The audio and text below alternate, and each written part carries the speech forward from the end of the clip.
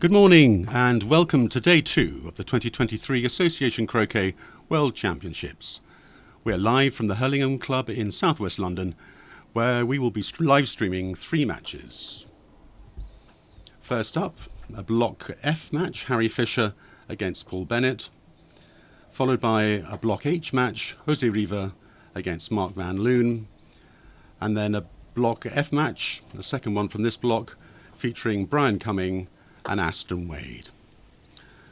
Delighted to have our commentators joining us today. We have Keith Ayton and Rich Waterman, and we will be welcoming later on Gareth Denyer.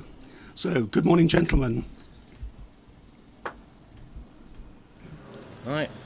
Good morning, everyone. This is Keith Ayton coming to you from the Hurlingham Club in London, and with me I've got Rich Waterman. Morning, everyone. We're looking forward to a really good day's play here today. We had an absolute feast yesterday, and we're starting out with a good one, aren't we, Keith? I believe we are. We're once again looking at Lawn 4, the main show lawn at Hurlingham, and the game we're going to feature this morning is between Harry Fisher of England and Paul Bennett of the United States. Now, Harry's one of our top players. He played in the England team that recently won back the Robertson Shield in Australia. Now Paul Bennett, I don't think he's actually played for America in the Robertson Shield, but he has certainly played for them in international team events. Yeah, it's a new name to me, Paul, so I'll be interested to see how he goes today. I think he had 1 win yesterday against Brian Cumming. Harry had 3 wins, so a nice strong start as top seed. You can't expect that, but it's always good to get those wins on the board. And double banked, we'll sort of if something noteworthy happens with the other game, we'll keep you updated. But double banked with this game is Jeff Soof, United States.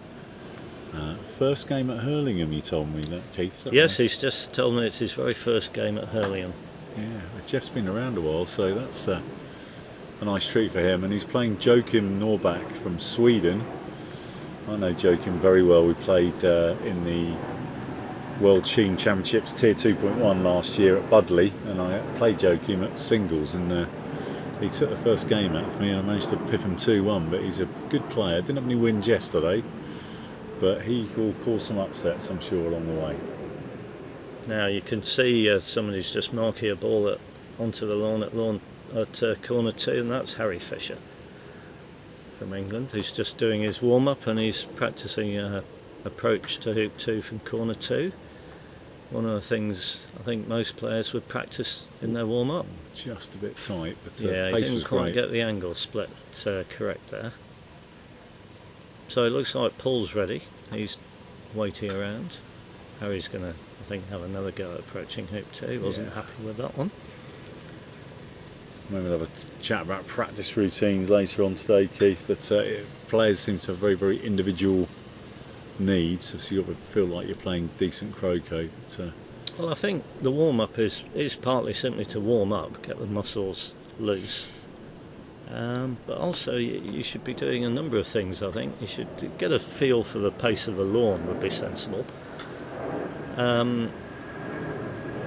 And then you've got the opportunity to try out a few strokes that you might potentially need in a game, depending for example on what opening you're using. You might want to practice playing a croquet stroke from the east boundary towards corner 2, a takeoff, or you might want to practice rushing from the east boundary towards hoop 1. And obviously there's the shot Harry was practicing, which was the approach to corner 2 from corner 2 to hoop 2. Yeah, one of the things I like to do is just sort of multiple approaches around hoop 1, because once you've got that under your belt, you do tend to relax a little bit. So I want to know any contours. We found out yesterday there's a couple of little slopes.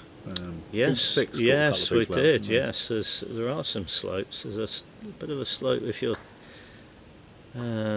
coming towards hoop 6 from the south. We saw balls curl towards the east, didn't they? Yes, yeah. and I think there's a bit of a hill when you're approaching hoop 5. Yeah. But the lawns, I mean, we said it yesterday, but we'll say it again today for new viewers. If you've not been to Hurlingham, I mean, these lawns are absolutely fantastic. Yeah. They're as good, if not better, than some golf greens. Quality of turf is amazing. And although, some croquet players, you might think, well, if a lawn's this colour, it can't be that fast. A nice deep green, but you'd be wrong, because they've prepared it so well that they can cut the grass to a level where the lawn retains its speed.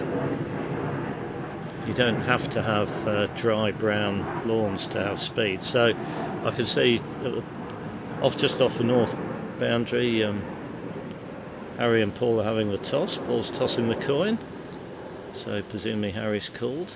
Can't tell you what's happened yet.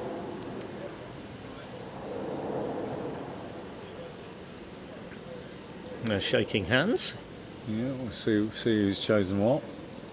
So yesterday Harry beat Duncan Riva, very good result, very strong player Duncan, 26 TP. Beat Tim Wilkins, another good player, 26 TP. And beat Brian Cumming, 26-10. So 3 good results for Harry. And Paul... Is Harry the top seed? He's the top seed. It's a strong group. I mean, they're all strong groups, but Harry's top seed, Stephen Mullen the second seed, Duncan Riva third seed, Gabriel Higgins fourth seed. So that begs the question: where is Paul in this? So Paul's actually 8th seed. Okay, so on paper, Harry's favourite now. Harry's going to play first with the black ball. This is what we call a sort of standard east boundary opening, isn't it, Keith? Yes. It is. The plan simply here is for Harry's blue and black balls to take the innings, depending on what Paul does, of course. I'm a wee bit surprised that Harry hasn't put out a super shot ball. That would be a ball sort of in the middle of the lawn between hoop 5 and the peg, and maybe a couple of yards to the west of that line. With the intention of hitting Paul's ball wherever it goes, and then attempting a 3-ball break. So Paul's also starting from A-ball, which is interesting. Now, where is he going? Right. Oh. Now, this is we didn't see any of this yesterday. No. Paul is putting out what we call a tice, a west boundary tice. Now, when I took up the game a long time ago, this was the standard opening. Yeah. So the thinking behind this is that if red is left where it is by Harry, then Paul will almost certainly shoot from corner 1 with yellow and attempt to hit red. And it's called a tice because you're enticing blue in this case to have a go at red, because you sort of go, well, I want to put it close enough to first corner that I want to make Harry wonder whether it's close enough that I've got a good chance of hitting it, in which case you might get Harry to try and hit it. No, he might hit it, of course, and then I think we'll see him make quite an aggressive leave, but he might miss it, and then if he does miss it, then Paul gets the opportunity to join up with red, and he's taking the innings. Yeah, it's not an opening you see very common at the elite level. It's not anymore. But I think a lot of these things go with fashion.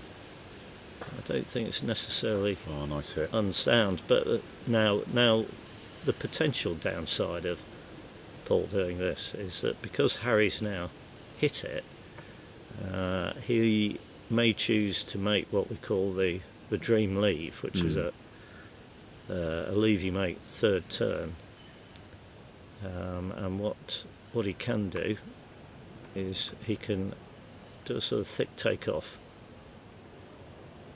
moving red maybe a yard or two northeast of where it currently is, sending blue over to black, rotate black, and then leave a rush but he's not going to do that. This is what I keep finding, Rich. Yeah. I tell the viewers what people are going to do, and then they go and do something else. It's very inconvenient, isn't it? Yeah, very considerate, actually. Will he move black a bit further north up the lawn to make it a longer shot for? I mean, I imagine he's going to leave a rush towards red, but rather than leaving red just off the west boundary, he's going to leave red in the middle of the lawn. Now, that's quite aggressive, isn't it? I'm not sure about the merits of this, because whatever. Well, I mean, okay, so just looking at where the balls are at the moment, yellow at red is around about 16 yards, maybe just under, played from B-ball. Yeah. Whereas he could have left a shot that was going to be 19 yards wherever he took it from. Yeah. Yeah.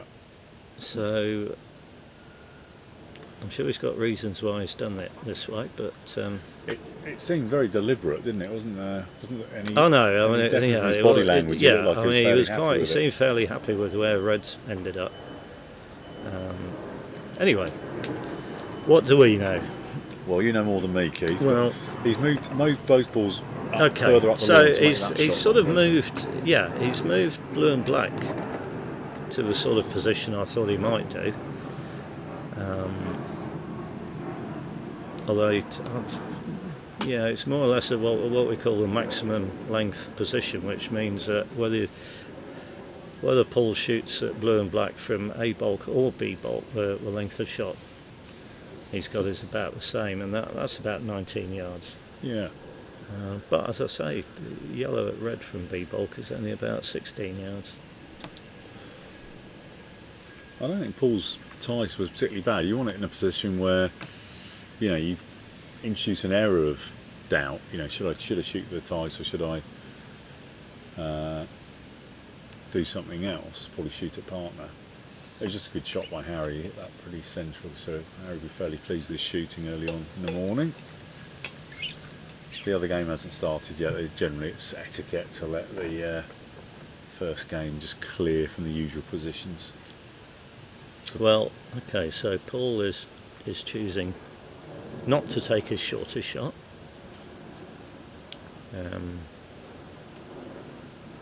This is more defensive, Keith, isn't Well, it? it is, but I mean, against Harry. Is there a defensive shot you can take here? Yeah. At this level? The better players picking the ball out of corner. It's four, defensive isn't it? in the sense that if yellow misses, it's going to be in or near corner 4. Yeah. And he hasn't missed. That's a good shot. That was a lovely stroke. Yeah, very smooth. Yellow would have reached the south boundary, but it wouldn't have gone too much further, would it? No. But he played it nicely. You get a lot of reward for hitting your ball properly in croquet. Yeah, hitting the ball in the middle is generally a good thing, and it's underrated. Now I'm wondering, with Harry leaving the red right in the middle of the lawn, that should make Paul's start a little bit easier potentially. Well, I'm just wondering, it's where red actually is. It looks to me as though the peg is slightly in the way of rushing to hoot 1. Now, you don't have to get absolutely perfectly at hoot 1, but what you do need to do is make sure red doesn't hit the peg on the rush. So yesterday Paul had a win against Brian Cumming. That's a very good result, and then lost to higher seeds in Duncan Reeve and Tim Wilkins. So it's not a bad day really for where he's seeded. This would be a massive win for him if he could pull it off. Yeah, now that's okay. It's right. His body language there was saying, "Oh, I've hit that too hard." Well, black's gone a bit too far, but yellow looks to be on the rush line towards hoot 1. It's just that peg's going to be. Yeah, we'll now find out how much the peg is potentially in the way. So he's trying to rush this red ball onto the south side of hoop 1, which he has certainly managed. Now, given where he went, and I think the peg probably was in the way, because he missed the peg by, he didn't really go close to it, but he didn't miss it by a huge amount, and yet he's noticeably west of in front of the hoop. So yesterday we did see a couple of people misapproaching 1. I don't think it's totally No, I don't like. Yeah, I'm not. Oh, okay. It looks a bit big. It's gone down the hill. I actually thought then he was going to be sending red to the west of hoop 1, but actually the way he played the stroke, it's stayed on the east side, which is good, because if he does run this, although it doesn't look easy, he will get a rush on red over towards blue. No, that wasn't easy at all. And I think he hit the near wire first. I think he did, yeah. I think, and as we said all day yesterday, if you hit the near wire first, it's on an angled shot like that, then it's very unlikely that the ball will go through. Yeah, that was a tight hoop. It was, I think as Keith said, it was a bit more of a roll approach than we expected, and so yellow sort of came across the front of hoop 1, left quite a tricky hoop really. Not one you'd want first thing in the morning. And yeah, definitely caught the near wire. I'm just looking at the replay of the live feed. So Harry's got choices here, but I would expect him to play black, I think, on the basis that black's is sort of a pioneer for hoop 2. Yeah. Potentially the most useful ball, isn't it? If blue missed a shot at yellow or red, then potentially I guess red would probably play and roquet yellow and try and approach the hoop. And then the fact that black's still near hoop 2 would help Paul. I'm pretty sure, I'm almost certain that Harry will shoot, although having said that... Was he going corner 4? I think he's actually going to the corner. Yeah, it looks like it. So it's got more defensive play. Yeah. That's, we'll say he's gone to the corner, because otherwise it's not a very good shot at blue, is it? No, I think Harry's good enough that he... I guess what he would have done there is had a look at red and yellow.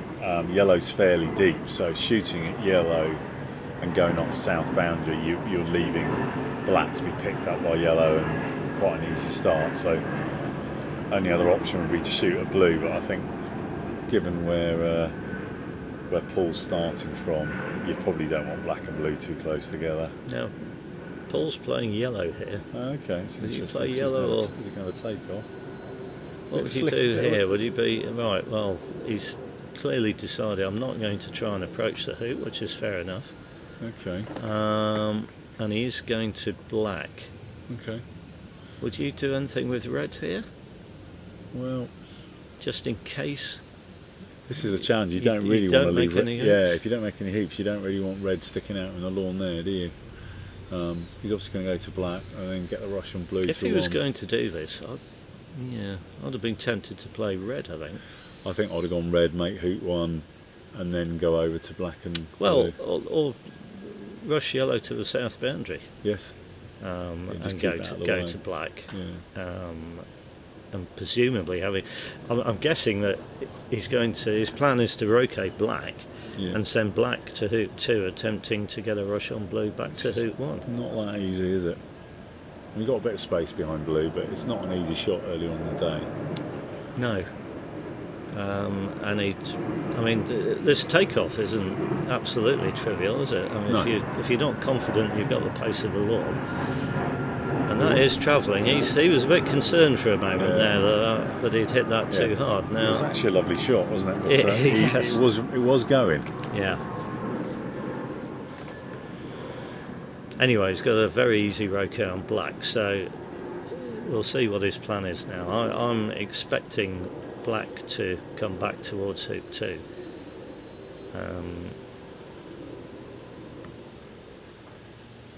So as Keith was sort of highlighting, if this doesn't pay off, then red is sort of north of hoop 1, which you don't really want part of all in the lawn. Red is, first of all, is well away from the boundary.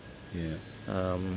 and it's also at, as well as being at red and yellow soup, it's at blue and black soup. Yeah. So it's quite a confident opening. It's kind of all on getting a good shot on blue.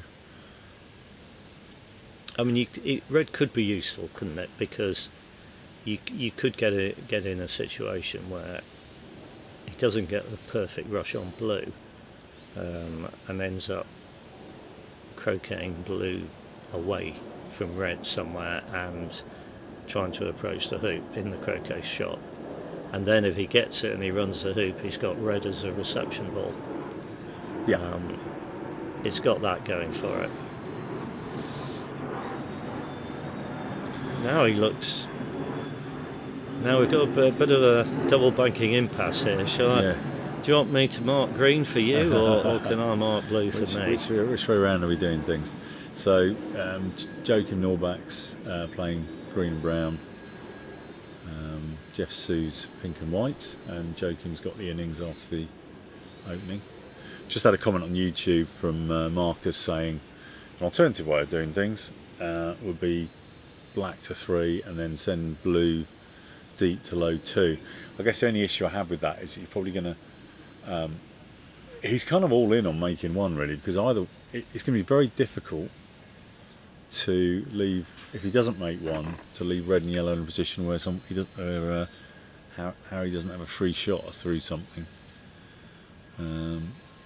With the better players, when you give them free shots, they tend to hit them.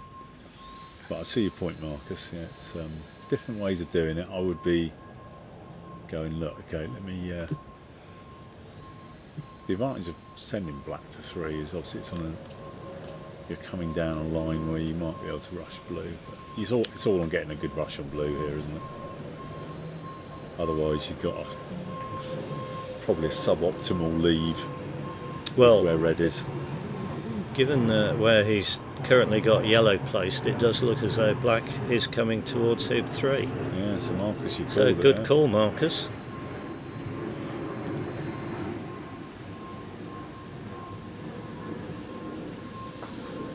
It reduces the size of this shot because you don't have a big split thing going on. That's pretty good. I think that's pretty good. So we'll notice if stage 2 happens. Yes. So I'm assuming Marcus's plan is to rush blue off the south boundary somewhere near hoop 1 and do a stop shot approach. Yeah, that makes sense, wouldn't it? I mean, you can kind of, if it doesn't pay off, you can leave yellow in a position where that corner's guarded, just that you'd then be thinking, right, hopefully Harry wouldn't hit red and red can play off yellow and make hoop 1 that way. But, that looks pretty smooth. There's the rush to the south boundary. Yeah, really nice shot actually, that by Paul. Very smooth indeed. So we'll now presumably see a stop shot approach. That means that he's going to send blue as far as he can up the lawn, or at least as a pioneer for hoop 2. I don't actually know how good Paul's mallet is at doing stop shots. I'd be struggling to get blue all the way to hoop 2 with my pidcock mallet. Yeah, it's really obviously getting blue far enough away from red. The key thing here is to give yourself a runnable hoop. Yeah. If we're going all in like this, then you've got to give yourself a runnable hoop, even if it's 4 or 5 feet. Yeah. So, can you get the angle right? It's. May come down the hill. Oh, he's done well.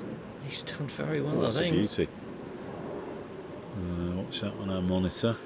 But the way he's walking up to it, looks like that's right in front. That's a really nice shot. Yeah, very good. And now he's got red as a reception ball. Perfect. Well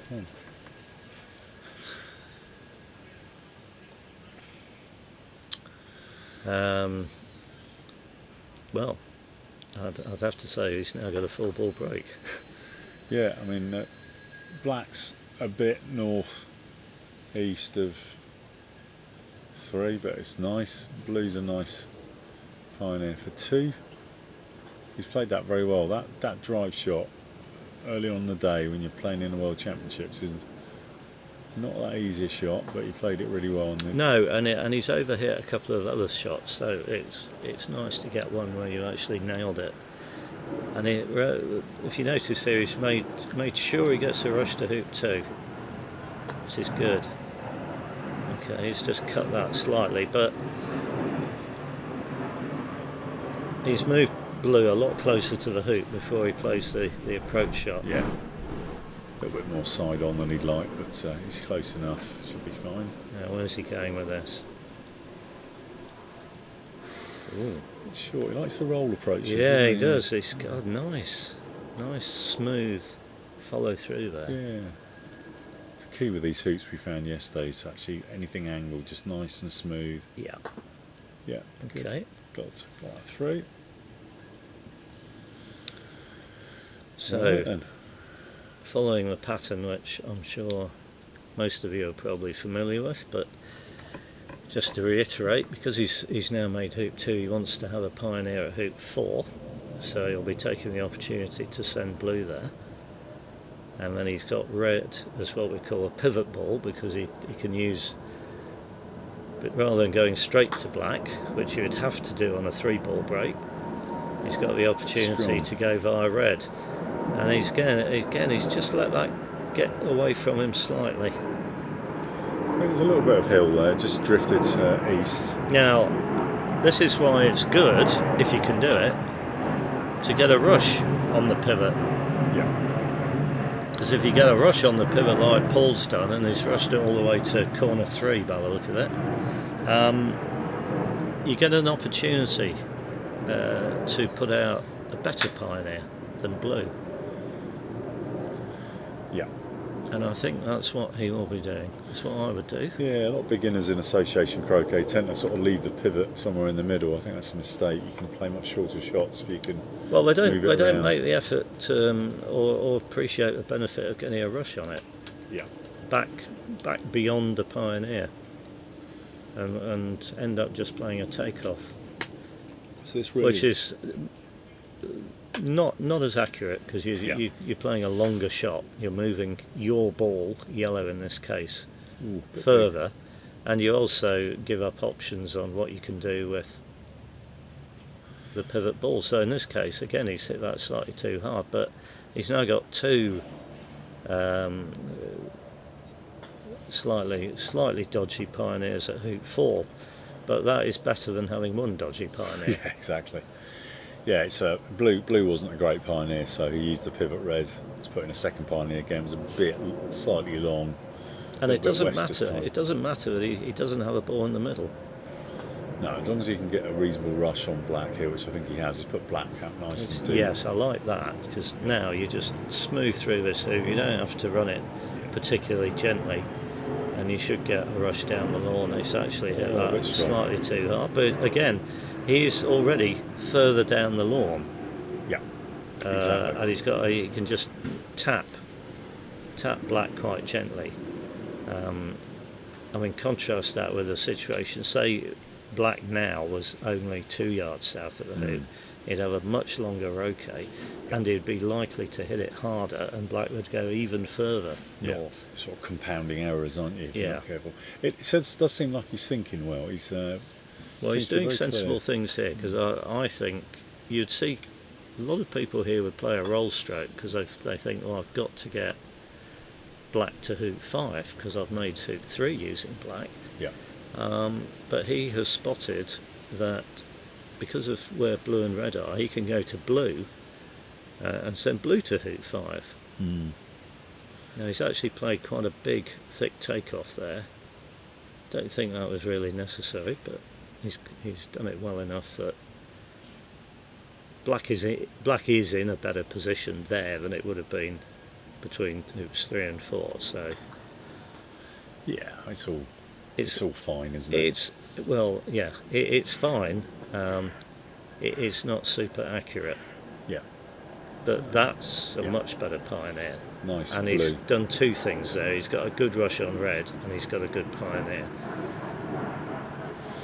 A little bit strong again, coming in front before, but it's okay. We've got some croquet royalty on the YouTube feed here, Keith.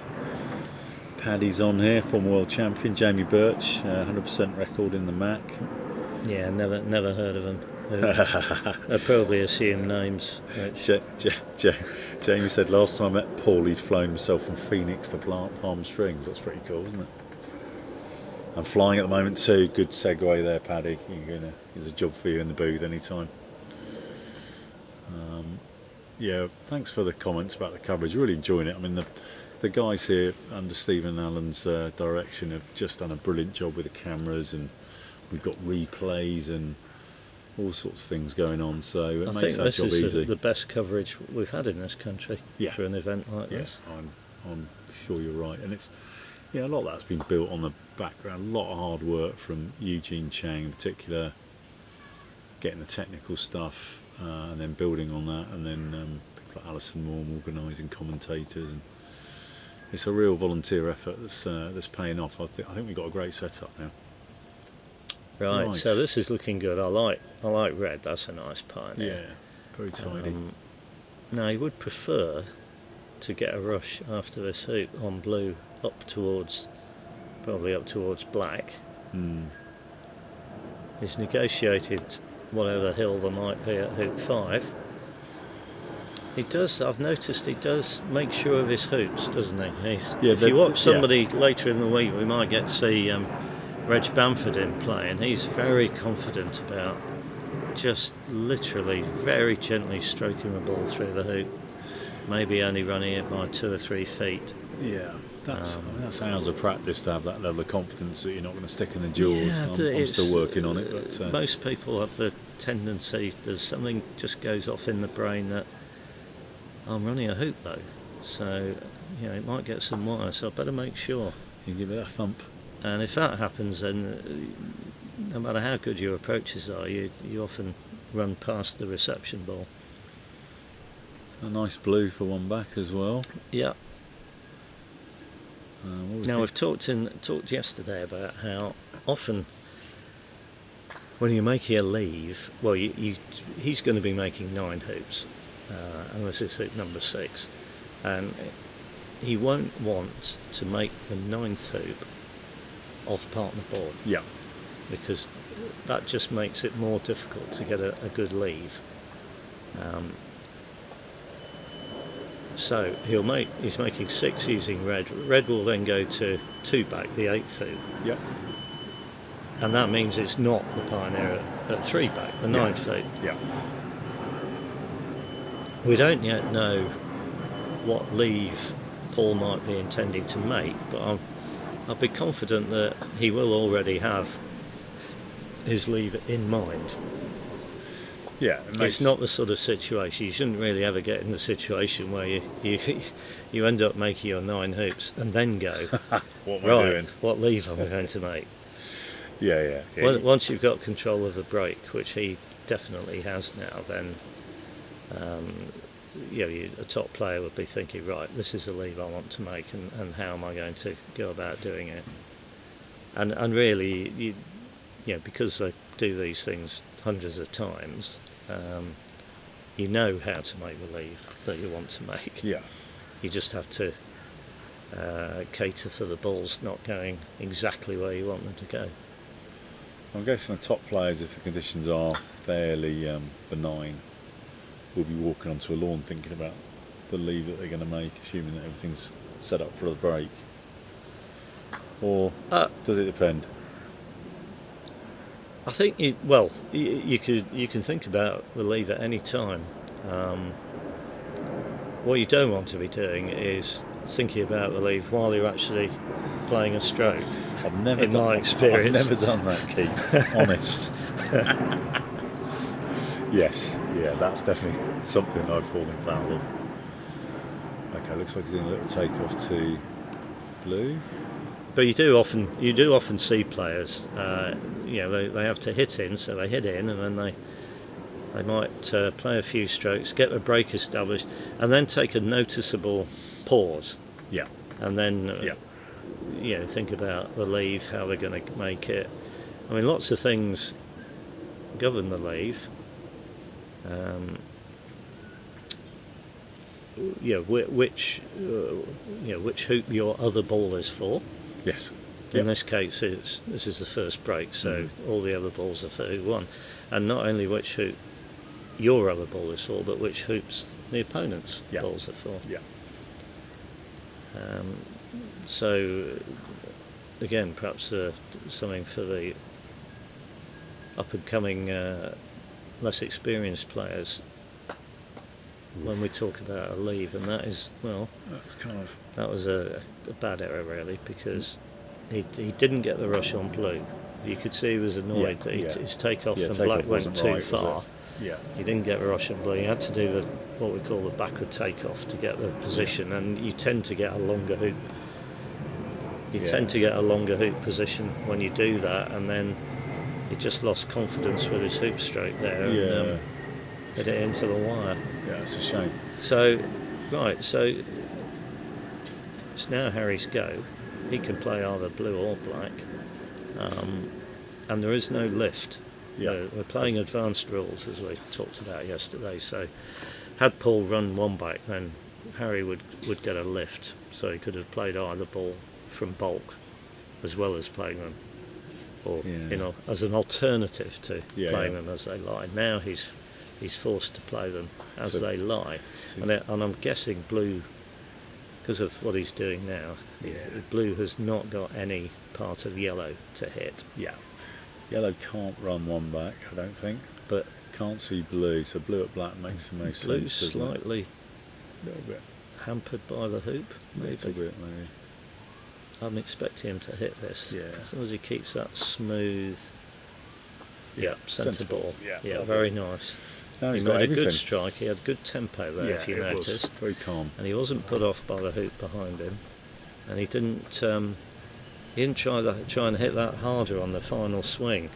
That's something you see people do. Just accelerating too Just much. accelerate. You get the sequencing out of whack, and then you end up twisting the mallet, and it's not online. But that was very well done. And now you'll notice Paul will be kicking himself because he managed to get red down to 2 back as a pioneer for him. He's now he's basically handed Harry a break.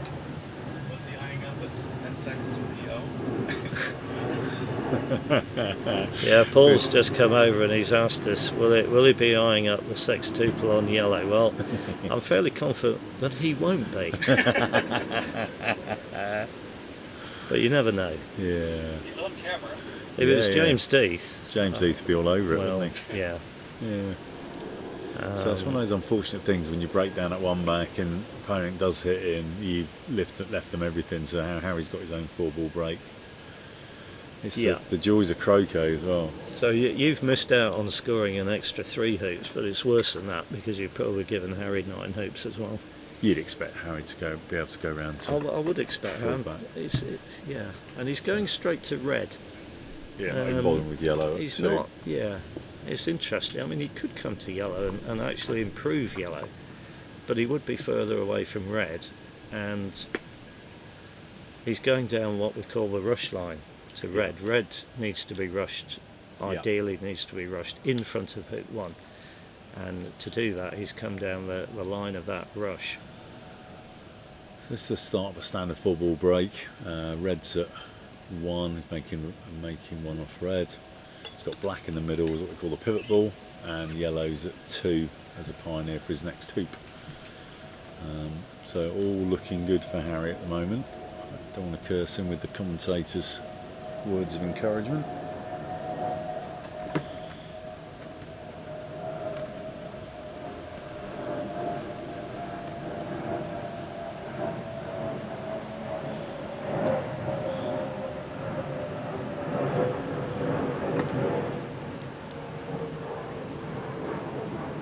So that's nicely done again. He's made sure of that hoop. Slightly strong, isn't it? But he's still got some sort of rush up the lawn. Can move red. Red was positioned really well actually as a reception ball. Blue just came through a little strong. This one we're just going to nudge red over. Coming to black. So for those of you a bit newer to association croquet, this shot where he's hitting red moving it along across the lawn is a rush shot, making a roquet. And then Yeah, it's what I call a roquet with purpose. Roquet with purpose, I like that. You're not just hitting red, you're actually either sending it to somewhere you want it to be for the croquet stroke like this, or you're sending it at least in a desired direction. Yeah. And coming to black, with this croquet shot, neither red or blue is allowed to go off the lawn, otherwise at the end of turn. But with a when you make a roquet on another ball, that's another. It's big, isn't it? They've not quite got the pace, have they? They keep. Looks like it's a I'm just wondering if this is. If somebody has practiced with the so-called Humpty Dawson balls, just a different contact. you do get different ratios. Yeah. Typically, if these are the older version of Dawson balls, then you don't get as much roll. I think there's a slight downslope as well, just north of 3. That red sort of kept going a bit, but he won't. For some of Harry's standards, that's much further north than he'd want to. But he's got the rush on black. Yeah. And because he's got the rush on black, he gets 2 goes of putting a pioneer out. So I'm guessing black will go as another pioneer. Now, this time he should get the north-south orientation of the pioneer much better. Yeah. But he needs to get the pace of this right in order to get the east-west orientation right. Yeah. In some ways you can't have both. No, in some ways it's a harder shot because you're coming right across the front of the hoop. But I'm sure Harry will put this close. Yeah, that was nicely played. He just saw blue. Okay. Well, it's not gone as near the hoop as I thought. I mean, it's possible hoop 2 was slightly, and hoop 2 and yellow were slightly in the way of getting black exactly towards hoop 3. He's kind of got 2 pioneers that aren't massively close. I think it'll be fine. Yeah, as long as he can rush black yeah. behind red, he will get a rush on red to hoop 3. Yeah, that's the key. If things aren't great, then having 2 balls reasonably close to each other does make sorting the hoop out easier. He's done well there. He's going to have a nice rush out of. I'm at some point in this tournament, Rich, I'm going to obviously get very critical of people who keep approaching hoops from the side. Yeah. But good players can do it. You just don't really want to do it. It's just easier, more accurate to approach every hoop up the line that you're going to run the hoop from. So, and these things add up over time. These little 1%. If you're not careful, suddenly you just slid across the front of the hoop, and that's end of turn. Or you're playing on a more difficult lawn. Yeah. If you're playing on a more difficult lawn, that sort of shot, you're going to fail more often. Yeah. Anyway, he didn't fail it. He played a nice shot. So got a nice position. now, has he got the pace on this? Because we've seen this. We can see that yellow ball curling from west to east. Yeah, that's From consistent our on this position. ball, We've seen that every game played so far. Yeah. Somebody's put a ball that sort of shot, that sort of distance, and they've all curled west to east. Really nice, nice cut on black there to get him behind red. The key shot. here is not so much where's black going. The key here is let me make sure that I get a rush on red closer to the hoop. Now, how far can he get black? He'll be wanting to put black back into the lawn. But how far can he get this? So where exactly will he be putting it? It's a little stop shot, really, isn't it? It's moving black in, ideally south of 3. Can't quite tell which direction he's putting black. Okay, Just so down the side. yeah, he's put it down to the east. Do you think he'll be roqueting? I reckon he'll be roqueting red still after the hoop.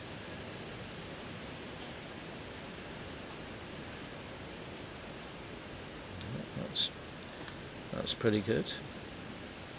So red will be going to the east of the hoop as well. And I think is green in the green's in the way, Green's so like that, I think.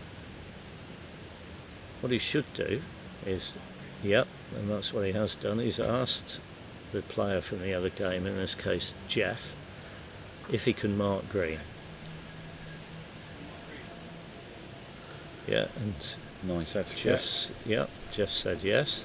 You should always ask before you mark a ball, because I mean, in this case the green is near a hoop, but even if green was somewhere in the middle of the lawn, you don't necessarily know whether its position is critical. Exactly. Whereas the player from the game that's got green in it has probably got a lot more idea. So rather than just wandering up marking a ball that's in your way, always ask the player from the other game if you can mark it. I mean, almost invariably they say yes, and that's fine. And a bee that I have in my bonnet is that if you're marking a ball, having marked it, you should throw it off the lawn, so there can be no confusion about playing to a ball that's been moved, whether it's been put back or not. Yeah, I agree. And I've seen some people have advised, they say put the ball you've marked out of the way. Well, off the lawn is definitely out of the way. I've seen some of them say, well, for example, in a hoop, and that is absolutely the worst place to put a ball that you've marked. If, for example, a ball from the game that it's in comes down and hits that ball while it's in the hoop, what do you do then? Exactly. Right, so Harry's made it. He did rush red far enough back north so he had room to send it to hoop 5, and his intention was to rush, I'm sure it was to rush black closer to yellow than he actually has, but he certainly rushed it down nearer yellow. We've got another Croquet VIP visiting the booth, so we've got David Openshaw. David Openshaw's just wandered over to try and get some tips, I think. Hello everyone. Yeah, good to see you here, David. Thanks for organising this along with many tournament others. director David Openshaw. He's done his work now, he can put his feet up. Yeah, I'm going to go to sleep. Yeah. Well, day one went very smoothly. Yeah, so well he's done done, something David. right, Yeah, the opening ceremony was brilliant. Hopefully some of you saw it on the live stream. So, right, so what's he doing with black here? Well, he's just bringing it over towards red. He's now got a choice of balls he can make hoop 5 with. He's got his rush on yellow nearer 4. yeah, And right, this time he is more or less smack in front of 4, so I don't think approaching this hoop will be a problem. no. And I'm guessing after 5 he'll be looking for that kind of short pioneer to 2 back with partner. I assume he's not going to stop at 1 back. I don't think he'll be stopping at 1 back. I think he'll be going to 4 back. Mindful of the fact that there's a ball obviously at 1 back, so it might change, influence his thinking on the exact nature of the lead.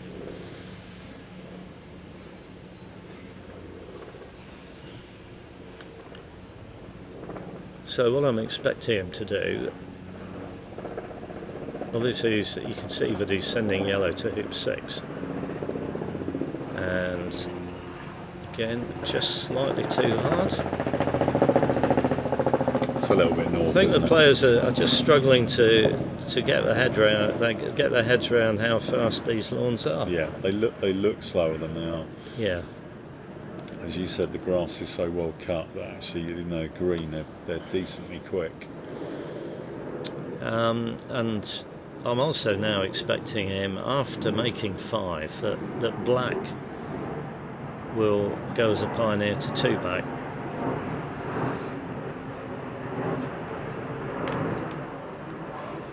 And the thinking behind that again is getting partner at 2 back rather than 3 back as a pioneer. Yeah. And doing it now means that you're doing it from sort of 8 yards away. Yeah. It's just a much shorter Rather shot. than doing what Paul had to do, which was to do it from up near 6. Yeah. Much longer shot. It's a much longer shot, and the shorter shots should, in theory, be more accurate. Indeed. Yeah, nice position, nice hoop. We'll probably just tap black then and send it down to 2 back. Yeah, and then he gets a nice easy rush on red. He'll want to rush. He needs to rush red somewhere where he can put it to 1 back and get a rush on yellow.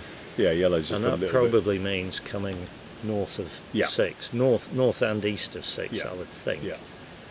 Yeah, yellow's just a little bit. That's a nice. So just- somewhere in the region of where brown is currently. Yeah, funny enough. He's not moved brown, so I guess he's not going exactly. Okay, he's not doing it that way. He's chosen to keep red a bit nearer 1 back, but now he's got to play a split shot. He's got to play a split shot in which he wants to get north of yellow, but he mustn't hit yellow in this shot. And he's played that pretty well.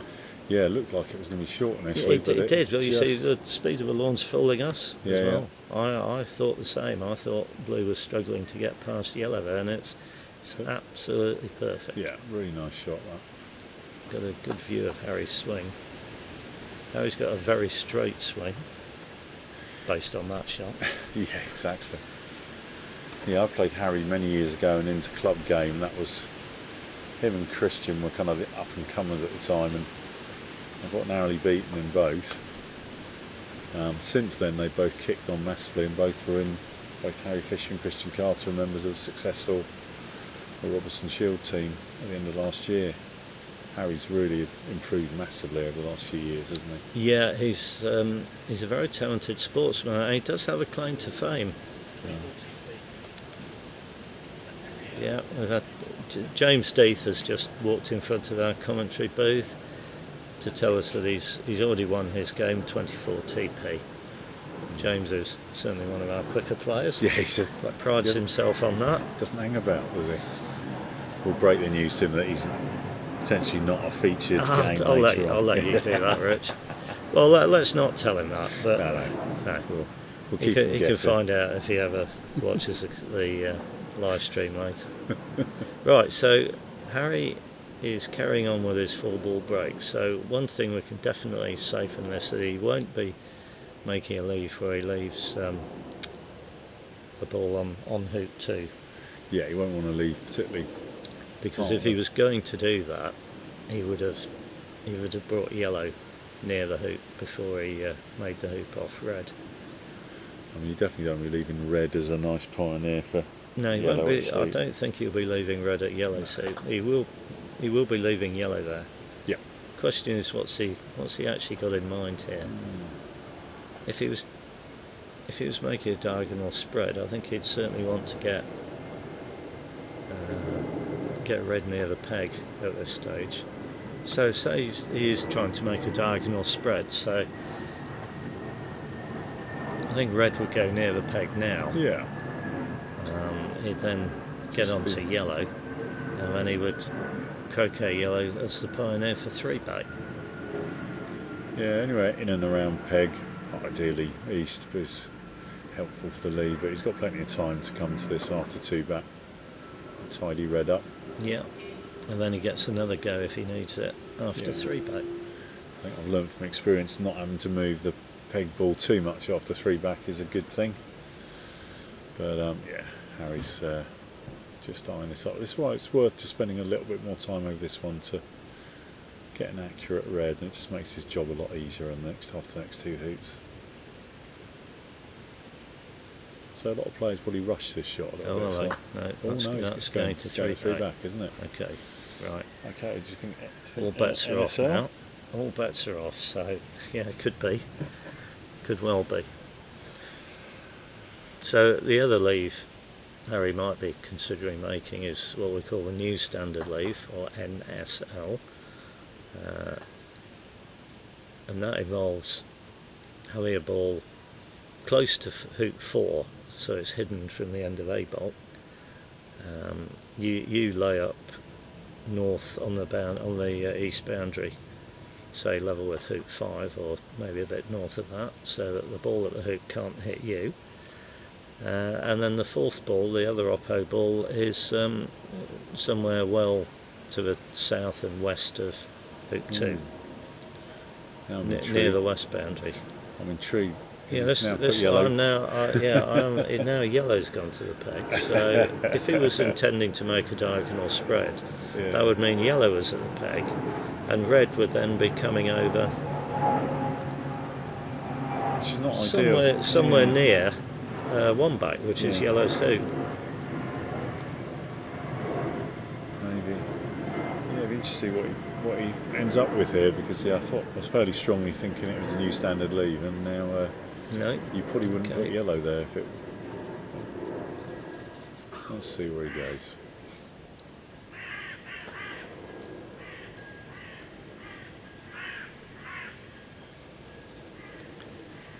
Yeah, well, this looks to me as though another one of my predictions here. Red's going to go east of the peg by a few yards, and then he's going to rush yellow close to the hampered position, just to the east and slightly south of the peg. And he's going to take off to red, make 3 back, come back and tidy up yellow to make sure it's close to the peg and hasn't got a shot at where blue and black will be laying up. When blue and black will be laying up again on the east boundary, somewhere sort of level with 5 or a bit north of that maybe, with a rush towards the peg, all red, which I anticipate red will be sort of south west of hoop 2, maybe a couple of yards in. Yeah, I think he's going to put that wide, isn't he? Because you don't want red really kicking around anywhere near yellow's hoop. It is near yellow's hoop. Yeah, there's no two ways about that. If he puts it there, it will be. He's inviting yellow to play, which arguably is the ball Paul wants to play. Yeah. Because in Paul's position, if you're 1 and 1 back, you actually want to make 3 hoops with yellow and be 1 and 4 back, and in principle you could then finish in 1 turn with a triple peel, where if he played the red ball, really he can he can make 9 hoops. I don't think he's up to doing a sextuple. No. Which would win the game in 1 turn, but if he made 9 hoops, it'd still be 2 turns away from finishing. Yeah, 1 back and 4 back, obviously not as strong as 4 back and 1, because it's just easier to finish with the triple. Harry's just overrun that a little bit, coming through 3 backs. Okay, well, red, I'm pleased to say, is going at least in the direction of the place I predicted. I'd say a lot of the sort of newer people to advanced. Where's that? Oh, that's pretty good actually. I like that. It's going to be nice and tight to the boundary. That's is brave. I think that's well placed. Okay, yeah, that's good. He's done well there. Now that is much more defensive. In other words, less use to Paul, because Harry's managed to get it all the way to the boundary. Yeah, that's a very nice shot. Actually, given the speed of the lawn, so that requires a high level of touch. A lot of players new to advanced association croquet do tend to, and me included, I would put the diagonal spread at quite a sort of a north-south angled thing, and I end up with my 2 balls sort of towards corner 4, which then leaves the opponent quite a short shot. So general wisdom is that you make this spread fairly flat. I always tell people, you don't, as long as red is in the north half of the lawn. It's good enough. It's good enough, and the reason is you don't want to leave it as the shortest shot available. Played from B-bolt. Some people forget that that's an option, isn't it? Not a rarely taken option, but it can be a short shot B-bolt at the the red or equivalent position. Right, so he will have left yellow in a place where it's cross-pegged from red, so red can't hit yellow and yellow can't hit red, and also yellow has no backswing to make a shot towards blue and black. And of course, Paul did actually hit this long shot from B-ball. He's already hit it once, hasn't he? Yeah. He hit it very, very well. So he'll have a degree of confidence. I'm assuming he will. I think Harry's going a little bit further south than he was previously. Yeah. But only by a yard or two. Pretty sure Paul will lift yellow. Don't know. Well, yeah, I think I would lift yellow, definitely. I mean, you could, if you were up to doing a triple peel on the opponent, there's an argument for playing red. Yeah, get that.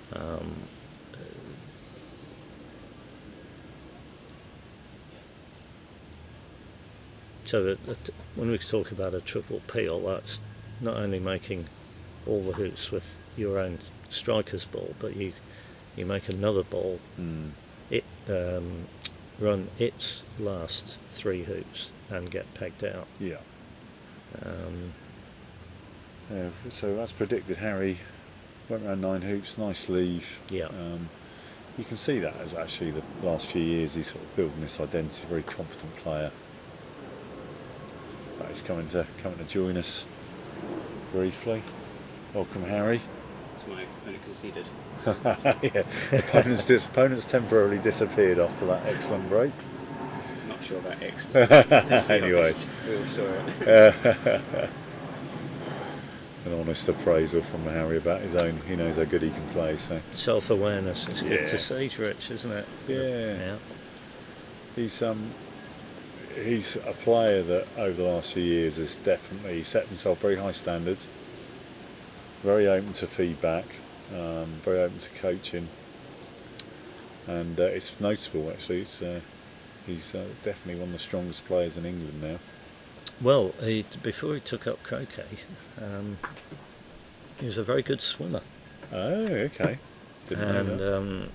No, he didn't boast about it, but he actually was a very good swimmer, and I was lucky enough to stay with Harry for one night. Okay. Yeah. I was giving him a bit of coaching last year, and I noticed a certificate on the wall. Yeah. And it was for swimming the Straits of Gibraltar. Blimey. And when I asked him about it, he said, well, actually, yeah, when I did it, that it was a British record for the time taken. Yeah, so yeah, he's kept that one quiet. Yeah. Paddy's actually in the YouTube chat has raised the same thing that we were talking about the orientation of the balls. He said, wonder why Harry put red and yellow in that orientation so the other way round, possibly to encourage yellow to play and not get TPO'd. Yeah, I think that's definitely seems to be a consideration, Paddy. Well, yellow is playing.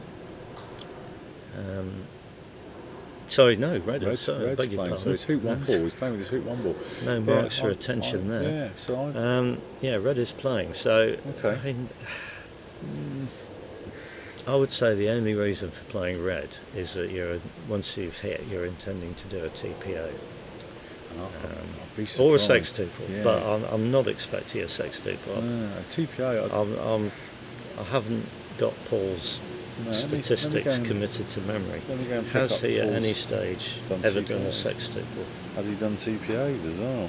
Let's have a look. He might have done. He's like him. Look at this. Oh, just missed. Just missed. He's striking the ball well though, Paul. Yeah. We're getting a replay of that one so we can actually see how close was that. Nice and smooth. Yeah. Oh. Hilled slightly, did it? Yeah, the replay just finished at the point where red got to the black ball. Doesn't hit the ball particularly hard, and I think it. No, but he does. When he does that, he does hit it cleanly. He does hit it very cleanly. And the one time that let him down was at one back when he was trying to run it with yellow. So Paul's number 11 in the USA, 113 in the world. I'm just going to look up his stats. Been playing since '96.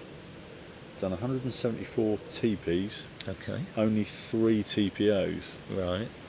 and one sextuple. Oh, he's done a sextuple. He has right, done one. there in you go. 2012. Okay, fine. So that's very good. Well Today done. could have been number 2, but he would have needed to hit that. Yeah. So yeah. So maybe he did have the TPO in mind. Yeah.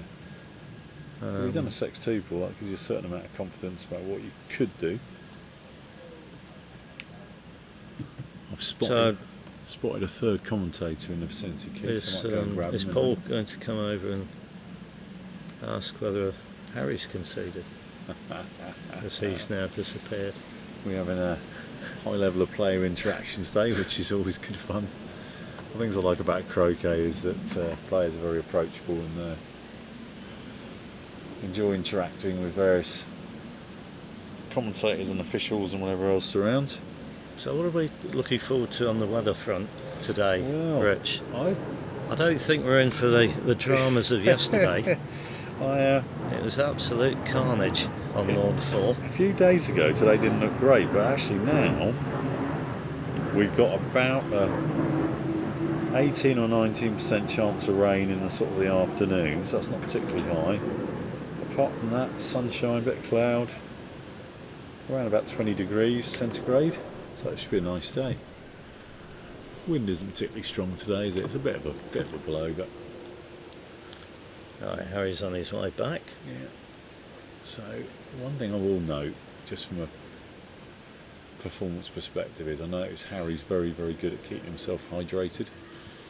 I rarely see him without a water bottle, and so this constant low level hydration will not only help all sort of the muscles involved in croquet, but also it's important to keep the brain hydrated as well, so you make better decisions.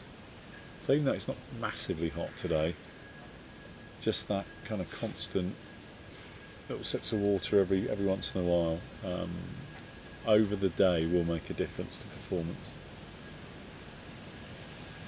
Right, so this is a very standard position to find yourself in, isn't it? Once the opponent's missed a lift like that to corner 4. Yeah. So Harry's 1 and 4 back. He's been playing with his hoop 1 ball.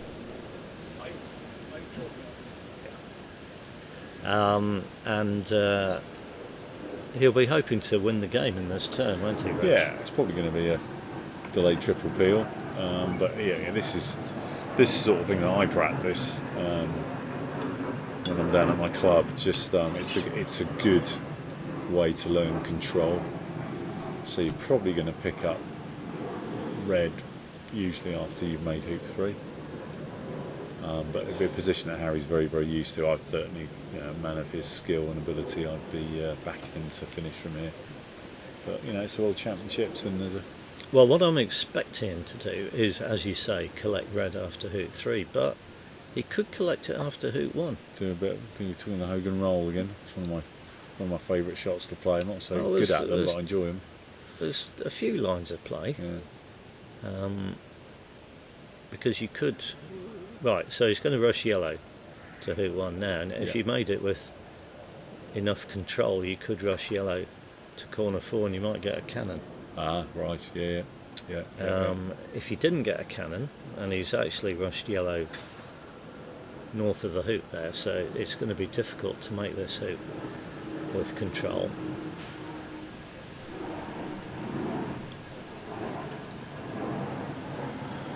But you can, yes, you could get in a position where you send yellow to hoop 3 and then go into red and then play this enormous split roll called the Hogan roll after Joe Hogan. And that's another answer to one of the quiz questions that we put out there yesterday. Yeah. Who are the 8 people who've ever won an AC World Championship? Yeah, and that number what? First one. And that would send red to hoop 3 along with yellow and get black near blue. Looks like It's an enormous split roll.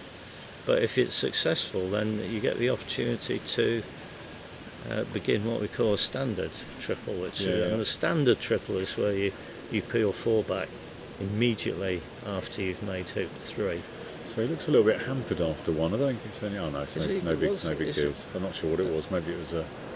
So he's No, that was a very brief so interaction. he's got a very short roquet, and he's taking it. Okay, he's taking it up there. Yeah, so he's not picking up red, is he? No, he's not going anywhere near red at the moment. So yellow will go to hoop 3. Now you could.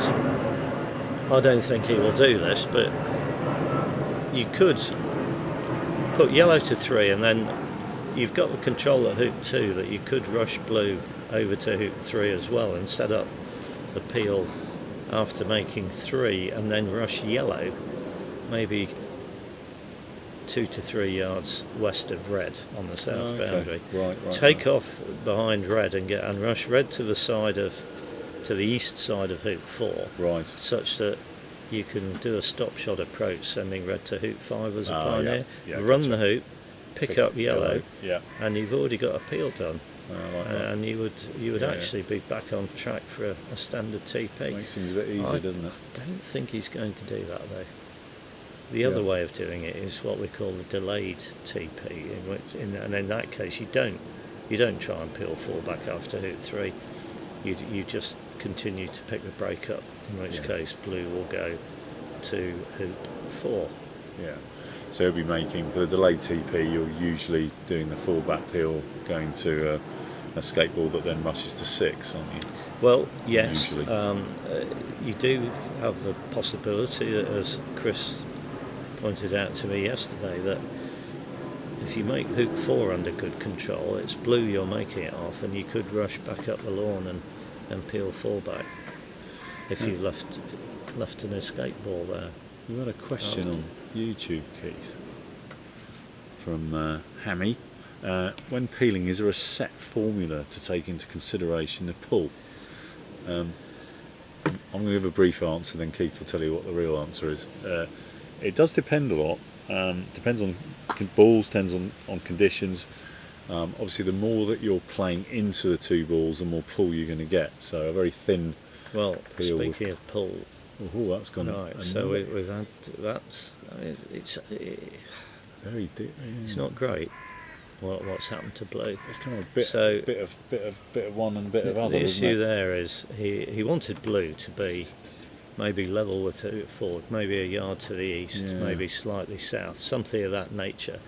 The plan being that he's going to go to red and send red to hoop 5, probably send it to hoop 5. Yeah, it's not ideal. You need to rush out. Get this a rush hoop, on I think. blue to hoop 4, and the reason blue's gone there, partly it pulled, so that means on a split shot, if you're going to the left as Harry was there, Nice. blue pulls left of the line, joining the centres of the 2 balls when they touch each other for the croquet stroke. Yeah. And then the other thing, of course, that happened is that he's once again fallen victim to the west to east hill.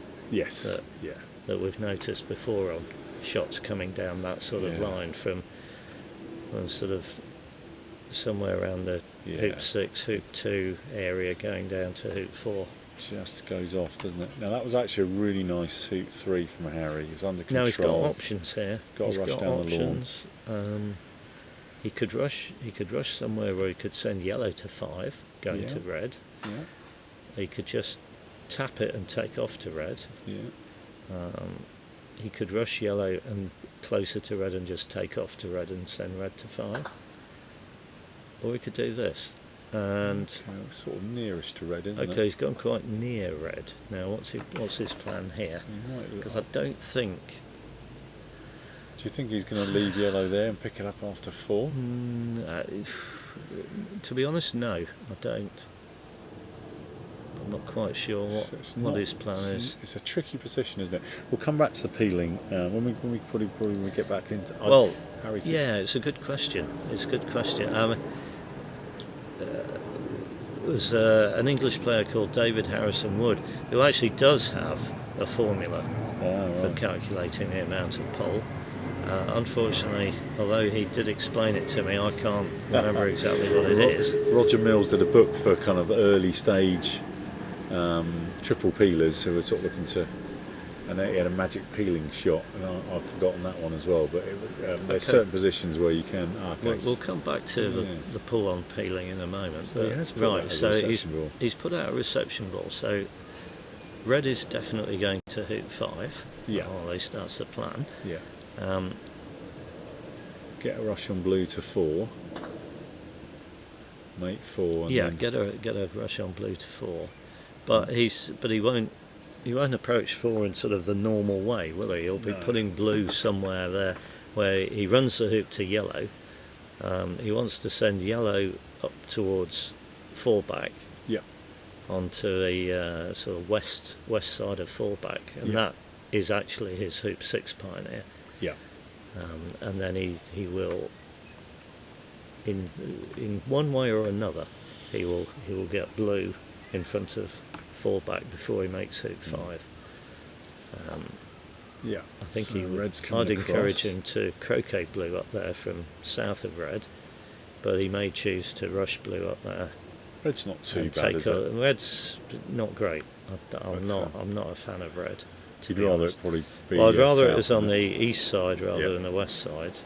Yeah. I think it went over quite a good spot, but then it went on another 3 yards. It just seems there's a bit of a ridge there. I think it just seems to just run down a little bit.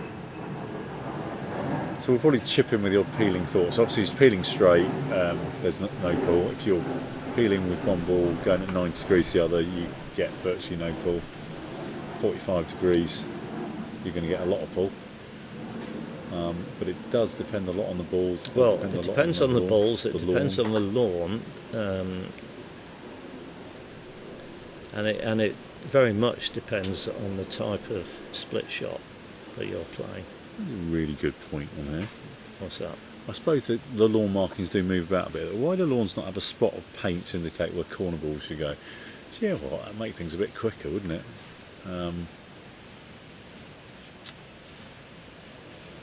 Yeah. No, you're thinking about that one, right? Obviously. Well, lawns do move, Yeah. don't they? You could put a dot of white paint, couldn't you? I suppose. It's interesting because players' mallets different lengths, so the yard line is not necessarily 100% accurate. So the player should know where on their mallet the yard line is. It would save a few seconds, wouldn't it? Having a corner dot. It is a few seconds though. It literally is like 2. That's not allowed. We got Paul come over to have a chat. Keep wanting to change that rule too. Paul's sitting patiently waiting for Harry to make a mistake. Right, so Harry's run the hoop and he's, as expected, he's using yellow as the reception ball. And he's just rushed out somewhere where he's wanted to send yellow up probably just south and definitely to the west of 4 back. That's a escape ball for the peel that's going to be his pioneer for 6. I think he's spotted that red's not in a great place, so he will want to rush blue. Yeah. Probably further west. Bring it over, yeah. To west of red. Yeah. And then with a straight shot, he can send it towards 4 back and get a rush on red. Yeah. To hoop 5. Just requires a few adjustments, doesn't it? You haven't quite got the right pioneer for 5. Just need to think about how do we tweak things. How's yellow doing? Yellow is diving a bit towards the hoop. Actually, yellow's horrible, actually. Yeah. Now that makes the peel tricky. That's doesn't interesting because it was quite tight to the line of the hoop anyway. Yeah. And then it went even tighter, didn't it? Yeah. I mean that could be simply he didn't get the pull that he was expecting. I mean there might have been a bit of west to east hill that we're not aware of at this stage. But it's in a bad position because if you think about what he wants to do, he wants to peel blue through 4 back, so that he'd like to do that from say a couple of feet straight in front of the hoop. But he needs to get black onto yellow to rush yellow to hoop 6. It almost means potentially sliding down the east side of that hoop to get a decent rush on yellow. Well, we'll have to see how he manages. Oh, blue's travelling, Blue's isn't it? big. Blue's travelling. Yeah. Okay, well, It's not still retrievable. But Well, he was quite wide there, wasn't he? I noticed when he rushed blue over, he created quite a lot of space. So he went a lot further west than I expected. Oh, I thought he went in the. It was where I was expecting. Well, that to be just honest. shows how much I know Keith. Really, Well, he gave himself room to play the shot, yeah. and it was a straightish shot. Yeah. But again, unfortunately, he's let the croquet ball, the front ball, get away from him.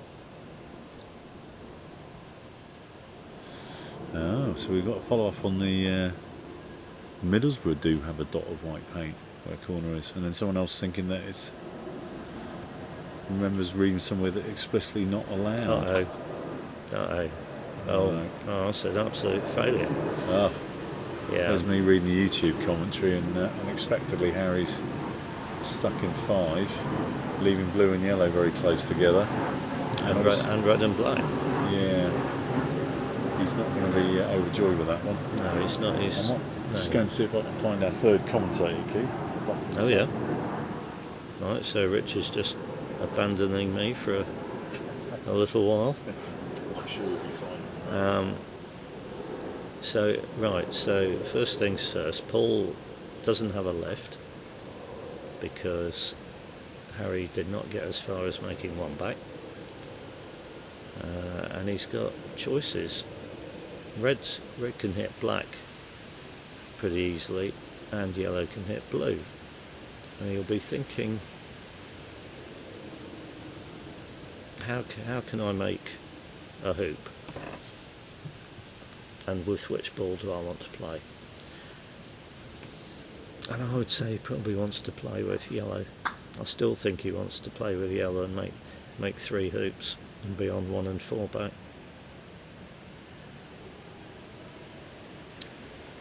But he may see it differently. He's at least going to have a look at where exactly black is and how easy the roquet is with red. And he is going for it. He is going for it now. That's not Paul doing some stretching exercise. That is Paul asking for what we call an umpire, which is somebody whose role is simply to watch whether red does indeed roquet black. Because if he got this slightly wrong, he could just flick the hoop without actually touching black, even though black did move. A bit like that, actually, a bit like that, but I'm not sure if that's been given as a roquet or not. Oh yeah, I think on the it looked like it hit on the replay. And you might say, well, clearly it was a roquet, Keith, because it was black move, but actually when a ball's touching a hoop like that, you can hit the hoop and the ball in the hoop will move. Anyway, roquet made. So this is Paul's ball for hoop 1, remember. So if he's got the room, if he could get black past the hoop, he could send it to hoop 2, and he could come all the way up the lawn to blue or yellow and get a rush on one of them to the other one, and thereby get a rush to hoop 1. But it's quite a big shot, and at the moment pink and brown are in the way, so Paul has got to wait.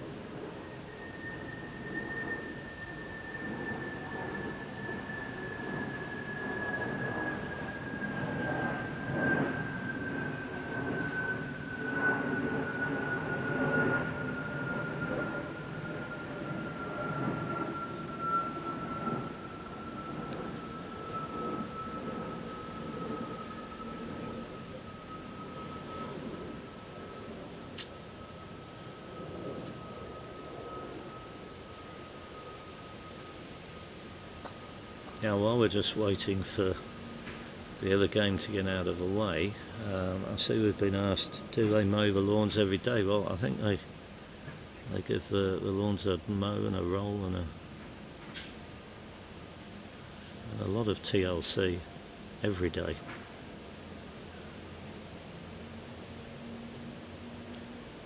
I'm bound to say I'm not actually here at the time when that's taking place. So I'm just looking, well, it does look like it's been cut.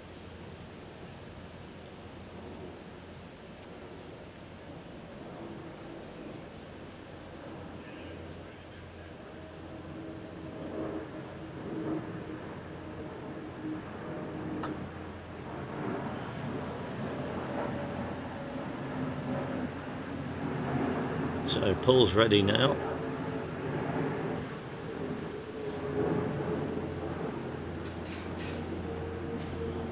And he will be conscious of the hoops there. Hope that doesn't put him off in playing this stroke. Now, okay, well, black's good, I would say. It's pretty good. Again, it's just run on a bit, but it's pretty good, and he's got close to blue and yellow, but I think he'll be roqueing blue. Now, he's actually played a pretty good shot there, but just as a point for game improvement, when you're going to 2 balls like that, like blue and yellow, it's absolutely best to either go to the east of blue or the west of yellow rather than in between them, and that's simply because you can then rush one of them towards the other one, and that just makes it so much easier to get a really good rush to where you want to go. In this case, Paul wants to go to hoop 1. But I mean, he played a very good, he played a very good role. I'm not going to criticise his role at all. Lovely weight on it, but it just means that he's now moving red about 3 yards to get this, and he knows straight away. He knows it's overhit it. Blue is now, and he's also I'm not. Again, I think he could have done a takeoff there, simply because he's now moved blue 6 yards closer to black. Yeah, I think there was possibilities there to actually put blue in a place where black couldn't hit Well, indeed. I think it was. I'm not sure he even looked at that, but there was a possibility, as Rich alluded to, of leaving blue cross-wired from black. Now we're looking across the line from our commentary position, so it's not easy to see that, but that would just be a little defensive measure, because he's not guaranteed to make hoop 1 at the time he's taking croquet from blue. So it's always worth just having these possibilities in mind. I was just walking past Paul when he played that shot from near hoop 1. It was a tricky one, there's a lot of things in the way. He's come up short there, isn't he? I think he's come up short. One of the things I was going to talk about, Keith, was mentally how kind of errors stack on top of each other. So with Harry, obviously sent his the escape ball for 6, went not in a great position, then his partner ball didn't end up in a great position, so then your brain gets distracted and you're like, part of you naturally starts thinking about, well, that's a bit tricky, and of course that distracts you enough from running the hoop that you end up sticking in the jaws. It's a very common thing to see where a number of smallish or errors stack on top of each other and then detract from the next shot. So you've seen Joe Kim going through hoop 2 in the other game. Right, so Paul's he's given up any idea of trying to run hoop 1. So he's just gone to have a look to see where he wants to leave red, and he'll be fine as long as Harry doesn't hit. That's a problem, because I'd be backing Harry to hit from that range. I think I wouldn't be surprised if Harry hit this. He'll be playing black, which is the ball he wants to play anyway. Oh, no. That is not good. Yeah, thankfully Joachim's accidentally hit Harry's ball, but he did actually spot where it was. Let's hope blue and black were open. Yeah, no, I'm pretty sure they were. known to be opened by Paul, for example.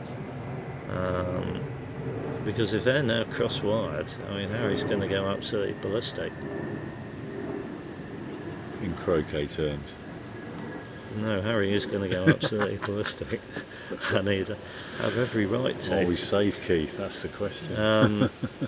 Well, yeah, I'm sure that's open. I'm pretty sure Joe Kim's actually has marked that back exactly where it was. But it does. yeah, I mean, unfortunate. to be fair to him, he has put it back in a place, but that's a classic situation where you don't think black's in your way, and then you don't play the shot you're expecting to play, and then you find that you have in fact sent a ball into black when you didn't really mean to, and didn't think it was going to happen. Yeah. And Harry, given that Harry isn't just lining up this shot straight away, I'm a bit concerned that actually he is wired. I think he Or might be nearly waiting for Joe Kim. He's going to hoop 3. So just a quick update on that match. Jeff Sue is 4 back and 3, and I believe Joe Kim's 1 and now approaching 3 with his first ball. Yeah, Harry's waiting, I think, for Joe Kim to clear the hoop so he can play through. It's an interesting one, isn't it? You got to be, when you're playing in Paul's position, you're playing someone a stronger player on paper. You do have to be, I think, a bit more aggressive. Equally, I think he could have been a little bit more defensive with the break that he played and leave Harry cross-wide. If you can imagine, blue was now back where it was before he croqueted it there. That even if it was left open, this shot's 6 yards long. Harry's nailed it anyway. He's just like, you watch that. Good shot, and he's actually he's actually got blue. Blue has hit 4 back and stayed there. Handy, I think is the word. Well, it might be handy. We'll see. Potentially handy. Potentially handy. Yeah. Depends what he ends up being able to do. If you want, it's worth looking back on the stream on that. Just how smooth Harry's swing was, and kept his head down. He's asking for a referee. Is this it's another lovely stroke Yeah. Harry made on that shot. Is Harry taking off and he's worried about potentially I'm blue sure. bouncing off fullback and sure. come back and hit mallet or something? I mean, I'm not sure what he's worried about here. Could blue be an old hoop hole or something like that? I mean, all top players have got excellent etiquette, but something I've also known Harry for, does things the right way. If there's any potential possibility of a fault, he'll get the referee on. It was interesting. I was going to chat with him after the MAC about how much he enjoys playing up, in the MAC team in sort of positions 1 and 2. He likes the challenge of that. Right. So I thought that's a very good sign of a strong competitive mentality. That he enjoys putting himself up against the better players. He had, I believe he had wins against Matthew Essick and Zach Watson in the USA test. It may be that he got the referee out because he was going to be placing black in contact with blue, which was in a slightly critical position. Yeah. Now, I'm not exactly sure whether that was entirely necessary. Anyway, blue is actually in that quite a nice position, isn't it? It is. If you could now place red, a yard or 2 west of blue, and give him a rush to hoop 5, he'd be in a very good position. It was exactly the sort of position he was trying to create earlier. But I don't think after this roquet on red that he will have the room. Yeah. You'd need a Robert Fletcher special stop shot. I don't think anybody could play the stop shot. So he's actually going to be in the situation of simply trying to pick a break up. He'll get a rush to hoop 5 on yellow. I'm pretty confident about that. But he won't get red to 6. He might get red I'm not sure. Will red get as far as the line between 1 and 2? I'm not. I think it's going to be there or Maybe thereabouts, something isn't it? like that. It's going to be in the lawn, isn't it? Yeah, so he might end up making hoop 6 off blue, for example. Yeah. I mean, that wouldn't be that's still quite a feasible way. Okay, he's done slightly better than I thought with reds, but he could right. So he's going to rush to 5 now, and then he could decide to A little bit short. rush out of 5 towards red and send yellow to 1 back, because he wants the pioneer at 1 back. And then he's got sort of 2 choices really. Some people might rush red to blue, leave red near 4 back, rush blue to hoop 6, hoping to then rush blue back to peeling position at 4 back. Right. Do the peel and use red as an escape ball. Got it. But he might, because that relies on making. You've got to rush blue to 6 in sufficiently well to make the hoop with control, and then rush back to peeling position. That's that takes some skill. So the other way you could play it is to leave blue where it is now. So send yellow to 1 back. Yes. Like we said before, but just rush red to 6. Yeah, this is what I was thinking. If you put yellow to 1 back in the right position, rush red to 6, make 6 off red, you've got a possibility of you peeling blue through 4 back going to 1 back. Yes, you have. Yeah, and blues are already near peeling position. You don't have to rush it away and rush it back again. But you would then want to get a good rush on red out of hoop 6 to somewhere like corner 3. Because red, you'd want to pioneer at 2 back in there, and the obvious ball would be red. Yeah, you don't want to sacrifice the break for peeling turns as much as they're tempting. Harry's body language looks good now. Looks like he's back in the groove. That yellow's nice. Although again, just an extra yard of travel, which is a testament to the quality of the lawns. Yes. I think. They are great shape. Yeah. Couple more comments on YouTube.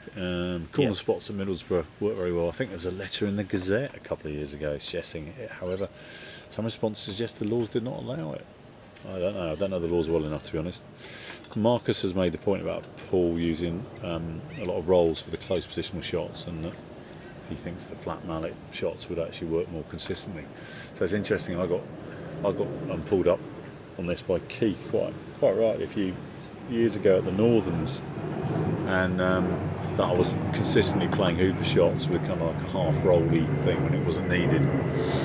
And I've sort of been working hard on that, just thinking about what shot do I want to play approaching the hoop, so I can make the hoop with control and then get a rush potentially out of a hoop. That's something that, if you're looking to improve your association play, that running hoops with control and having reception balls in good places makes a big difference, and it is something that requires a fair amount of work, I've discovered. Well, here's a classic situation. Harry's not rushed close to 6,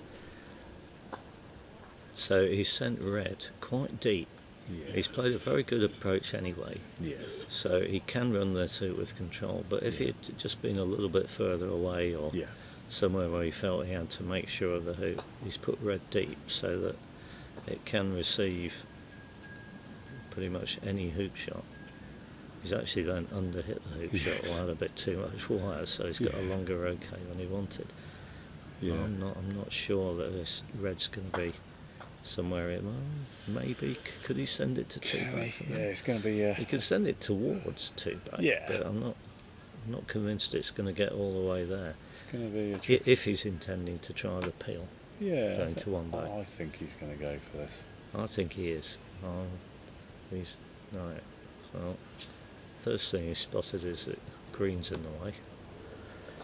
It was interesting coming through that hoop 6, which he positioned really well. He's probably just caught a little bit too much wire there and ended up short. If he'd have been able to come through a bit stronger, he could have sent red more over to corner 3. Yeah. And a bit more space to get it down. I don't know if it was a slightly careless hoop shot or or what. But yeah, if he hadn't had as much wire, it would have come up level with red, wouldn't he? And then it Yeah. would have been perfect for rushing it all the way to the east boundary. Still not in bad shape. Just got to hold black so he can tap blue and then peel it through fullback. Yeah, it's Oh, he's played this nicely. okay. Yeah, He's played this red just nicely, keeps actually. He's going. done better with red than I thought. Yeah, red's nice actually. It's But- fine. Well, this you'll now face, and this is something that many people could get better at. He really only wants to move blue a few inches here. It's a little trickle, isn't it? Yeah, and almost everyone hits these too hard Yeah, because they don't want to be the because you don't. So some of the inside goes, I don't want it to hill off. chimp that leaves it a half an inch short. Oh, well, you'd equally do that. Well, yes, thank you. You understand the sort of Yeah. thing that goes through my head, Keith, oh. when I'm playing these little touch shots. I didn't know you knew my croquet history that well, but yes, I did once leave a 3-inch croquet an inch short. Anyway, Little nudge here, little nudge. I think if the error here is you croquet too far, he's done I okay. think that's nice. I like this. So here's a great example. So black's coming over towards yellow. So it's quite a thin takeoff really. So there won't be a massive amount. There will be a bit of pull. Pull Well, the ball it's towards yellow a got, little bit. it's got to be a thick takeoff Yeah. to move blue. Yeah. But I would say you only want to, if the hoop wasn't there, blue would move about a yard. Yeah. Now he's playing it like, this is interesting. More That like suggests a to roll. me that he actually needs to get black further north than the takeoff angle. Yeah. Oh, nice peel. He's played that, yeah, he's got the peel. Come on, black. And black is, That's pretty good. It's gone a little okay, bit. yes. Gone Well, slightly come farther. on. You're going to be happy with that, aren't you? Yeah, I'm happy with that. Very nice peel. Now, yeah, very Black nice. no more than a foot, probably further than optimal. So yeah, really happy with that shot. I would be just taking a pause at this point to congratulate myself on a great shot.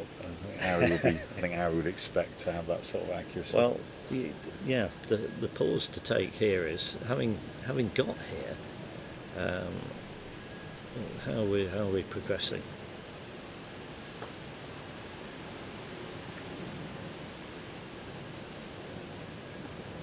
So red's not bad as a pioneer, is it? So you can Yeah, we like afford to red. come back to blue here and move it towards penult. Well, No rush.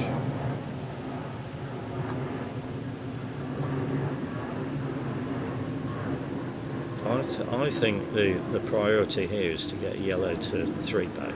Yeah. So is he going to rush us to corner 3? Well, I'm not sure he isn't now. No, it's coming through short again. I was just wondering whether, if you were going to collect blue, I think you'd have to rush yellow to probably somewhere like the end of B bulk, or even a bit west of there. Send it to 3. Send yellow to 3 back and go across to get a rush on blue back nearer red. That'd be one way of doing it. I don't actually mind leaving blue where it is. Fantastic. Stephen's delivered our bowl of jelly babies, which I'll proceed to destroy. So there's an interesting situation there where black and yellow are almost pointing at 3 back, and some people who are sort of less experienced at AC might be tempted to try and rush yellow down there, which is generally not a very accurate thing to do, try and rush your pioneers. That's okay actually. And isn't it, why isn't it accurate, Rich? If you're a good rusher, why isn't it accurate? Well, I mean, the problem is if you rush it somewhere near 3 back, it might end up in a position whereby you can't, with the croquet stroke afterwards, develop it actually into a good pioneer. Whereas generally what you find is if you can play a croquet stroke into 3 back, you're going to get that more accurate more times than not. So Harry's showing a bit of patience here, isn't he? He's just going to make 2 back with red and then pick up blue after that. He now wants to collect blue because the sort of standard delayed double peel, as we call it, would involve peeling blue and then rushing a ball to four back. In this case, it would be red, and I think he's undercooked that approach. Right, red looks a little bit short. I think he's making an open roquet here. Yeah. He has. Good Right, call. now that's okay. It's not a disaster in terms of keeping the break going, but he'll be very brave if he now does a roll stroke, because it needs to be a pass roll. That's a big old roll diagonally across the lawn. It's a massive roll, and I think he won't try it.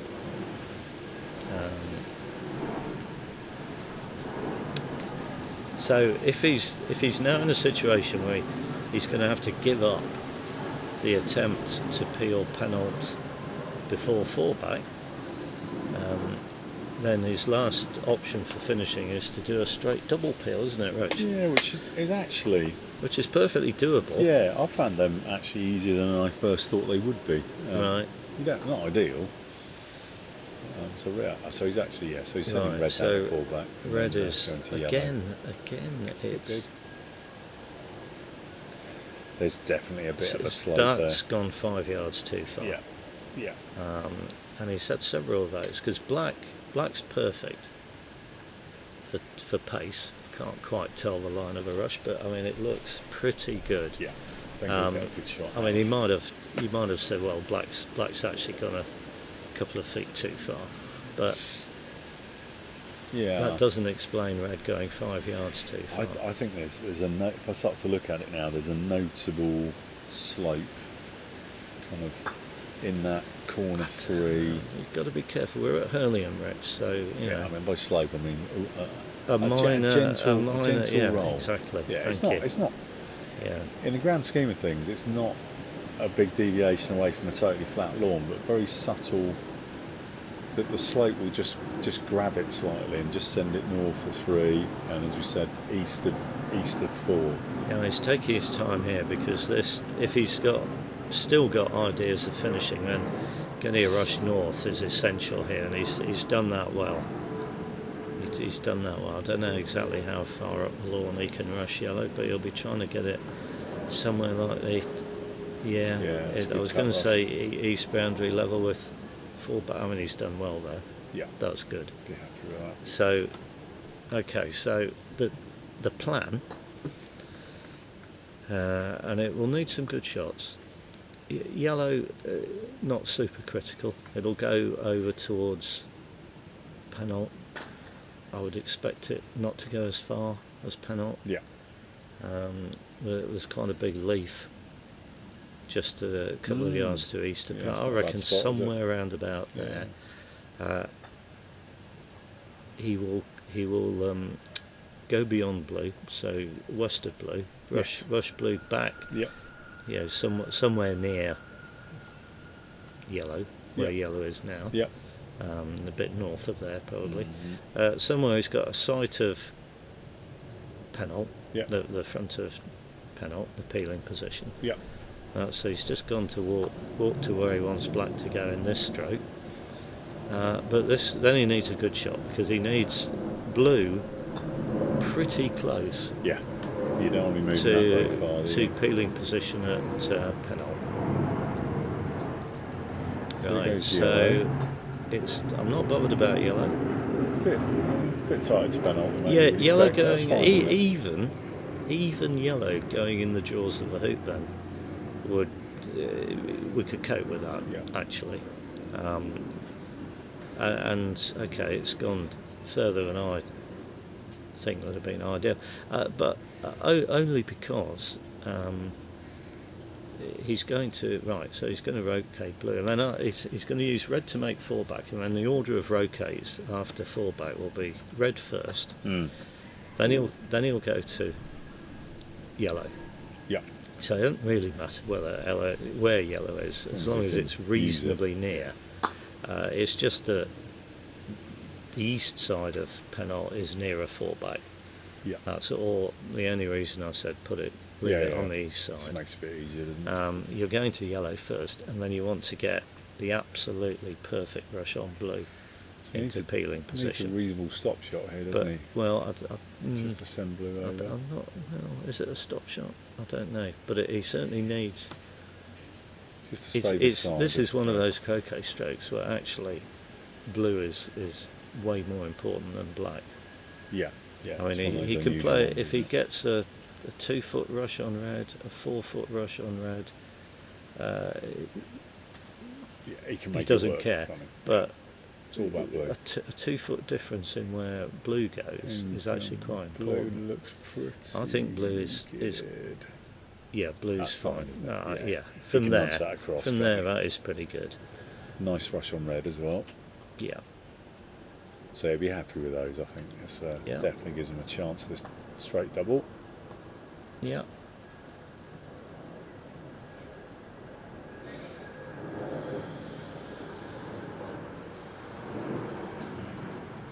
He's going to have a take So off. how's he for getting that. on? So he didn't actually rush it. Didn't actually rush it south of the hoop. I was just having a quick look Yeah. at one of the other lawns, No, so he I didn't just see sort his of rush. tapped red. I'm not sure he would have chosen to do that, but anyway, he's Okay. right in front. Well, it's just it's little inaccuracies. Well, okay, It's a bit he's wide made the again. hoop, but he hasn't got much choice in where to rotate red, has he? Yeah, Because no. I would have preferred to have the option of rushing red to the west of yellow, northwest of yellow. Putting red sort of peg highish out of the way of Yeah, the peel. well, yeah, and he's doing that, coming with a split shot. It's all just Coming to yellow. a little bit harder than it needed to be. Yeah, so bear in mind that blue, we hope, for his sake, is going to be travelling through Bennett down towards Riva. You want to make sure that red cannot stop blue, cannot impede blue. Done that before. And I don't think he's absolutely made sure of that there. Red's quite deep, isn't it? It's quite well. Well, it's quite deep, but it's also, I mean, again, he may have had in mind a spot a couple of yards east of the peg, yeah, and he's just overhit red again. slightly longer shot. Now he's rush yellow. He's got a rush yellow east of blue because that's coming up the rush line, and he's putting yellow west of the hoop, I think. Yeah. that's So good. the plan is he's going to peel blue here in an Irish peel. So that means that both blue and black will come through the hoop. This will be a dry shot, Keith, won't it, with the Irish? Will it? And so black will come through and hopefully Yeah. hit yellow after the hoop. Yeah, he's put yellow there as his reception ball, and he's put yellow on the west side because red is on the west side of the centre line. Yeah, makes sense. Keep things clean. Well, it means that you might rush yellow a bit closer to red if black only comes through the hoop a few inches, or at least you're playing a straight croquet stroke, Yeah. sending yellow somewhere down south of Rover, getting onto red. Now, if you can get blue somewhere down near Well, red, this you is should be why in. the straight double is. It's your last chance to complete this, but the things that can go wrong here is that you either don't quite line this up properly, that shouldn't be too much of a problem, or you just introduce a very tiny amount of pull in this stroke now. Yeah. David Morm taught me years ago that the way to do these is forget blues there and imagine that you're running the hoop with black. Yeah, that's not bad. Well, he's got a good Decent result level. there. I wonder if he thinks. Black Did he slightly think? on the wire. Well, I'm not sure. He's staring at it. He I think almost it's looked on the like he was going to put his mallet up there. Yeah, and I thought, has yeah. black jammed? Yeah, I don't think it I think has. it's just come clear of the Yeah, wire. it's He's fine. nudging through. Right. So, actually, yeah, it's not something I don't think you ever play for. But black, sticky in the jaws, is better than it Yeah, running by 4 feet. yeah. Yeah. You can get rush on yellow Because now. now can't you? you've got the chance to rush yellow closer to red. Just looking at the replay, I think Black did just sit slightly. No, it just basically just sat nicely in the jaws. Actually, he was just having a look at it. So really, the key here is get yellow down towards red, get red near blue, and so you've got a nice little dolly rush across to get that blue right in front for the peel, ideally with a couple of escape balls. But from the position he started in, he's done all right so far, hasn't he? To put it mildly. Oh, to get here, he's done very well. Yes, it's nice, really nice. And he's, although he could have done better, you know, he could have got a rush on red back north to corner 3, say after 2 back, but he stuck with it, and he'll be, I would say, he's expecting to finish at this stage. And it's not necessarily, I mean, assuming he does finish, it's not necessarily a bad thing that he's stuck in 5, because, you know, it's just give him something to work on. If you're going to make your mistakes, make them in the block. I think the thing I would take away if I was Harry here is that I've played several big croquet strokes where the front ball's gone yards too far, and whether you go, well, I need to learn something about a lawn, or whether you go, maybe I haven't quite got my ratios right with these balls. I don't know. Just had a very brief visit from Jose Riva. He was smiling, so I imagine he's won his first game. Or maybe he's found out that it's going to be the commentary game in round 3. And he's befriending the commentators in the hope that he'll get a nice free ride, but we'll see. He's such a lovely guy. I'll probably find it hard to say nasty things about him, to be honest. Bit unprofessional, I know, but... Right, so Harry's rushed to... You notice again, he's rushed to the east of blue because he's approaching up the rush line. Yeah, it's nice on blue, play, isn't it? And he's got a yellow as well. I think yellow is intended to be what we call a deep ball, which is something that if sometimes you can get in a situation here where you don't try and do an Irish peel. You do a stop shot. Yeah. Intending to peel blue but hold black in position. Yeah. And sometimes blue will either stick in the jaws or just go through by a few inches, so you haven't got room to run the hoop without hitting blue, and you don't want to hit blue as the first roquet after making the hoop. Yeah. So you give yourself room to jump over blue, and typically then black will go to the south boundary, but you need to make a roquet on a ball that isn't blue, so that's why he's put yellow where he's put it. Ah, perfect. Now, he did attempt the Irish peel, but he did it in a way which was quite likely to leave himself in the jaws like that. Yeah, it was a very nice shot, actually.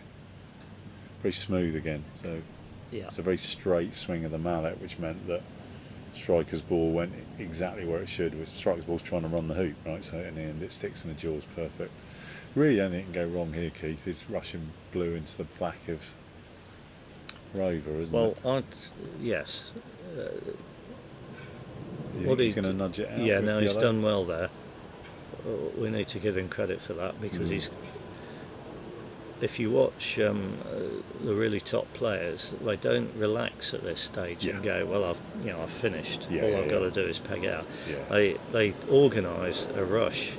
Use one oppo ball to get a rush on the other oppo ball as close to blue as they can, to make sure they then get a really easy rush, and it should be pointing in the direction you're going to rush it.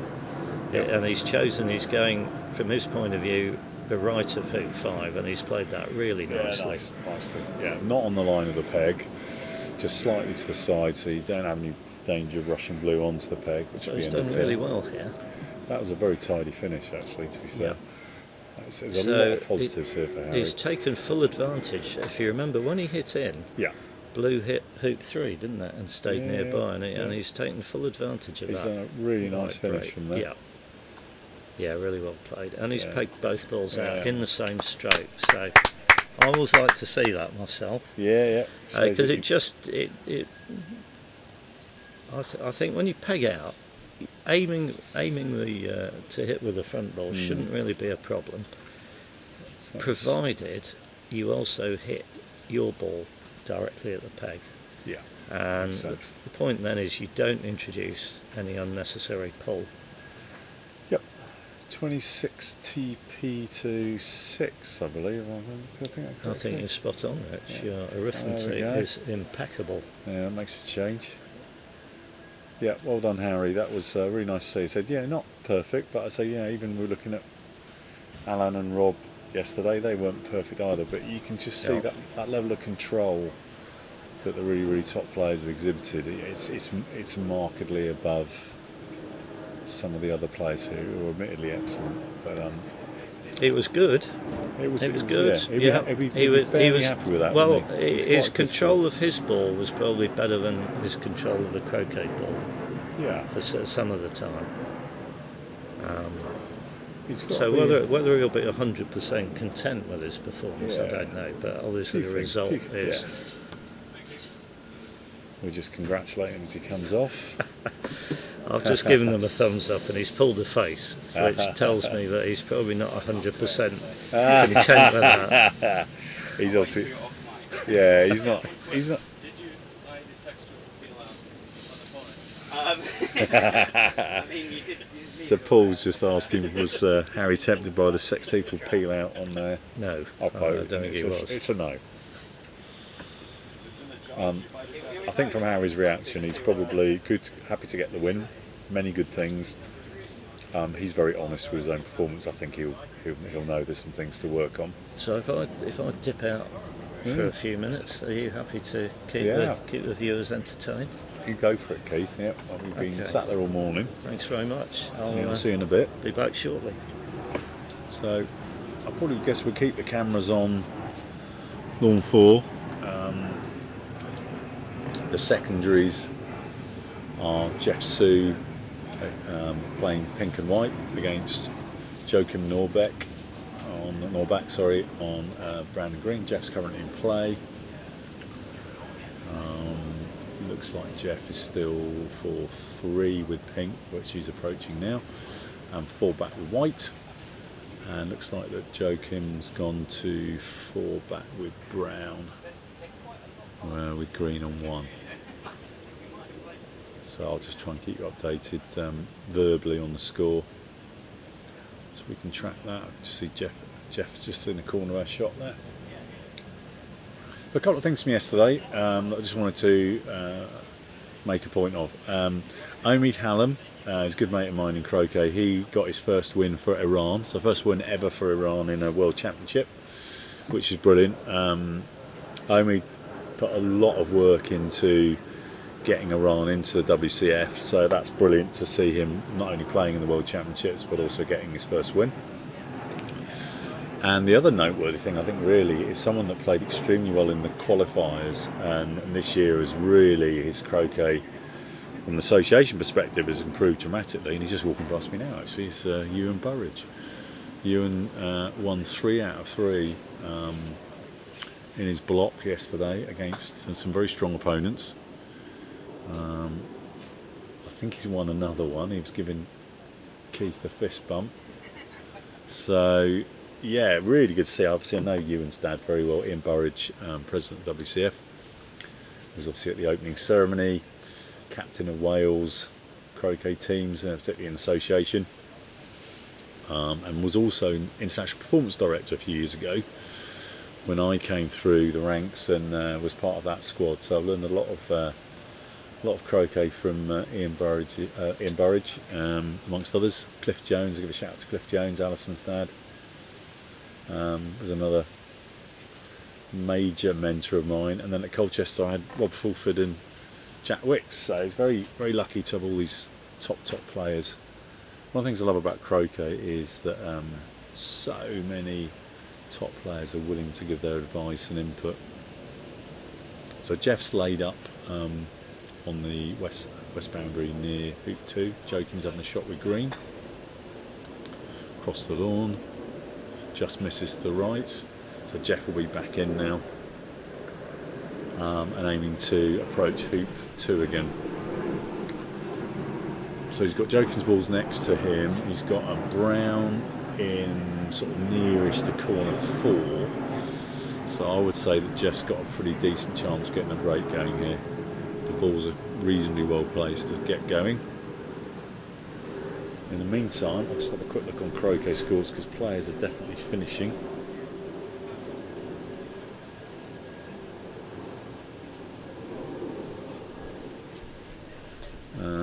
Let me just pull up the Croquet scores website and see what the results are this morning. Okie dokie. Right, so as we knew, James Death characteristically finished first this morning. It's one of his habits. He's a quick player. He beat Andrew Hobbs 26 TP to 2. Ben Rothman, who had a really tight and interesting game with last night against Robbie Fletcher. Ben's beaten Simon Williams 26 TP to 0. Omid has now got a second win for Iran, 26-2 against Andrei Savinov, who I know from years back playing in the European Open. So I hope Andrei does get a win either in the block or in one of the other competitions. Stephen Mulliner 26 TP beat Brian Cumming. Richard M. Smith, or Smudger as we call him, beat Juan Bravo Ferrer 26 TP to 0.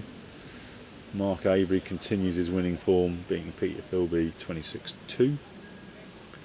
Jenny Clark beat Doug Grimsley 26-0, so Chris will be happy with that as well. Stephen Morgan won 26 TP against Ignacio Gross Ariza. Another good win for Annabelle. Annabelle McDermott won 26-11 against Stephen Foster. And a little bit of a shock here.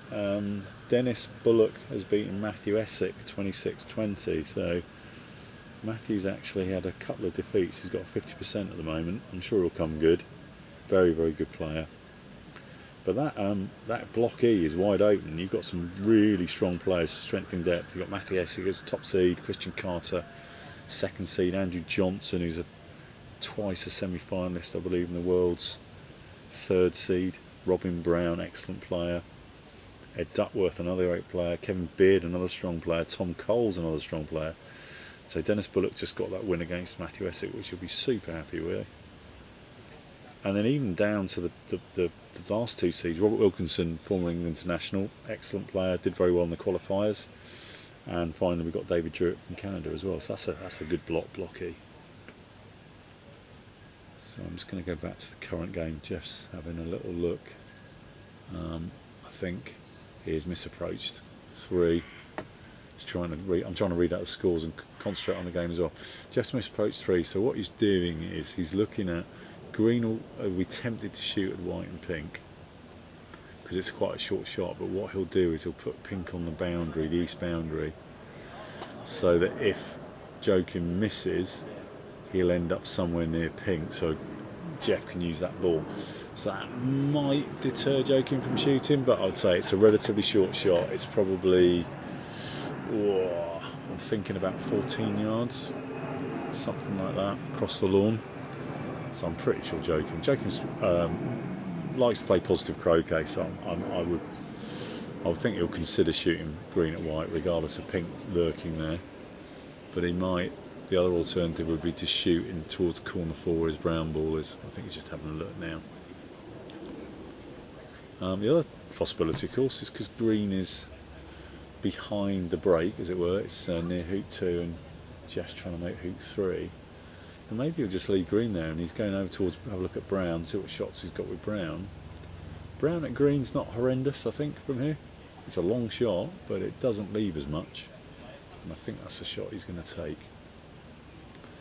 So yeah, so Joachim shooting out from near corner 4 at green, which is south and west of hoop 2. Let's see how he gets on with this. He wouldn't normally want to shoot with brown because it's the fallback ball, but it's probably more useful to Jeff than the green is. There we go.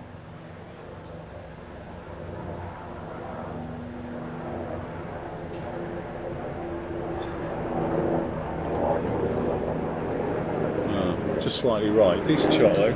It's a nice swing.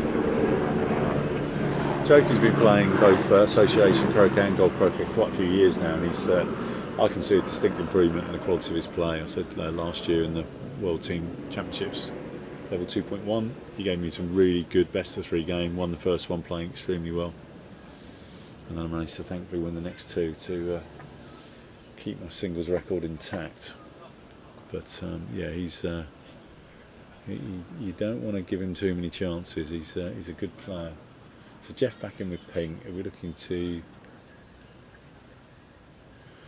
hit the white ball, and then he's got choices. Does he come over to green and brown and make 3 off one of those? I think that's the most likely, because he'll probably be hitting white fairly hard. He misses white, and he's now gone off. He's kind of triangulated, as we called it, with green and brown. So I think Jokim's going to be quite tempted now to shoot with green at one of these balls. Probably green at brown's the most obvious. It's a safer shot than going at Jeff, but it does, if he hits partner ball, it gives him a good chance of then being able to go down to hoop 1 and start his break. So Jeff feels a bit disappointed with that miss. Man of his skill and experience would normally hit white, but you know what, we're all human.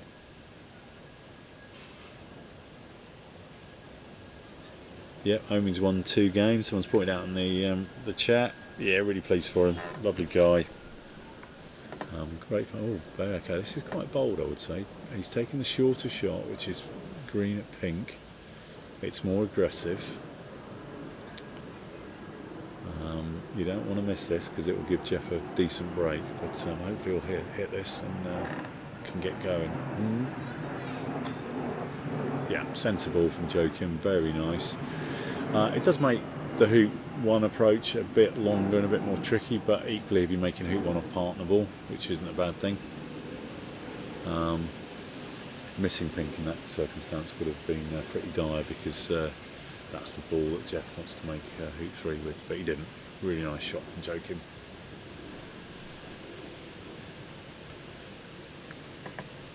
Hopefully I'm pronouncing his name right. He did tell me last year how to pronounce it. I'm starting to have doubts whether I got it exactly right, but I'll go for consistency.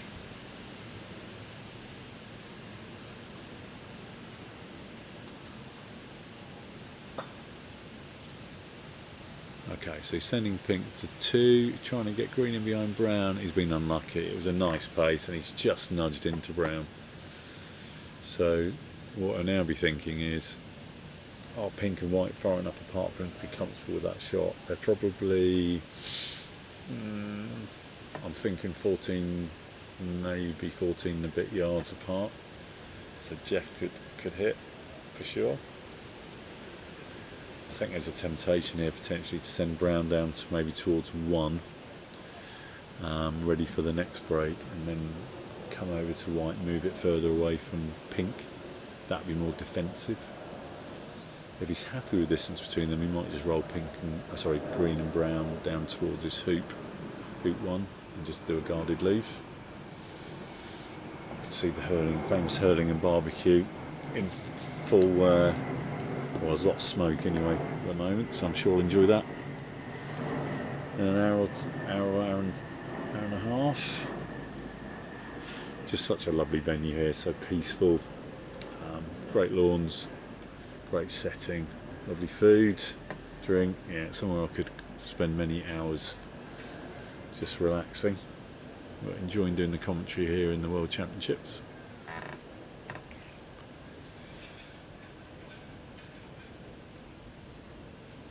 Just going to see if we've got any more results come through. Oh yeah, okay, here we go. So, Robert Fulford has beaten Lachlan Berryman 26-1, STP, straight triple peel, so he's done the last 3 peels in order at the end. Very good. Stuart Lawrence has beaten Bruno Hess 26-2. Debbie Lines has beaten Stephen Wright 26-1, so I believe that's 4 out of 4 for Debbie. Let me just check that one. Yeah, great start from the Women's World Champion there. He's also my Essex teammate, so go Debbie. 26-1 against Stephen Wright, good result. Stephen's a very strong player from Scotland. Jose Riva continues his 4 out of 4 as well. Beats Sharif Abdul Wahab from the US 26-0. Marcus Evans playing very well, beats Andy Myers 26-11. Had a good chat with Marcus at the end of yesterday's commentary. Ewan Burridge, what a superstar. 4 out of 4, beats Joel Taylor 26-9. That's a really good score. I mean, Joel's a very, very strong player, so Ewan's going to be super happy with that. He's, I don't want to distract him, but he's got to start thinking about the fact he can make the knockout here, which is, for someone that's come through the qualifiers, is phenomenal. And the final result I've got in is Alan Giroux has beaten Ewan's dad, Ian Burridge 26-7. Right, so Joachim has indeed, well, he's gone over to white to move white further away from pink. The only thing I would say about this leave is that brown, Joachim's partner ball, is quite away in lawn. It's inside of hoop 4. So wherever he's going to lay up, he's going to be a fair bit in lawn, which is not ideal. So really white does need to go deep here, which he's done. I guess he's going to, let's just go in a bit. It's going a bit. It's just pulled up short of the boundary, so that's finally judged. And then he's going to lay up with brown, I guess leaving a rush. Well, you can leave a rush to hoop 1 or hoop 2. I would usually in these circumstances lay it to hoop 2, and then we can rush to pink and then use pink to make hoop 1. What you don't want to do, particularly the fact that you're in lawn, so really it's a free shot for Jeff, you don't want to leave a double. That's the key, is just find that spot where you're not going to leave a double for either pink or white, because you know, white is not a particularly attractive ball for hoop 1. It's very deep, but I think he had to put it deep. So we'll see where he goes here. Well, I've got some of the young guns coming over. Going to come and join me, chaps, for a bit. Save you. Yeah, come and save me. Right, so we've got the star of the moment, Ewan Burridge, and another young generational talent, my Essex teammate Aston Wade. So welcome, gentlemen. Hello, everybody. Thanks, Rich. Hello. Well, how'd you get on, Aston? I haven't seen that result yet. It's going fairly well. Just won my first one today. So Yeah, 4 out of 4. 4 out of 4. Yeah, fair. 8 out of 8 for the pairing. I know. I was going to say, like, so I like 4 out of 4 being displayed as fairly well. Well done, chaps. Yeah, I mean that's super impressive. I mean, yeah. I mean, we knew you and you were in form coming out of the qualifiers, but you must be super happy with that start, to put it mildly. Yeah, I'm not sure I expected to be on 4 out of 4. Maybe 1 out of 4 would have been nice, but 4, we can't complain at all. Yeah. No. And Aston's picked up his form from a poor start to the season. So. Wasn't a great start, but Well, as they say, pulling it out when it matters. So. form is temporary, class is permanent, I always like to say. So. What's happening in front of us? Yeah, so we've got an interesting game. We've got Jeff Sue's on 4 back with white and 3 with pink. Joachim's got his brown ball to 4 back, and it's just got a little bit scrappy. That's missed by the reaction. Missed from Jeff, which is, yeah, Joachim shouldn't really have left brown that far in the lawn. It's a bit of what we call a B leave. But it now does give him an opportunity to try and make hoop 1 probably off white, but it's just white's just very, very deep. It has to be deep because brown was so far in lawn. What was the result of Harry Fisher's game earlier? Yeah, so Harry, 1 error at 5, but he pulled out a nice TP, straight double at the end. Okay. So 26-6, 26 TP6. I think Harry, when he came off the lawn, he's got quite high standards. Yeah, could do better, I think, was probably his expression. But yeah, it was good stuff. He played enough good shots. You know, he's definitely building into the tournament, so that's good to see for him. Good. Mm-hmm. He's top seed in my block, so I'll be playing him tomorrow. Okay. That'll be a good game for sure. Hopefully. Have we got you on here later on, I think? You on lawn 4? Or I'm on lawn 4 third round today. Okay. Don't know if Oh, coverage no. continues. Yeah, no, we'll be no. here. He's just missed. Oh, he's missed the shot back at Jeff. Yeah, here's the replay. Oh, It's hard to tell whether it was close from that angle, but it didn't hit, so it wasn't that close. It was the right shot to take. Definitely. So, yeah, that's given a lot. you'd fancy Jeff's chances Well, of doing something useful here. That's his hoop 3 ball as well, so Yeah. he won't be happy with that, joking. But yeah, these things happen. He's a good player actually on his day, joking. I played him last year. I was saying to the viewers on the 2.1 World Champs. He played very well actually at Budley. But that's not a mistake you want to make when it's the opponent's hoop 3 ball.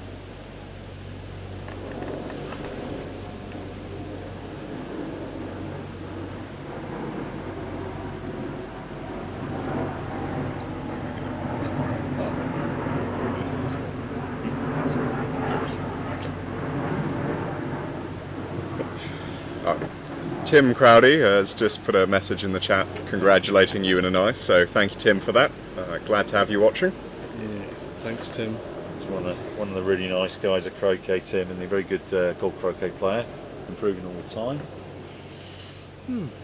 Yeah, you've got an interesting block F there, Aston, haven't you? I've just been looking through it now. Some people seem to consider it the hardest block. So. Yeah, I mean, you've got Harry Fisher, seed 1, Stephen Mulliner, former world champion, Duncan Reeves, very good player. Duncan's not had the best start to this tournament, but he's doing alright. Gabriel Higgins. I think my next opponent has just showed up, right. So I'm going to head off. Well, best of luck to you both. Yep, enjoy the rest of this match. Aston's playing Well, Tim Aston, Wilkins. enjoy. Thank you. So Aston keeps going. He could be pushing one of the bigger names out of that block. It's good luck to him. We've also got Paul Bennett, who we just saw on commentary, playing Harry Fisher. Peter Payne, who's the WCF treasurer from Switzerland. And Neil McHardy.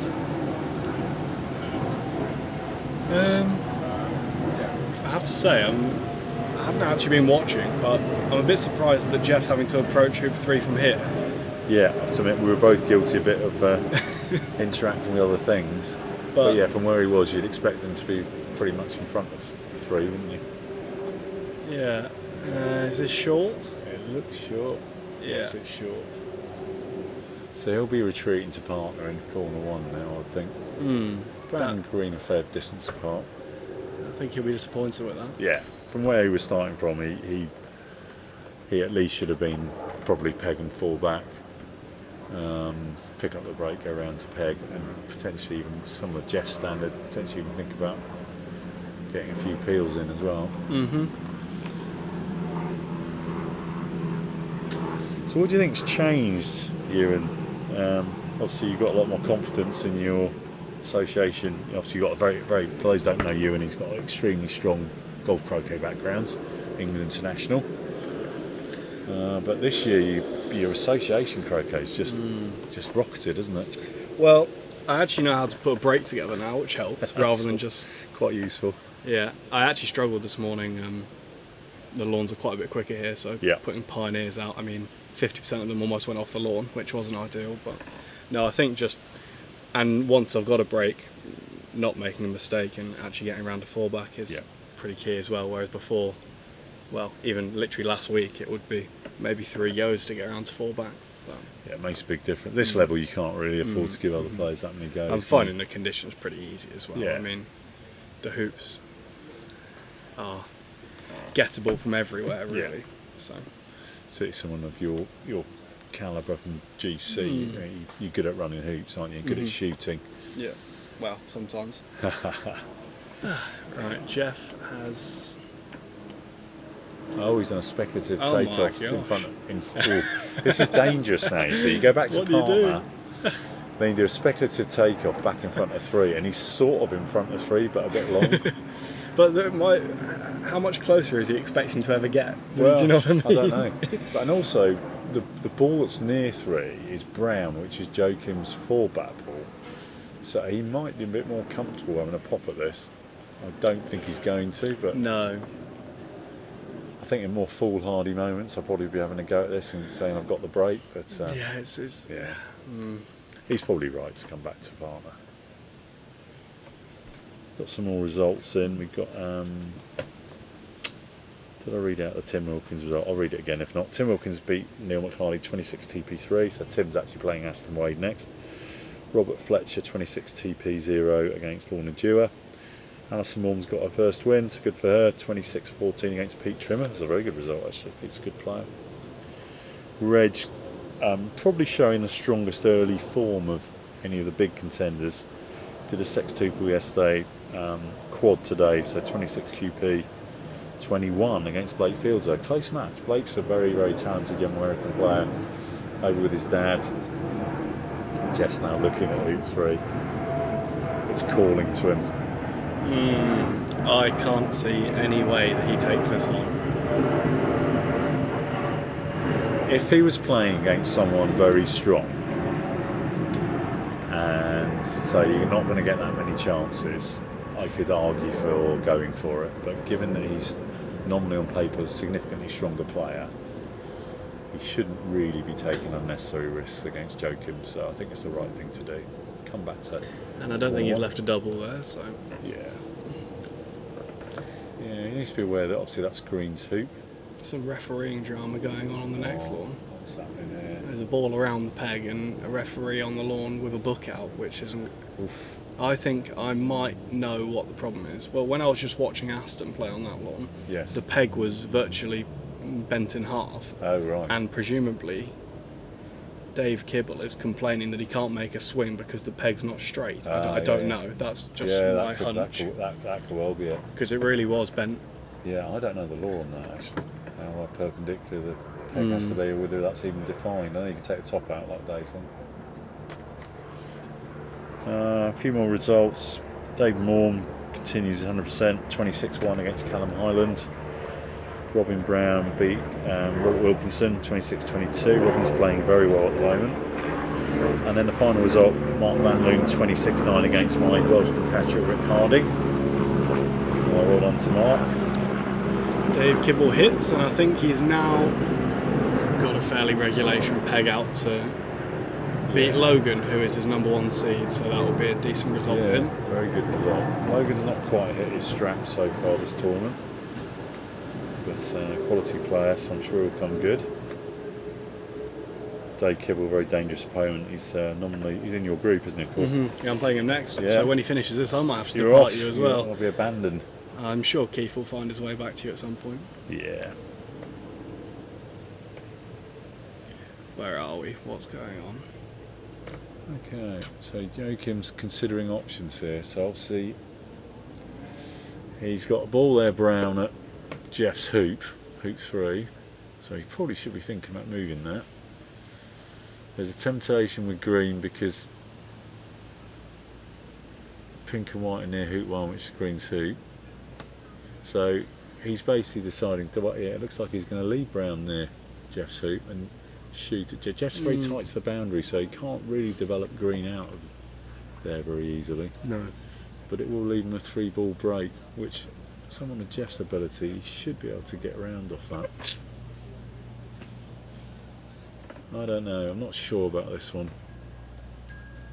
I can understand him wanting to hit with ball 1, but on the hoop 1, sorry. But, yep. I don't know if I like leaving Brown near hoop 3. It's horses for courses, this one. I'm shooting at pink here.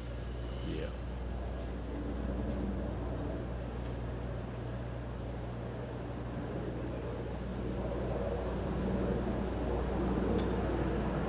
Nice smooth shot. He likes it. Just missed on the right by. Yeah. Presumably not much, given the reaction he gave. Yeah, I think that was a good croquet shot. Yeah, he certainly liked it. Got some noise overhead. Sorry.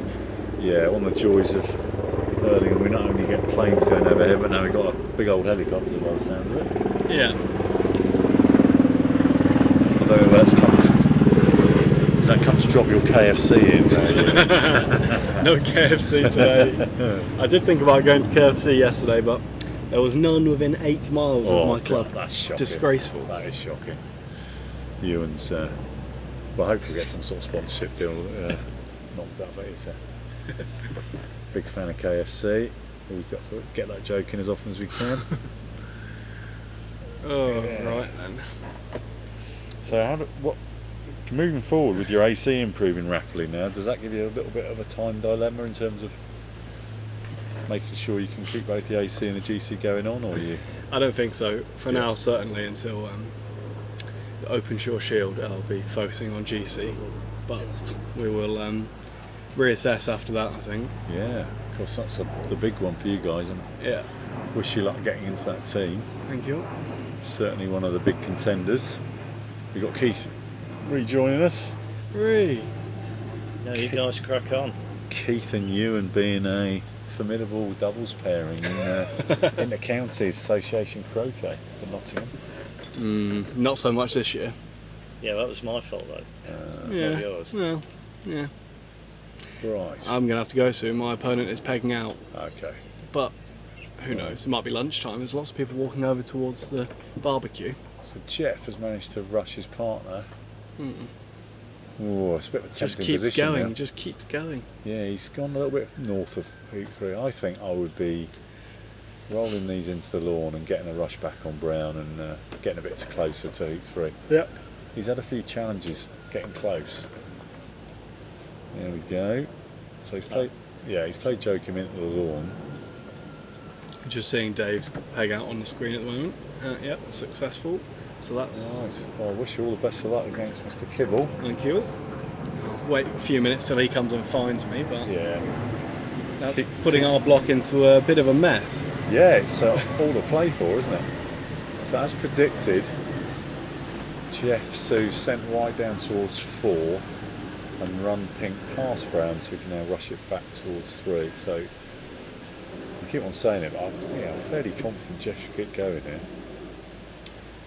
It's been a little bit scrappy the last few minutes, but that's, well, again, it's run a little bit, but that's okay. It's in front of 3, sorry.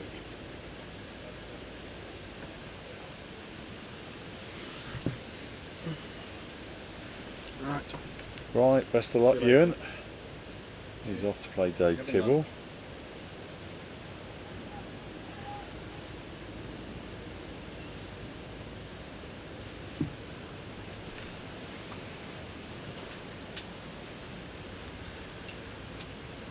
Right, we're looking at, see if there's any other news coming in. Yeah, so Matthew Essex lost his second game, which is a bit of a shock. Oh, who's he lost to? He lost 2. And we'll just get that back up again. It was a little bit of an upset actually. It was against Dennis Bullock. Right.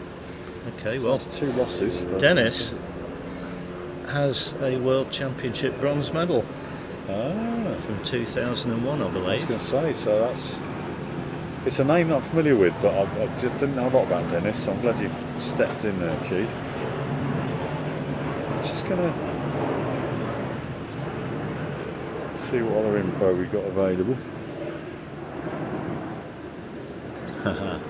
A nice vamos from Nicholas for Ewan and Aston. Yeah, the average age of the commentary booth dropped dramatically for a brief period, Keith, with Ewan and Aston joining me. Yes. That's me trying to say we're both a bit old. Yeah, I knew exactly where you were going. At least you've got the experience Well, on I your think you were side. trying to say that I was old. Wise, I think, is a word I'd use. Yeah, Keith. well, That's mature. Let's mature. go with mature. Well matured.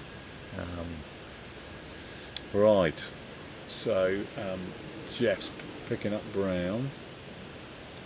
I guess he's going to go down to green, get green to 5, and then make. Well, just in other news, the scoreboard for our next major feature commentary game on this lawn has been set up.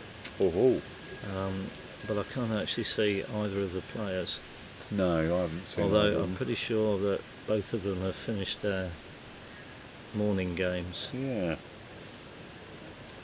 It's one of the interesting things with players playing 3 games, that they sort of start and finish at different times. They start and finish at different times. They may have lunches at different times, teas at different times. It's all on the table, literally. But games are going through at a pretty good pace, so I don't think time overall is an issue. So Jeff's a familiar name to many people that have been around croquet for a while. He's just looking up some of his bio. He's 59, lives in North Carolina with his wife Eileen, and he's a croquet coach and event manager at the coast resort of Bald Head Island. I think that'd be a nice job to have, wouldn't it? Really? Well, I've been to Bald Head Island. Oh, have you? Oh, it's fantastic. Yeah. You have to get the ferry Right. over to it. I think you get the ferry from a place called Southport, but it's not that Southport. Not the Southport we know. No, that would be quite a long ferry journey from that Southport. This one only takes about half an hour or 20 minutes or something, and once you get there, you travel around. Well, either you walk around, or I suppose you could cycle, Right. or you get a golf buggies. Oh, nice. Now, I'm not saying there are no cars on the island, but you don't bring a car to the island. And I've played croquet there once at the I suppose it's the main. I don't know. It's the main country club, but it was a golf club that had an area where they could put croquet lawns. Oh, okay. And they were prepared really well, and they had some sort of salt-resistant grass, because we were only 100 yards from the Atlantic Ocean. Yeah. So that's gonna have a certain amount of salt water there But on the table, aren't you? the lawns were sort of double cut morning and evening. Oh, right. And rolls. Gosh. And they were about 15 seconds. Oh, right. But uniform. Yeah. Like these, completely uniform. So once you got the pace, Yeah. they were just nice to play on. Yeah, I mean, a couple of things that I've mentioned obviously with this lawn 4 is there's a couple of little rolls and slight hills and stuff, but fundamentally it's a flat lawn. And that's what you want, don't you, for a croquet? Yeah, it's not supposed to be an obstacle course. No. Just look, so Jeff would definitely be described as a stalwart of the US croquet scene. He's been playing since 1994.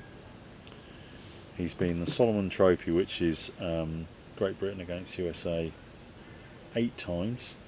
He's been in 6 McRobertson Shields. Has he really? Yeah, it's a lot, isn't it? That's an achievement. 21 US National Championship titles in various disciplines, including 3 AC singles, 4 AC doubles, and it's his 3rd World Championship. So a very experienced player.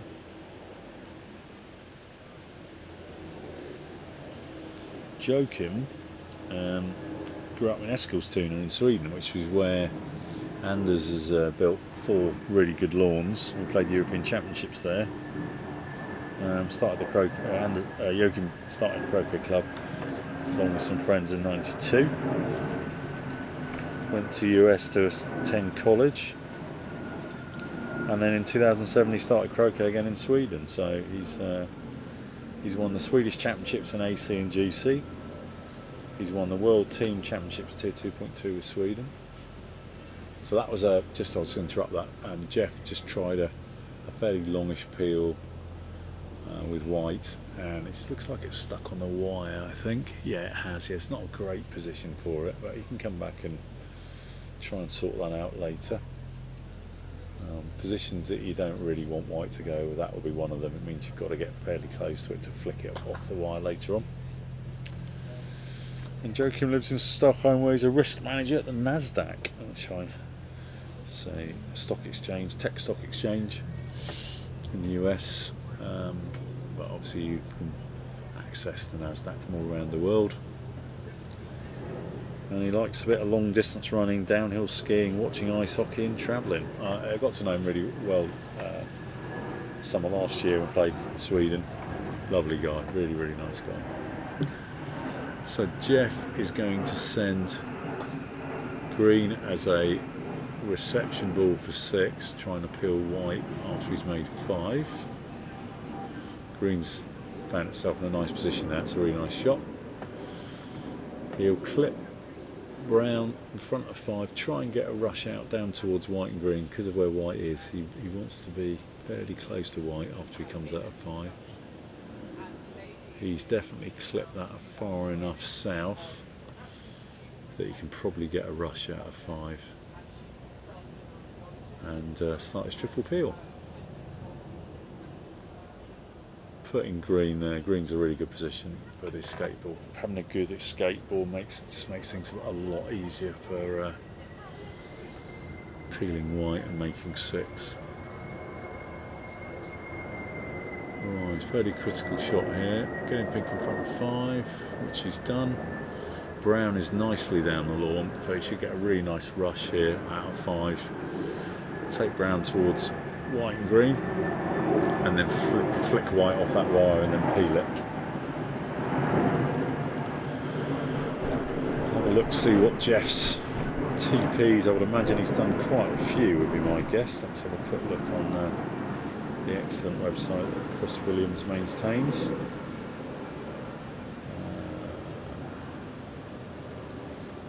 So Jeff is number 8 in the USA. He's just below Stuart Lawrence, who we saw earlier on. Rushes brown down towards corner 3, and then we'll play this to 1 back, and then rush, very small rush on white to get it into peeling position. So Jeff's been playing since 1996. He's got 308 TPs, as I suspected. No sextuples, 20 TPOs.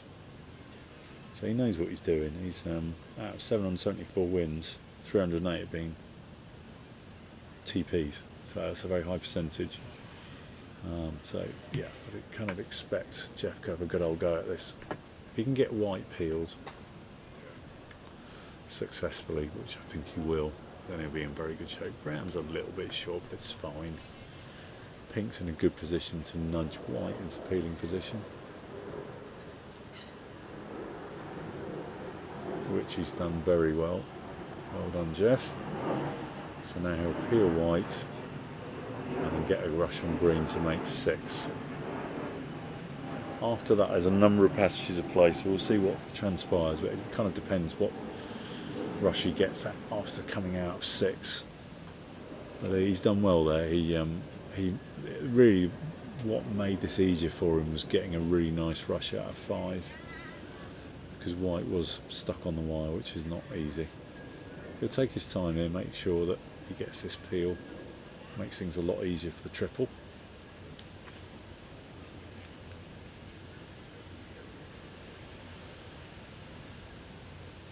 So I think we'll have a few commentators dropping in today. Chris Clark's at another venue, watching his wife Jenny play. Okay, white's gone into the jaws of 4 back. That is not a disaster, because you can rush peel it later on. What he's not happy with is pink has kind of come down a very slight little slope there, and has ended up much further north than he wanted to be. So what he's got now is a bit of a cut rush on green to 6. It's certainly not a disaster, but it's, you know, at least a foot or so, maybe a foot and a half further than he wanted. Yeah, so he's cut that.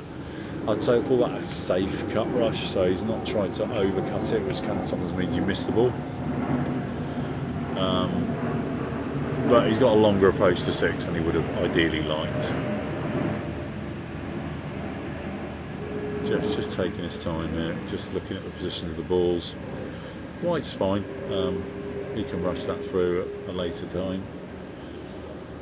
He's just probably just thinking about where does he want green, what shot does he want after 6, and just making sure that he does focus on making 6. So one of the dangers of doing a triple peel is you can start to focus on balls other than the one you're making the hoop off, and that can be a mistake that I've definitely made. So green's gone fairly deep, pink has rolled across a bit, but I think he's fine. Slightly angled hoop, not ideal, but more than makeable. Green's up towards the north boundary, so he's probably will go through this with a bit of pace. You don't want to bully these hoops, though. We found that yesterday, that smooth shot seems to be rewarded, so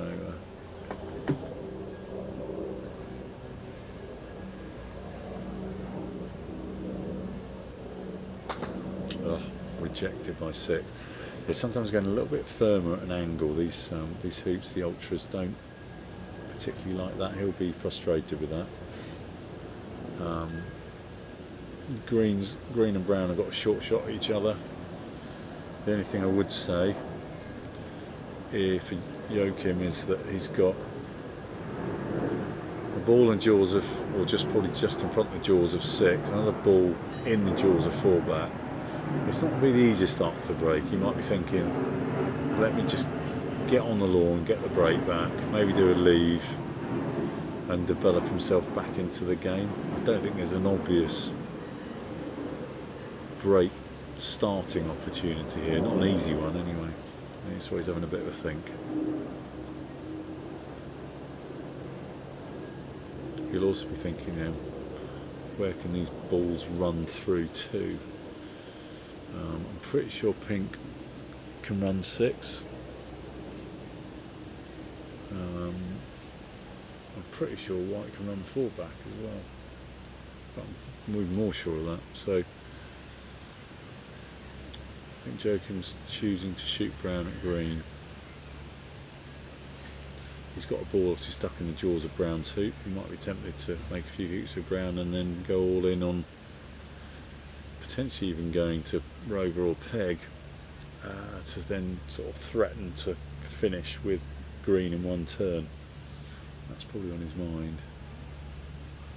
He's just having a little rethink again. Is that the best strategy?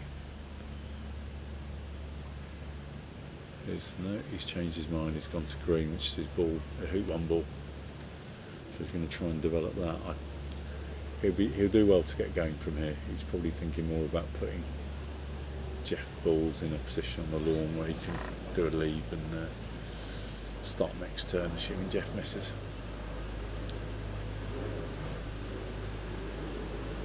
We've kind of got 109 viewers on YouTube, so hello everyone. Good to see you all. Hope you're enjoying the coverage. We've got coverage all the way through the block qualifiers, through the quarterfinals, semi-finals and final, end of the week. Joachim just slides past brown. So we'll see, I'm pretty sure pink runs 6, so I think he'll be able to, Jeff will be able to run 6 and pick up brown. So Joachim will be a bit frustrated with that one. Yeah, we've got 8 blocks, 10 players, top 4 go through. That forms a knockout of 32 and progress from there. Best of 3 initially and then best of 5 towards the latter stage of the tournament, which will keep can fill you in the details of that later on. So I'm pretty sure 6 runs with pink. Jeff, we're thinking what angle is he going to come through? Can he catch a little bit of wire to come a bit close to brown? I'm not sure if he can. I think it's going to be basically a straight hoop.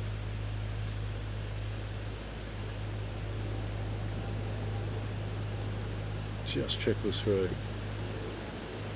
I think he's going to have a shot at white actually. See if he can rush peel it through. He's asking for a ref. Ref sat on the bench with his book, deep in thought. Ref. We have a referee. So rather than pick up brown, Jeff's thinking about, well, can I actually still finish from here, because brown's a good pioneer for 1 back.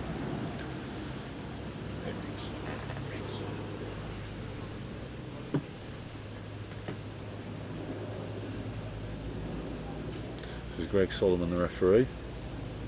I've just been informed. Morning, Howard. Good to have a Welsh teammate on the YouTube. Oh, what a shot. Well played, Jeff. Couldn't see a lot of wide. It was just sticking out of the hoop. It was an aggressive shot because hitting brown would have been more simple, but it doesn't give him the opportunity to finish if he does that. So now he's rush peeled white through 4 back. He can play this towards, I guess he'll probably play this back to 2 back as a pioneer. He doesn't want to risk the break. Or will he? Maybe he'll play it to penalt and just roll to brown. Green's not a great ball for anything at the moment. So one option would be to come to green, play green in as 2 back pioneer, and then come to brown. But what Jeff's done is, I think quite sensibly, it's an easier passage of play. He's played white in as a nice pioneer towards 2 back. He'll make 1 back off brown, he'll probably pick up green, and then after making 2 back with white, he'll bring white back up to penalt, ready to peel it. The most standard way of peeling white penalt ball would be to when going to 4 back, but he might have options to do it earlier than that. We'll see what develops.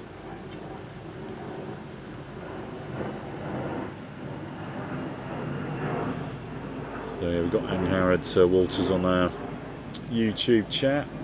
I had the pleasure of playing with Angharad and Chris Williams and Ian Burridge and briefly John Evans at the 2.1 World Championships last summer in Budley. We just got squeaked out by Scotland in the very last game where, to be fair, David Walters played a blinder.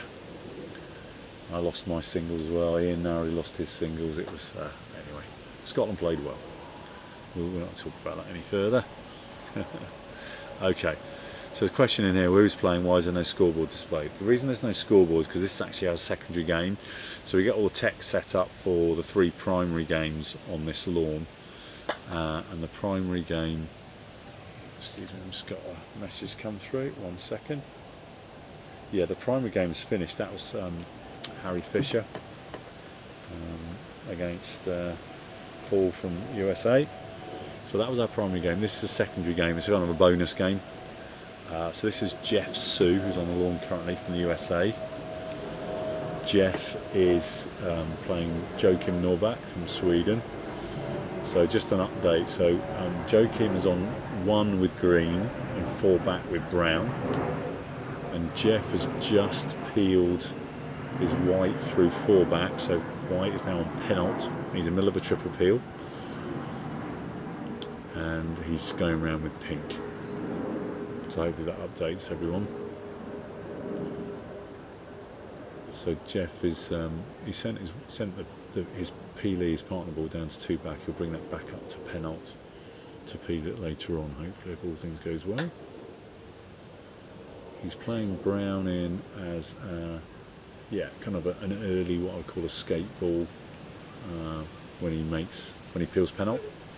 So that implies to me that Jeff is going to look to peel white through penalt when going to 4 back with brown.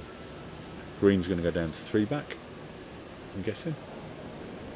Yeah, looks like he's lining up that shot. Fairly big croquet shot here, going down to white to make 2 back. So yeah, apologies about the scoreboard for this. We've got a team, camera team and tech team running around like crazy trying to get you the best shots and the best balance when the light changes. So we generally don't have a scoreboard for our secondary game. For those of you interested, so obviously we had Harry Fisher as Paul Bennett as the first game here, Jeff Sue, Joakim Norback as the secondary game.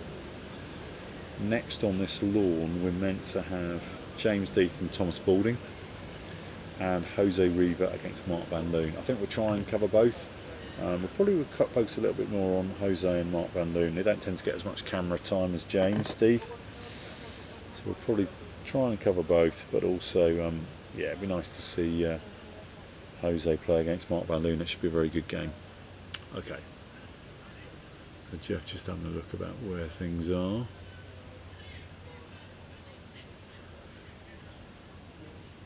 He's just looking at where's he going to position white and being able to get to his next ball. Sometimes hoops and pegs get in the way, and I suspect there's a few things on his line.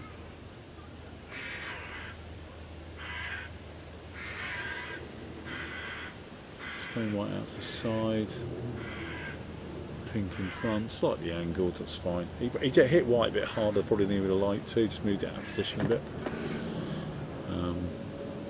So he's making 2 back with pink. He's on penalt with white. He's mid triple peel. Oh, he's done another same thing. Has he just got through? He's just had a couple of hoops, hoop 6 and 2 back. Oh, he's not through. Yeah, just had a couple of hoops, 6 and 2 back, where he's just tried to go a bit harder at an angled hoop. And it looks like with these ultra hoops, they don't really like pace. They prefer a smooth shot with topspin, and Jeff's just had a few skid into the wire and then just reject. So obviously Joachim's now got a lift. Jeff's gone through one back on that last break. So Joachim will have a lift with either of his green or brown balls. If he chooses to have that, he doesn't have to lift. He will pick up one of those balls and very likely have a shot from a ball down near hoop 1, because both those balls are close. I strongly suspect that will be green, because that's green 2, it's hoop 1. So Joachim's got, if he can hit one of these 2 balls his lift shot, he's got some balls in a really good spot for going round, and I would suspect he'll go round to peg because he's already got a ball on pullback, maybe even try chip appeal. Better go and have a look, haven't I, see whether Joachim's done, how many chip appeals Joachim's done. He's a good player, I'm sure he's done a few. Let's have a little look. So yeah, a bit of interaction going on here. I think Jeff's uncharacteristically just stuck in 6 and bounced off 2 back as well. And I think that is a function of these hoops, you know, fairly firm ground. They don't really like players going at them with pace. They sort of seem to reward topspin. Right, then we've got Joachim's. Joachim's number 3 in Sweden. Lewis Palmer, Joey Ellerbo are above him, and then Joey's dad is number 4, Eje Ellerbo. Simon Carlson at Ulf Soderberg. Let's have a look at Joachim's records. Now it says here he hasn't done any TPs. I thought he had. So I think it's more likely that if he hits in with green that he'll go to peg then, so he'll end up with peg and 4 back if he can go around successfully against Penalt and 2 back. So those of you just joining us, this is the secondary match where we don't have a scoreboard up. It's Jeff Sue from America against Joachim Norback from Sweden. Jeff was mid-triple, but then failed hoop 2 back. So Jeff is Penalt and 2 back against Joachim's 4 back and 1. Green is for 1. Joachim's got a lift. I think there's a little break going on here currently. I'm just waiting for players to come out. It's 12:30, maybe they've decided to go for lunch. We'll find out in a minute. I might go and have a little wander, see if the players are still around. It's quite common, you know, around about 12:30 onwards, if there's a natural break in play, like, you know, someone's broken down, there's a lift shot coming up, etc, etc. Players might then break for lunch, get their lunch in, and then come back. But I can't see Joachim at the moment, so I'm wondering if they've gone for some food. I'm just going to have a very quick wander away from the commentary tent just to see if I can see any of the players and whether it's likely we're going to get play in the near future. The manager will be keen for players to crack on and get these games finished, but equally, you know, people have to eat food as well, so let me just find out where everyone is.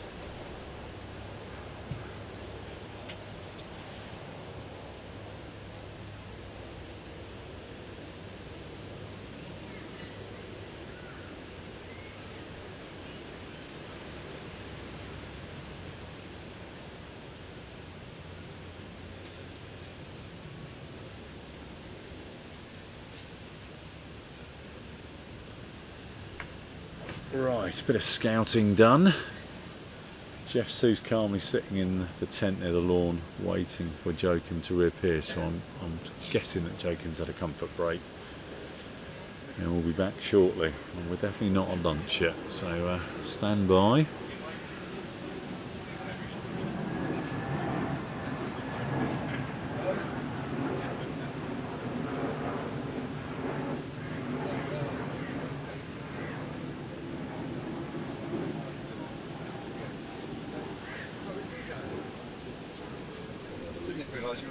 Yeah, and I'm going to have a little loop break. Right, I'm going to have a little comfort break in a minute, so I want to introduce you to one of our commentator stays, a gentleman by the name of Gareth Denyer, who's done lots of commentary down under particularly, haven't you? Yes, I have, yes. Well, lovely to be here though, what a magnificent setting. Yeah, well, great to have a great occasion. Great to have a fellow Welsh compatriot next to me. Yes, yes. Neither of us have an accent, but it's all good. No, and I'm lucky enough to be representing Wales in the over 50s GC in October in Perth. Brilliant. Best of luck with that. That'll be good. But yeah, no, this is my first time here. Have you played here, Rich? I've played at Hurlingham only in an inter-club match. I was playing for Colchester against Hurlingham. Oh yeah. Played on some of the more distant lawns. Actually had a TP that day, so that was quite a good day for me. But yeah, lovely lawns, really nice setting. So if we're playing club events in Sydney, it's always great if we get drawn away to Royal Sydney Golf Club, right? Because That's the equivalent. It's the equivalent to here. Nice. So when we look at the fixture list, we go, I hope we don't get Royal Sydney at home. Yeah, that's the worst outcome. Because our club just has a little sort of portable cabin as the clubhouse. Right. So you can imagine the difference. Yeah, high quality away trips always in order. It's like being a non-league football team and going to play at Old Trafford. I think that's probably what it's like. Yeah, being treated like royalty. Yeah. So we're just waiting for Joe Kim to come back. Yeah, it's weird, isn't it? We were because I've just been on the doing the camera, and I'm sort of panning around, and people must have thought I was mad crazy. Yeah. Because it's very unusual for an opponent to sort of just disappear in the middle of a game, and particularly to disappear and not tell your opponent that you've got. I think he's coming back now. He's coming back. The distance. I think he just assumed that Jeff was doing not a regulation TP, but it was something you probably would expect Jeff to finish, given he's done so many of them. It was looking good, wasn't it? It was only that jam in two back there that caught him out. Yeah. So, assuming that Joachim can hit in with his hoop one ball, which is green. It's always quite nice if you do go off the lawn when your opponent's on a break and you come back and you realise that nothing's happening. And you think, great, he must have broken down. Yeah, that's one of my favourite tactics. If things are not going well, I'll go for a comfort break and hope that instigates a breakdown in the opponent's play. Well, it's changed the way the molecules are circulating around. You never know, right? Yeah, absolutely. Yeah. So Joachim's got a lift. He's never done a TP competitive. I thought he had. Maybe he's just done them in practice. So I think he'll be trying to hit him with green and go round a peg. So given that Brown's on fallback. With this sort of shot, would you give yourself a bit of an angle so you've got a double here, or would you just back yourself to hit one? Yeah, I think that white is a decent way north, isn't it? It's not sitting as that tempting. I think I would. I think I'd be getting the angled shot. I don't know. I can't see exactly where. Pink's sat right in the hoop. I suppose that does complicate things, doesn't it? Because instead of just having a normal double, you've got wire in the way. Yeah. But I still think I'd be doing that. I'd be taking a bit of an angle at this. Depends how confident I'm playing as well. I mean, the big boys probably wouldn't be worrying about it. No. When I talk about big boys, I do include female players as well. But like the top players, would just be able to expect to hit white. White's like about 2 foot short of the line of one. And earlier he did have quite an ambitious, well, not an ambitious shot, it was about 6 yards or so, but he took the brave option of shooting at his opponent's ball on the boundary. So he's already had the experience of just missing that. So it's got to be in your mind. It's actually interesting, he's going for the one in the hoop. Looks like it, doesn't it? I mean, for viewers watching it, if at this level, peeling the opponent through a hoop generally doesn't matter, and sometimes it's done deliberately. It does look like he's shooting at the one in the hoop. Which means he's got much less area to aim for, doesn't it? Yeah, it looks like it's just sitting in front of one, actually. Oh, right. But even so, it's... Yeah. Oh, that's way wide. Oh, Joachim, unlucky. So I think Jeff... So Jeff is obviously can just nudge Pink through now. Yeah. Get a rush on white and carry on. Obviously green's not particularly useful for him, but he can carry on with his break. Joachim will be upset with that. He will be. Yeah, he's a better player than that. I do think it was strange going for Pink, because unless, as you say, it was proud of two back, so that he had the full ball. I don't necessarily like the visual of it. Like sometimes you stand over a shot and it just looks like something you're going to hit. Yeah. And that one where you kind of got the hoop framing it, for some reason, it's more tricky. I don't know why visually. But, right, so Jeff's obviously not run the hoop yet with Pink, so he'll just nudge that through. He's just looking at where he can rush white to. Can he bring it right the way up here? And, okay. Interesting call in the ref. Why do you think he's done that, Rich? I think he's trying to run 2 back at an angle. Right. And get the Russian white up to north boundary. And then, so I think he's coming through at an angle, so therefore the ref needs to watch it. So that if the ball squirts out to the side, no one will think there's anything suspicious. Yeah, I just had Joachim come over and have a look at some of the footage to see what went wrong. It looked like a decent swing. It just went slightly left, didn't it? It did. Yeah. So, Rich, the idea is here that you rush the white up to the green, and suddenly then you've got all the balls back in at your disposal. Yeah. He obviously doesn't have a good pioneer for. Doesn't have any pioneer for 3 back currently, so that's why he wants to get up to green and then develop the balls. I think he'll probably end up doing, if he's going to finish his peels, he'll probably do it would be a straight double. A straight double, more likely than not, just because he's just got a bit of work to do to get the break together. Yeah. Although if he does get the rush up to the green, then it will be easy to clonk it down to 3 back, won't it? And, Oh no, because he's no. So to get 3 back, he actually needs to use the. Oh no, unless he can rush the green down to 3 back. I think he'll rush pink off near green, just put his partner ball in a bit. I think he'll probably rush green down to brown, and then use it's brown. a shorter shot, then rush brown down to 3 back. Yeah. That'd be my guess. Because if he rushes green over to brown, he can put green somewhere near 4 back as well. So then he's got pioneers in place and a proper break. God, do you know what? That's a good job to get it down there. Yeah. So what he can now do is get white in towards Pennell and then rush green over to brown if he gets a good croquet shot.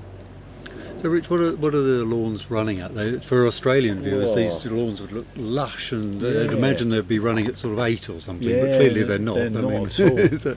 No, I think. I mean, they look very green, but they're running really nicely. I think they're probably about an 11 or a ish. You know, the nice pace. They do look lovely pace. Fast, but they're very green. So that shows the grass quality is good. We're getting decent speed out of a green lawn. So Hurlingham have done a great job preparing these lawns. And are they running nice and flat, or is there some character to the some lawns? Very, very slight contours. We've noticed that players playing in the Hoop 4 Pioneer have been drifting it. The ball's been drifting east slightly. There's a slight hill around 6, very, very small, where it tends to just fall off to the east again. But they're all very small slopes. It's something that's very manageable. So essentially a flat lawn. Yeah, I quite like it when a lawn's got a bit of personality. I think it actually adds to the skill and the spectacle. I mean, clearly not too much, otherwise it becomes a game of crazy golf. But something just to. Where the expert player who's read the lawn, like a golfer would read a green. You know, exactly. Yeah. I like a bit of character. So as predicted, Jeff's played white in towards Pennell. It looks like he's going to put green as an escape ball for 4 back, and then rush brown down to 3 back and make that. So he's very much thinking about finishing on this turn. Yeah, should be very nice. Yeah. So in the McRob, we were commentating on the game between Jeff and Ian Demerg. Oh yes. Pretty much each game took 5 hours. Oh wow! Because of course in the McRob there's no time limits and there's no sort of regulation to stop people from chatting or going off or anything. Gosh, some of those games went for a very, very long time. Some very difficult conditions as well, weren't they? And, they were. Yeah, there was some character in the weather. Yes. Yeah. So Jeff won't be massively happy with that. He had a very short rush on brown and just caught it wrong and sent it a decent way east and north of 3 back. So it's a tricky approach now. It should still be fine, but he won't be happy with that. Just adds to the risk of the break. It's a bit big. Now he's committed, isn't he? He's all in. Absolutely committed. White's close to green, Yeah. pink's close to brown. Wherever that pink bed, he's going to have to go for it, really. Is he going to learn his lesson here and just do a smoother angled hoop? Because that seems with the ultras like the smoothness, the top spin. They don't like people trying to force their way through. No. No, All right. crashed off the wire. So Joking, got another chance. That comes on, yeah. This is he's got loads of options here. Yeah, But he's going to be wanting to play with green, isn't green. he? I think, yeah. Yeah. Not white towards 2. I think. Yep. Then take off. Yep. And use off he brown goes. and print, off he goes. I wonder if just to settle his nerves a bit, whether he might be trying to make one off partner, just so he's got a little bit less edginess about that. Well, I guess First he would want to make one off partner for his triple anyway, wouldn't he? Yeah, if he's thinking about it. But as you say, if he's not, very experienced at doing the triples in competition, then. Just pointing out to Gareth, got a couple of comments in YouTube. Oh, great! A couple of welcomes. Ah, Pete Landry. Yeah, good stuff. Yeah, very good. Looking forward to hearing Gareth's Welsh lilt. Yeah, shout out to Pete and Uni as well. Very good. It's great. Peak time viewing in Australia at the moment, of course. Oh, there we go. Because That's 106 currently watching. It's great. It's 9:45. They'll all be. Well done, Joking. Good hit. Nice cut towards 2. They'll all be enjoying their evening viewing. Well, yeah, really glad we've got people from all around the world being able to watch the early stages of the World Championships. Camera work's fabulous. Got up again. Give another shout out to Stephen Allen and all his team. Beautiful setup here. Instant replays, 2 camera views. James Death has just walked by with his morning medicine. Aha, a bit of red wine therapy. Looking very happy with himself. Good win this morning. Don't think he started game 2 yet. Okay. So and that looks a bit steamy, doesn't it? It does look That's a bit steamy. That's going. Yeah. It's going to stay in, but not by very much. Oh dear. Chunky. That turns a very, very promising situation into something very nervy. It's jangly, isn't it now? Yeah. Again, that approach down to 4, and naturally he's going to picks up speed and goes east. Yeah. So he hit it hard anyway, and then the lawn's taken it a little bit more. So he's got to hit. Okay, so it was clearly in by more than a yard because he hasn't had to mark it in. No. Oh, sorry, he's the striker ball anyway. Yeah, sorry.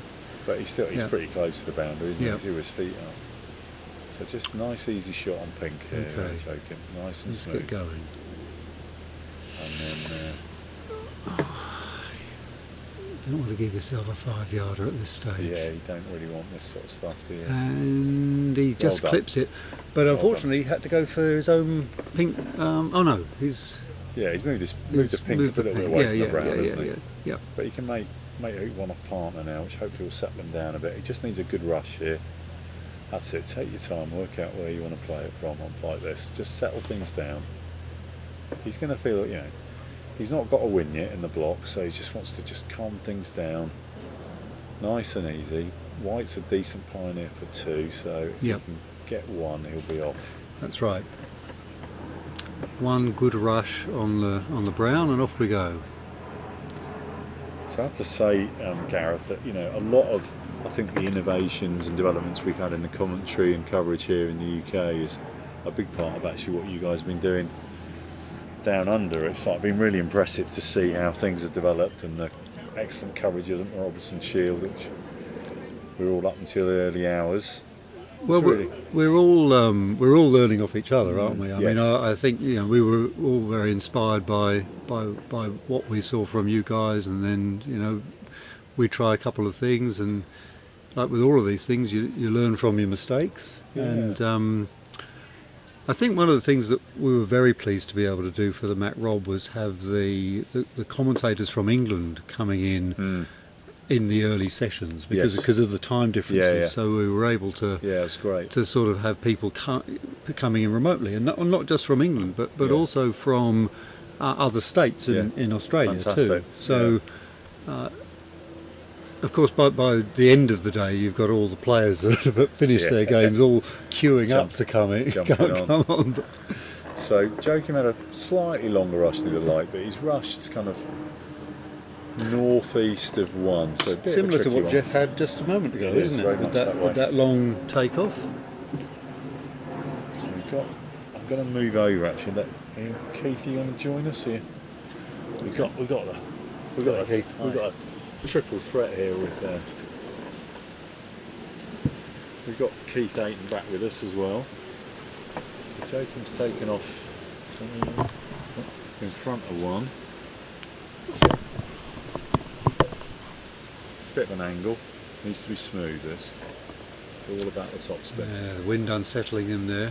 Seen Jeff have a couple of hoop jams just by trying to force it a little bit. So I think nice and smooth here. Gets this through. It's all on. And through, very nice. Well done, well done. Whew. Now he's got a break. now he's got another 5-yarder. So. Another 5-yarder for a break.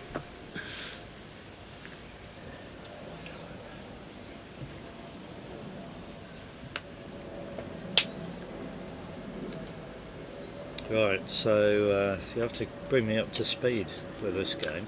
I'm just looking at the clips. Yes, well, Jeff was on a triple, but he put it down at 2 back, and then we've had a little bit of jostling, and Joachim got in, but unfortunately now, as you can see, he's just missed his return roquet. Right, I can see the players coming onto the lawn for our next feature for the commentary game. For the primary game. That's Jose Riva from Spain, and he's playing Mark van Loon. Now I'm not familiar with English. Mark's play, so what can you tell us Well, Australian viewers about I'm not familiar with his actual play either. I've seen him a little bit. I saw him a few years ago and I thought he was very promising. But he did play in our top 8, the President's Cup last year, which was probably a slightly weaker 8 than normal because quite a few of the England MAC team weren't available. Oh, of course. Because they had to save their holiday for the MAC. Yep. So the game has started. It started with a super shot. Super shot by Mark, the blue ball. And Jose has chosen to put another ball into the middle of the lawn. Now, I'm going to suggest that actually he's hit that further than he really intended to. And why do you say that, Keith? Well, I think one of the plays is to actually put red. You put it to the east, but you actually put it no further than blue, maybe even a little bit shorter than blue from A-bolt. But the problem that Mark has is he'd like, given where red is now, he'd very much like to make a double target. He would, yeah, but missing that would be a bit of a disaster, wouldn't it? I'm not sure he can actually make a double target. If he can he make it? He's looking. He had a quick look at first corner there. He did. But even if he could make the double from first corner, it's a long shot. It is. And basically, whatever shot he misses, and he certainly looks like a man who wants to take a shot. I actually think there is an option. It's. But if you look silly if it goes wrong, but you can just put black in the middle. Just tickle that one up. Yeah. Say a couple of yards to the east of red or something like that. Something that, again, it won't. Oh, he's going. It won't. He's going for red. He won't give a shorter shot than Jose's already. No, he's tickling like you suggested. Well, yeah, but he's having a go at black, and he's held off it. I thought. I think. Do you think that curled? I think it did. Yeah, it definitely curved. Oh, that's interesting because we've noticed this morning that there is definitely a hill. Let's call it a gradient. If you're An coming incline, from an if you're incline. coming from where we're sitting, which is on the line behind hoop 6, and behind hoop 6 in the distance is hoop 4. Several shots of people have been sending a pioneer to hoop 4 from up here somewhere, and it's curled 2 or 3 yards from west to east. Yeah. Now that one, if it's curled, actually has gone. It's not gone down the same line, but if it curled, it's actually curled east to west. It was more of a wobble than a curl, I think. It was a smooth. It was. Yeah. Well, he looked very interested in it. Yeah, he did. Oh, yeah, he did. And anyway, he did what you said, which was just tickle it up. But it gives Jose a chance of a few different combinations here, doesn't it? There's a double from either A or B balk for him. He's going for the shot from A balk. Now I'm looking at the comments on the YouTube channel, and Rosie and Pete Landry so I've been waiting 2 days to hear your Welsh lilt. I know they're to poking me, fun at me. You sound Australian. I know they're being naughty. They're being naughty. No, I qualified to play for Wales due to my heritage. Right. But I grew up in the south of England. Actually, funny enough, I grew up within a mile of the Southwark Club, and I never even knew it was there. Right. Amazing, isn't it? But we've been in Australia for 35 years, so I might have picked up a couple of bad vowel sounds. I'm going to say that you probably have, actually. So Jose having a think about this. I think he's just waiting for the other game to get out of his. I'll be amazed if he does anything other than make a double target of black and red. Yeah. Or red and black, but it looks as though he's already put the ball on the yard line, so he's going to be shooting from the south boundary, A balk. And it's interesting when you've got that amount of time to think about it as well, isn't it?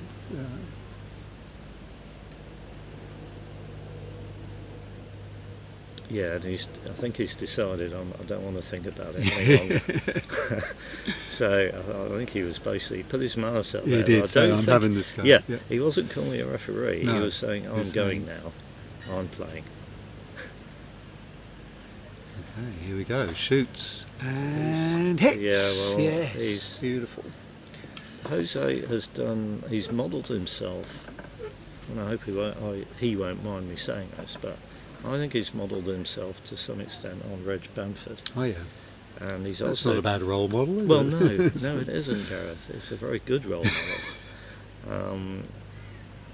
Because Reg, when he's on form, he is technically, I would say, superb. Yeah. We've been talking a bit in commentary about how actually, if you want to improve your croquet, one area you can really work on is actually simply getting better at hitting your ball. Yep. If the more often you can get the middle of the face of your mallet to hit the back of your ball, pointing in the right direction and travelling at the right pace, the more successful you will be. And are you finding that more and more people are using their iPhones and what have you to capture that? Well, because the slow-mo on the phones now is so good. Yeah, I don't know how many people are doing that, to be absolutely honest. But they probably should be doing it. And it's very easy to set it up as well. Yeah, it is. I mean, I play a lot of golf, and the amount of technology in golf to help people get better at swinging a golf club. It's. Will it happen for croquet one day? I don't know. Well, it's just that it is extremely simple to do, because you just have to buy one of those little tripods that you put your phone in, and you can position it behind yourself, or you can position it to the side of yourself, and then you can do exactly what you've said, which is where is my mallet striking the ball? Is it Yeah. striking it, in the middle of the clock face, or is it slightly at 10:30 or something like that? It's very, very easy to determine. And the other thing, A little bit flat, I think. the other thing you could That's do also- is you can check that your setup is actually getting you pointing towards your target. There are quite a few players. So here comes the rush to hoop Oh, one. okay, It's well, a little bit wayward, isn't it? Yeah, that's one of those. You've hit it straight when actually you were trying to just cut it on Because the he was right-hand side. he was a bit flat in the setup. He didn't quite get angle. the rush pointing where he wanted. All right, so if he gets this right, he's well away. But it will certainly make life very interesting if he doesn't quite get there. If he gets going, and I think he probably will. He's actually a very good player. This is I'm the really not crucial sure how shot. much. Oh, it looks a bit slow. It looks a No, bit it slow. looks slow, but it isn't Oh, slow. yeah. So I was talking to Rich earlier about the speed of the lawns, and I think that's just answered my question, which is, they look, for an Australian audience, they would be looking at this thinking, "Gosh, these lawns are green. Well, it must be like a paddock." Yeah. But in fact, you could see from the way that ran there that it was about 12 or so. Yeah. Well, the secret is, the ground staff at Hurlingham are fantastic, and they've done a fantastic job getting these lawns into this state. I don't know if you've had a chance to actually walk on the lawn or examine it closely, but they are like they're like putting greens. Putting greens, yeah. Is that a bit of rain I can feel sprinkling on the tent? Yes, it is. I'm not sure what else it could possibly be. No. So yes, it's definitely rain. Well, we had rain yesterday. I didn't think there was rain forecast today, to be honest. But that's an English summer for you. It's only a very mild sprinkling. And I think it's already stopped. Yep. Yep. So there you go. It's just a reminder that we're in England, I think. So Jose is in the process of building his 4-ball break. He hasn't been able to get any momentum going yet because of the secondary game, and I think he's quite a rhythm player. That's one of the features of double banking, unfortunately. I mean, how you deal with it is all part of being a tournament player. It certainly is. Yep. It's not something that the Mac players had to deal with, was it? Because all those games are single banked. Every single game is single banked and no time limits. And it was. Well, there are no time limits with these block games, so I'm told. And certainly, most of the games are zipping through fairly quickly. Yeah, and they're doing 3 games a day? It's 3 rounds a day, in the block. So there are nine block rounds to get through in 3 days, so it will be 3 rounds a day, and they don't, they're not, they wouldn't put people on for a 4th game, even if they were available. They just stop. So you might finish at 3 or 4 o'clock, or you might still be playing at 8 o'clock. So once you've had your 3 games, you can go home and watch, have a beer, or relax, whatever. So how's he doing here? Well, what do you think of this, Gareth? Come on. Well, I'm actually a bit surprised that he's now dead on both the blue and the red, isn't he? And he's got to do a takeoff back to the black.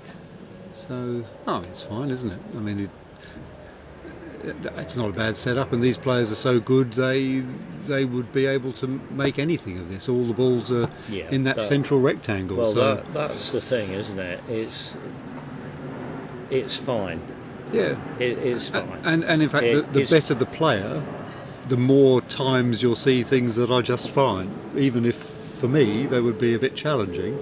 For players of this standard, it doesn't. It makes no difference. I think inside he will be thinking, well, I played a terrible shot with blue. Yeah. Blue's 7 yards short. And now I've had to rush red to the. I've had to rush red there, where normally I would have been rushing red towards corner 2. That's right. And I've now had to do a takeoff to black. I haven't rushed black in front of the hoop, straight in front. I'm still okay. Yeah, but now we're back onto. And now we're back fine, on aren't we? track. Yeah. But that seemed to be something that was causing lots of problems during the MAC at Cairnley. If you'd started playing like this, there was a breakdown. It would unravel, wouldn't it? It would unravel, yeah. It won't be prone to do that here as easily, because the lawns are probably. I mean, when I was watching, I wasn't at Cairnley, but I was watching the live stream and your excellent commentary, and the show lawn too seemed to be incredible, isn't it? Yeah. I mean, if the viewers weren't also watching that, I mean, it's one of the. It seemed to have a ridge running sort of between somewhere like sort of between hoops 1 and 3 somewhere, and if you got the wrong side of it, your ball would. So a couple of yards one way or the yards the other way. Yeah, a couple of the Australian players, not in the team, but just enthusiasts, have had geo-surveying equipment, Right. and they did a contour map of the lawn. Right. I mean, it looked like the South Downs. Really? Right. So, I mean, Yeah. And it's not easy to fix, I suppose, because the the ground site that it's on is moves anyway. It does. Yeah. It's on a site which is, I believe, it's an old munitions factory, and it's also very reactive clay. Right. So it's sort of a mixture of things that make it quite difficult to keep it stable. Well, Hurlingham hopefully isn't about to explode. So how long have these lawns been here? I was wondering if you were going to ask me that. I honestly don't know the answer. But I've got quite an interesting story about them, because I was here quite a few years ago to do some coaching and for some Hurlingham members. Oh, yeah. And one of the players told me that at some time, I think shortly after the Second World War, maybe in the 1950s sometime, the local authority had devised a plan to extend the road that goes along the north embankment of the Thames, and the Thames is probably 50 yards behind where we're sitting at the moment, through the Hurlingham Club, through the club, through the croquet lawns that were in front of us. Okay, yeah. And clearly that wasn't something Hurlingham was particularly keen on. Yeah. And at the time, the Croquet Association had a long-standing relationship with Hurlingham, and their offices were on the grounds. There was a building that was the CA office. So the club approached the association and asked for help in combating this proposal, and apparently the association produced a magnificent document giving the history of the lawns and all the great deeds that had happened here and who'd played and why it was such an important venue for croquet in this country. And anyway, as you can see, the lawns are still here. So yes, there's no road in front of us. There's no road. So, and apparently the club was so grateful that they said at the time that the Croquet Association could, stay as a and have its office here in perpetuity. Okay. But, all right. And there are 1, 2, 3, 4 lawns in front of us. Yeah, there's another 2 over on the to the right of us. They're known as the bowling green lawns. The bowling not because they used to be bowling greens, but between us and them is one of the bowling greens at the club. Okay. So to get there, you go past the bowling green. Right now, so this is looking interesting, isn't it? Well, we're going to have a little one back. I've seen this happen a few times. So I think I know what he's doing here. So tell us more. Well, okay, so because it's funnily enough, I did you're thinking he's for hoop 6, isn't he? Yeah. So funnily enough, we do have a comment on the chat asking if we could explain how a sextuple works. Can you please explain how a sextuple works? Well, we might not need to. Well, hopefully, well, certainly it's easier to do that if you've got someone demonstrate it, haven't you? That's right. Yes. Now, can you imagine trying to explain it on a blind? Already, I've spotted something here. So anyway, so we think Jose. Well, we're 100% confident that Jose's plan is to crosswire blue and black at hoop 1 and retire to corner 3 with the intention of doing a sextuple peel, assuming that Mark doesn't hit in. He's going to be leaving Mark a shot of over 30 yards. Yeah. Because although Mark's blue and black balls will be quite close together, we're going to have an unhelpful piece of equipment between them. Yes, some steel. Some steel, yeah. Now, Jose actually made a bit of a minor error there, in my opinion, because if you noticed, he had a very good pioneer at hoop 6, and his play was to get red and black over near hoop 1 and do a takeoff to blue, and that takeoff was short. It was. So now blue's out of position. Because it was short, he couldn't just softly rotate blue. Yeah. He's had to rotate it past the hoop. So blue's now on the wrong side, isn't it? It looks to me. I mean, he's done pretty well there, but. Well, ideally, blue would have been the other side. It would have been west of the hoop rather than east. He'd want to rush down to the other two balls. Pretty near black, really, because ideally you have in mind where you want to put blue, and you'd like to then get very close to black. Oh dear, he's not happy with that. That was a miss hit. Yeah, not happy with that one at all. That really complicates things. Well, it makes it a bit more difficult. The danger here is that so he'll put blue somewhere. Now, what you don't want to do is put blue, say, either directly south or directly north of the hoop at this stage. You don't want it directly south, because then blue might be able to just run the hoop. Okay. And you don't want to put it directly north. That's novice error number 1, isn't it? Actually, absolutely. Doing this amazing wiring, but actually leaving the balls in front of the hoop. So you have to cross, because blue and black are both for hoop 1. You have to. He's standing where he wants to put blue.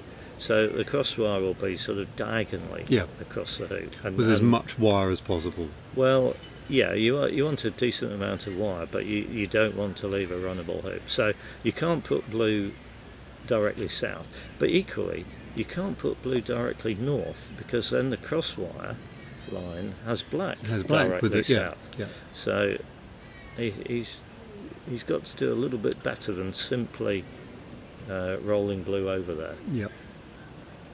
And he looked at that spot on the far side, on the west side, because he doesn't want yellow's a bit short, Keith. Well, yellow's short and blue's short. Yeah. Because now he's going to have to hit black, rush it over to the area between hoop 1 and corner 1. Yeah. I mean, I was going to say, right. So if he'd got that right, blue would have gone another 4 or 5 yards, and yellow would have gone another 2 or 3 yards. Yeah. And it'd be much closer to black. Oh, that's a good shot, though. That looks quite good. That's a very good shot. The thing is, you don't want to be trying to move black very far. No. You really want to. But to me, in fact, the viewers have got a better view of this than we have from where we're sitting, because they can actually see that it looks nicely wide already, doesn't it? Well, he's done well. If that's the case, I can't tell. Yeah, look at that. I still can't tell, to be honest, but I think he only needs to feather this away. towards the red, and he'll be Okay, fine. well- Yeah, that was a fantastic rush, then, wasn't Yes, I'm going to say it was slightly fortunate. Well, only because I mean he was what 3 or 4 it? yards. 4 yards. Yeah, 4 yards. So Well, he was 4 yards away, and he rushed the ball 4 yards. well, yeah. he punted the ball 4 yards. Ooh, now is he Yeah, okay with well, that? well, again, there's Because risks, once he's clonked this risks. red, the red could career into the blue. Or yellow could. Yeah. I Right, think- here we go. Look at Yeah, this. Well, Let's see where the yellow and the red go. Oh yes, he did. He nudged the blue. oh, He nudged the blue. right. Well, if he's done that, then he's looking at it like it. It looks as if he might be okay. Yeah, it's tight, isn't it? It's As there far could as be we can see. It'd be great to get a little zoom in on what the black and the blue can see of each other there. He's certainly going to go and Well, have it's a good not look. perfect, is it? It's one of those. Wow. I think both Ooh. blue can see a bit of black, and black can see a bit of blue. I think that's not a great crosswire. Great camera work. Yeah, very Yeah. cool. The camera works have been very good. It would be great to have a sort of But line that they could draw on the screen to show the Oh, width yeah. of the ball, and to see a couple of little train tracks going Yeah. up past the left leg of the hoop. They can hear what you're saying. Yeah, I know. I'm just encouraging the technology. That's, wow. It's going to make Well, for a really intriguing shot for Mark, isn't it, when he walks on the lawn?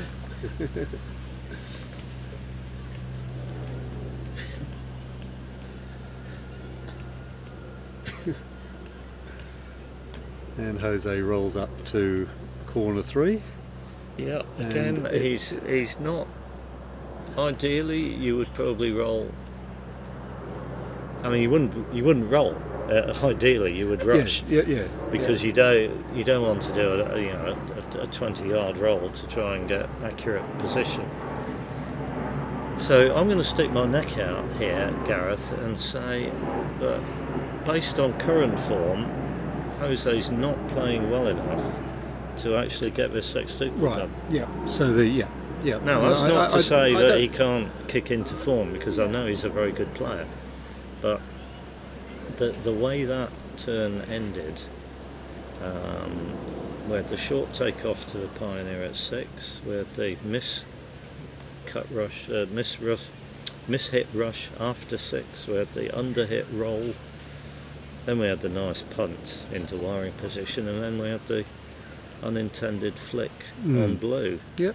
And then we had a slightly short roll, I'm going to say. I mean, I might be wrong, he may have wanted to go there. So Mark doing his That's the press Stephen ups. Mulliner impression, Yeah. isn't it?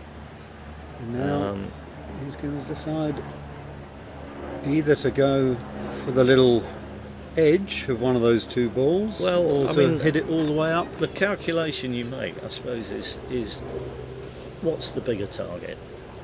Is it the slither of Yep. partner ball? Or is it a full ball at Or is 35 it- yards? Yeah. Yeah.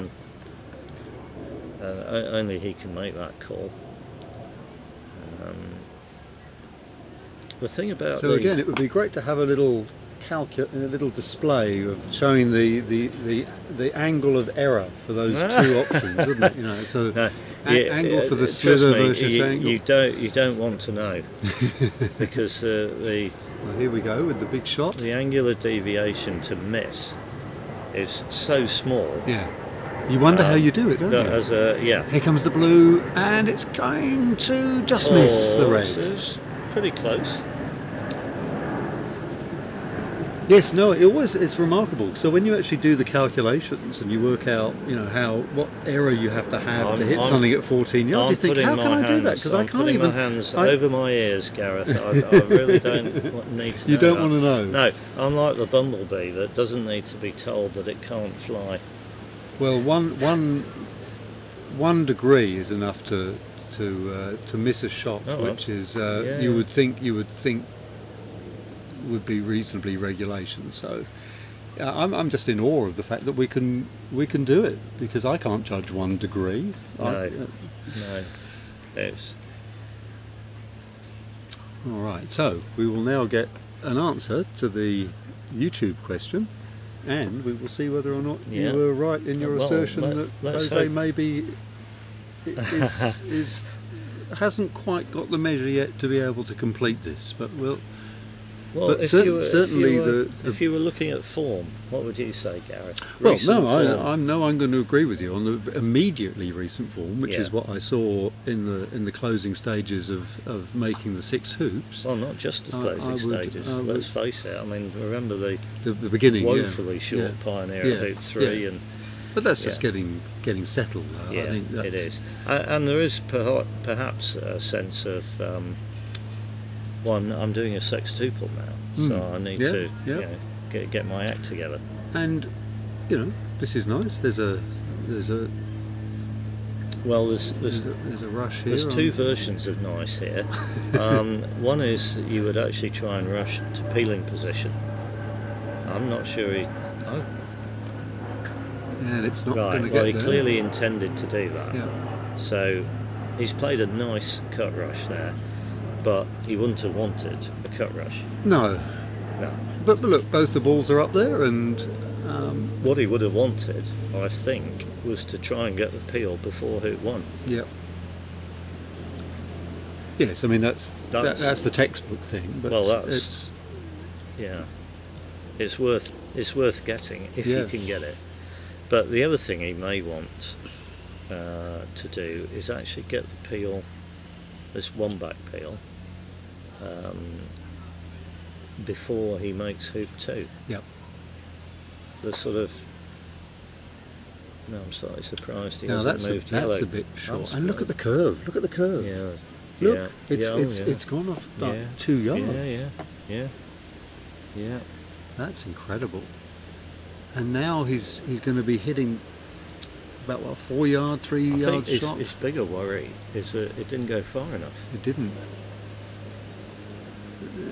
Just tickles it nicely. It's moved it nicely towards hoop 1. Yeah, a few little jitters here. I was surprised he didn't move yellow closer to the hoop, actually. But it's always the great problem with a long takeoff, isn't it? That it's like when you're going from hoop 3 down to the ball in corner 4. Mm-hmm. It's one of the more difficult shots. Oh, because, it is. Because you, on the one hand, you're trying to move something in, and on the other hand, you're trying to get your own striker ball like 25 yards. It's tough. Well, I think the factor is he's played a thin takeoff, and any time you play a thicker takeoff, it's just a bit harder to judge. It is, because it's. You always say with a thin takeoff, play it like a single ball stroke. Yeah. That's if you want to know how hard to hit it. Play it like a single ball stroke. But as soon as there's thickness, you're moving the other ball, I mean, but basic physics tells you that you need more energy. Yeah. Because you're putting energy into 2 balls. But if you dare think about that, then your striker ball's going to go off. So and he played a thin takeoff, and still red was short.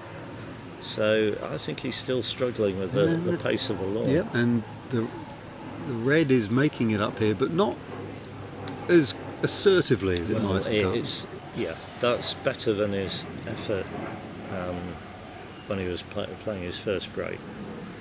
So let's hope for his sake that he is actually progressing. What do you do if very early on into your sextuple turn you decide that it's not going to happen? What's the next best thing? What's your escape strategy then?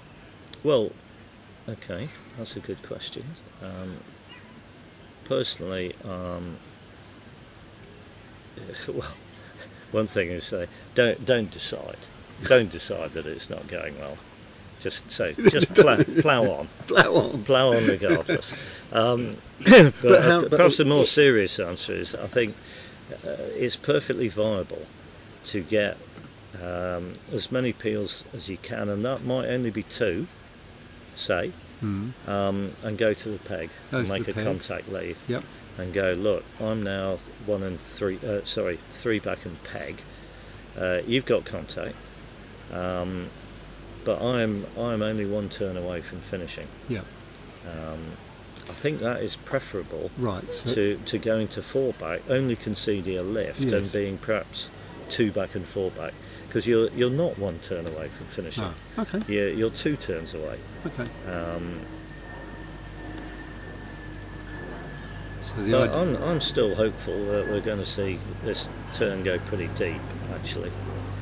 Jose is, as I've said, a very good player. Yeah. Not only is he models his technique on reg, but he's had quite a bit of...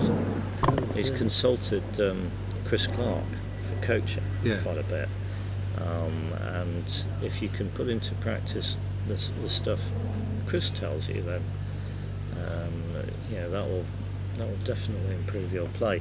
Now, we're joined by statistician great shot. Rich Waterman is busy typing in results, which Well, I have a horrible feeling he's going to want me to read out. Well, as Rich is doing that, I just would comment that Jose played a beautiful little rush onto that yellow because it just came in. Well, that's a nice settler for him, isn't it? Isn't it? Yeah. Yeah. Absolutely. Given what's been happening, that's a lovely settler. Yeah. Do you want me to read these out, Keith? Don't worry. Lovely dulcet tones. Well, okay, so we've got some results from Hurlingham. Are they from Hurlingham or from all over? All over. Right, it's not just Hurlingham then. Okay. Right, so first up we've got Aston Wade moves to 5 out of 5. 5 out of 5? Wow. By beating Duncan Reeve. 4 out of 5. Sorry. 4 out of 4.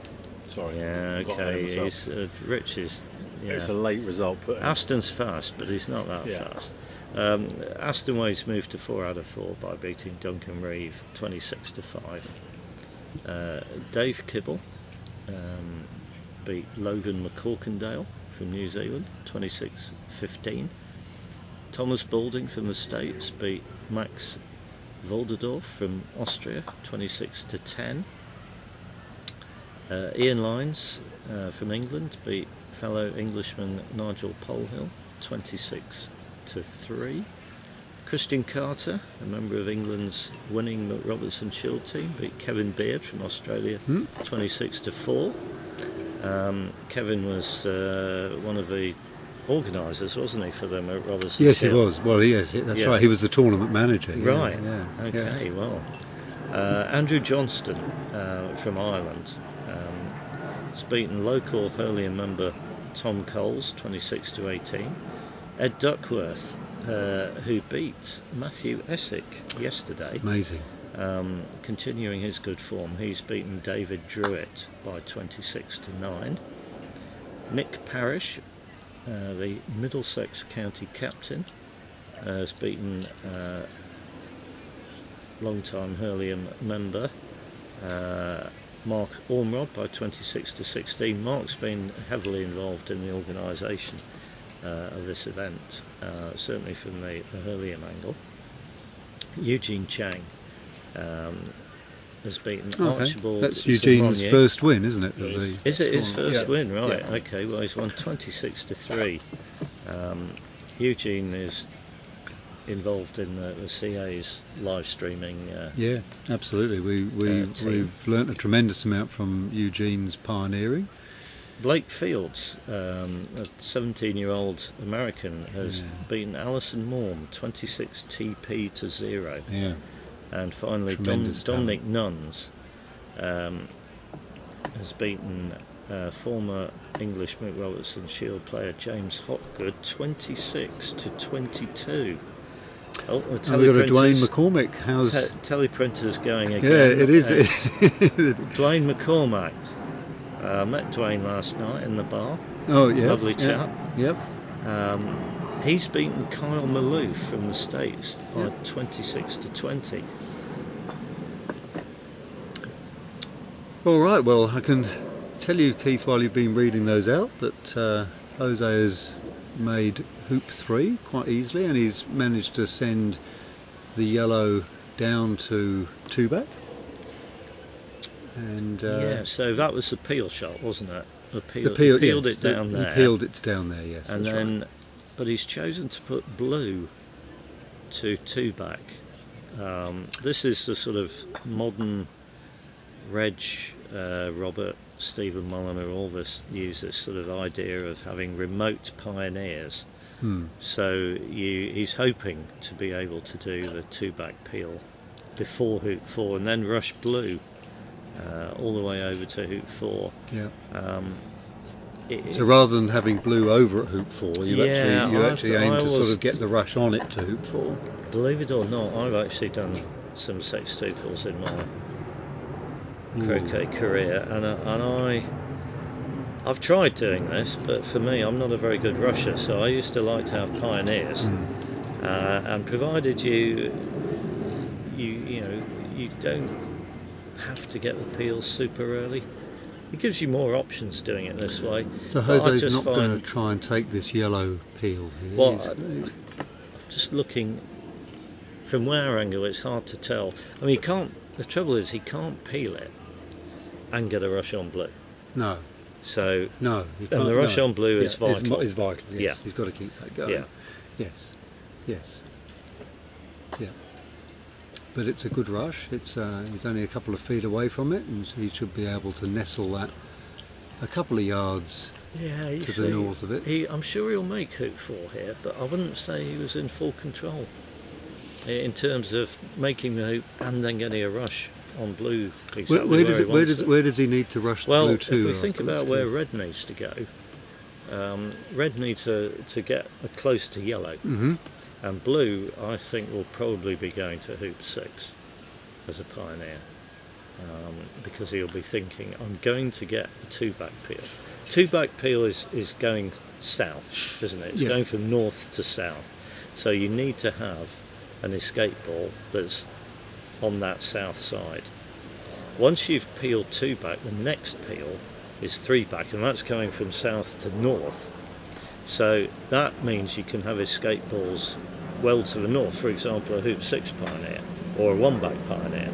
You can actually have pioneers at 6 and 1-back and be peeling 3-back going to either of those hoops. But he does need to get this 2-back peel now, and this is a rush. Well, it's not a rush. No, because he can split first corner. No, but he can split this blue up. Well, he could split it, but now you see again. This is another remote pioneer, and he's kind of been forced into this because a split shot from there, going to now he's standing where he wants. Yes, that's where he wants red. But surely he's not going to leave the blue there, is he? I think he is. I actually think he is. I see. I mean, he might move it a yard or two, but his essential plan is to leave, because playing a split shot is inherently less accurate than doing a takeoff. That's his issue. Yeah. Okay. Because I can see that black is obviously the pioneer for 5. Yes. But I'm really not sure why blue has been left where it has. Well, I dare say we'll find out. Oh, that's a nice shot, isn't it? Well, he's missed yellow, which I think he wanted to important. Do. Yeah. And perfect. Assume he's got a rush. He must have a rush to peeling position. Yes, he's got a rush. But ideally, black would be a few yards further south, and then he could play a sort of roll through the hoop, roll for the peel to get the peel through the hoop and get on to black. He hasn't got that luxury here. He's going to have to do a sort of thick takeoff.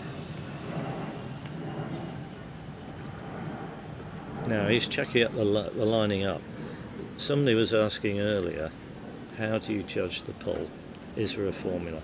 In practical terms, you just have to get out there and try them. Yeah, I think. And learn how much pull you get for different types of shot. Are you one of these players that when you're playing a peel you position the striker ball so that the 100%. I'm trying to get a consistent contact. I can't move yellow, so whatever orientation yellow's in, I'm stuck with. But I can choose what I do with the striker's ball.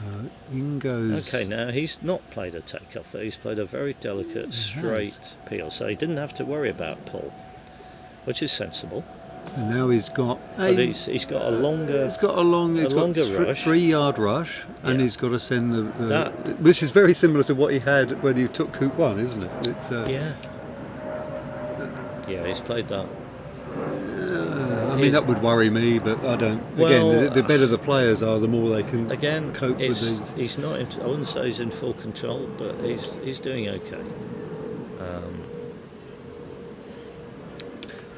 I'm looking forward to seeing how blue gets used, because I'm still a little bit confused about why blue. Ooh, that's a bit short. Yeah, there's a little hill there. there. It's gonna make this one a bit tricky. He's a little hill, and he's not quite got up it. Oh dear. Okay, big moment in the game. Yeah, but if he smooths this he won't thrash at this. Let's see. He'll just smooth it through. And he'll. it's through. Well, but it is through. I don't think he has a clean shot. No, he's. Yeah, well. Here's the replay, and you can see there that on this beautiful camera angle, great work from the camera. Yeah. He's absolutely got no backswing on that. No, but no, he hasn't. Well, but he could go for blue, of course. He could go for blue. I was just going to say that he could go for blue. I mean, he's going. His original plan obviously was to come through the hoop. I would say about another 3 yards. So he had a rush on black, back to corner 1 or somewhere like that. Right, and then he'd be sending yellow over to 3 back. Well, he'd be sending black towards 1 back, I would expect, and then he can rush yellow over to 3 back. Okay.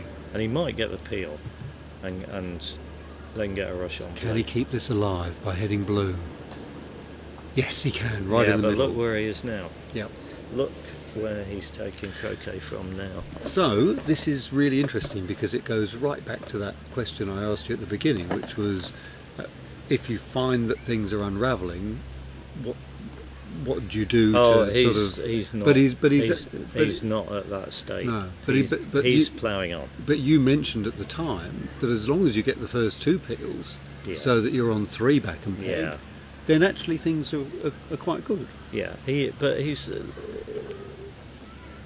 got a fine shot. It's a big shot, but he can easily pioneer 1 back.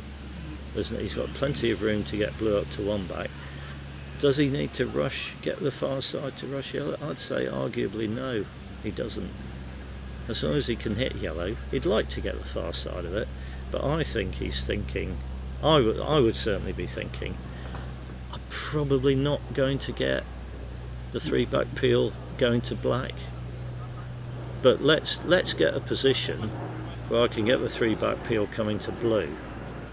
So after making hoop 6, does that make sense? Do you think the blue's a little bit high? I think it is, definitely, yeah, because if he will be setting this up. He can't now rush yellow to 3 back because he's not the right side of it, but he can croquet it to 3 back, get a rush on black to hoop 6, and that's clearly what he's going to be attempting to do. This is what I was saying earlier, there's actually no need to rush to get the peels.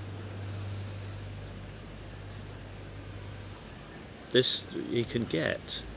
I mean, blue's gone too far, because if he does get yellow over to 3 back, get a rush on black to 6, make 6, ideally get a rush back down to say corner 4, somewhere around there. So can he get the rush onto the black here? That looks good. Yeah, that looks good. Very good. That looks that's good. Very good. That's perfect. Okay.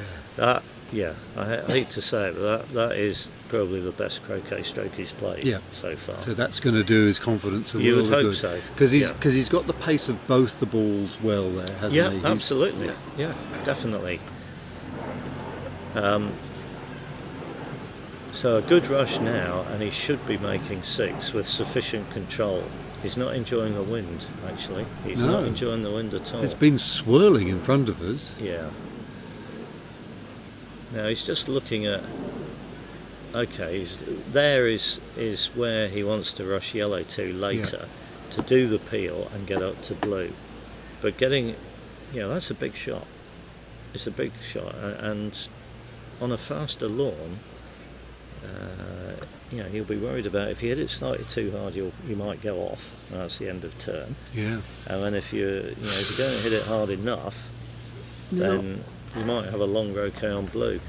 That black's done quite well. Initially, I thought that was too slow. I know. I really did. But as soon as he hit it, I thought, "Ooh, that's only going to go a couple of yards." We've had quite a bit of. I mean, I guess it's the parallax and perspective, but so he's deliberately put the black onto the eastern side. Yes, and he's also put it a bit deeper because before you play that shot, he's annoyed. You see, I can understand that. He actually got a perfectly runnable hoop that you could run with and control. He didn't hit it through hard enough. And Harry Fisher actually had exactly the same problem in the match we were covering this morning. So I don't know if that hoop's a bit tighter, maybe. Anyway, he wanted to come north of black because he wanted to rush black a lot closer to yellow. Because now, if you look, he's. Can he roll them both? Can he roll them down there now? Whatever he does with black, he's moving red 20 yards, isn't he, to get a rush on the yellow? Yeah. Now, that's a long way. And he's moving it 20 yards into in a line where he can't be more than a yard out. Yeah, there's not much room for error in that. And now the white ball's come up. Doesn't really want to be too things. short, and he certainly doesn't want to be too far.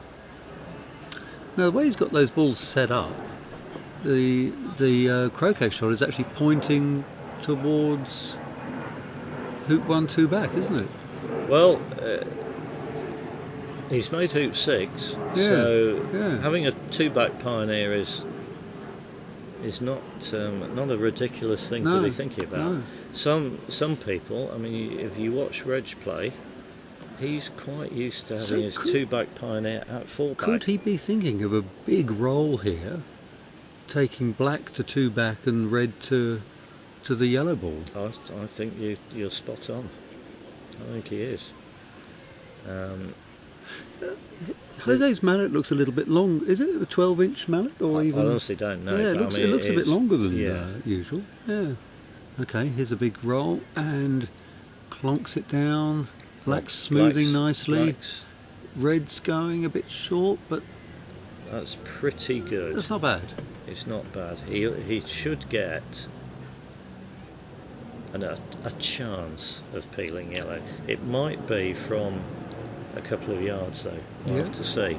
And then effectively it's a really big death roll, isn't it? Coming up. Yeah. It is. Well, it's quite exciting stuff. It is. I'm hoping that we're meeting Tim's expectations. Yeah. Well, we try and lay on the tutorials. It's all part of the service. I'm just wondering whether yesterday, Rich, didn't we? We found that the chat sort of dried up in the afternoon. Yeah. At one point, and we haven't had a comment since Tim's comment, so we might be talking to nobody. I'll look at them. No, I think we can see them at 110. Okay. Well, so the Australians will all be tucked up in bed by now. Yes. Likewise, the New Zealanders. Americans will be starting their day. Yeah. Right, so okay, he's clearly rushed it somewhere where he thinks he can at least have a go at the peel. This will be great. Do you think it is pretty straight? Yeah, it looks very straight. Looks pretty straight. Yeah. No, this is great. Well, that's good because one thing you don't want to be doing is having any sort of angled peel, and you've got to factor in pull and have to really clonk because the blue's quite deep, so he's going to have to clonk. He's going to really have to clonk it. This is going to be really great fun. Here we go. Clatters in there. He's going to be a bit short on the red. No, he's not. Coming on. Gosh, these lawns are so deceptive. Yeah. That's actually pretty good. It's a good shot. Yeah, I'll give him some marks for Yeah. that. If he'd actually, his split is slightly too narrow an angle, and if he had split it a little bit wider with exactly the same amount of strength, I think Red would have been about perfect. Yeah. But at this This is stage, good. given how things have been going, he'll be very happy Yeah. with that. Yeah. What I'm really enjoying about this is that, although really, I mean, there's only one shot that you've said, oh, that's a good shot, and yet he's he's made tremendous progress. His striker ball is ticking over. The scoreboard's ticking over. The yellow ball's being choreographed into the sort of right spots. That's a good shot. Even I'm going to say though- that's a good shot as well. yeah. So if we're counting, that's 2. God, is it? Well, no, it's a seriously, tough crowd, isn't it? the important thing is to keep making the hoops. There's no market for getting loads of. But what's peels and then interesting for failing me at is that just as a pretty ordinary player, what's very inspiring is that Jose has managed to keep this going even without playing any spectacular shots. Yeah. So it really should act as an encouragement for all players to have a bit of a go at this, because it's not that he's done anything beyond ordinary ability.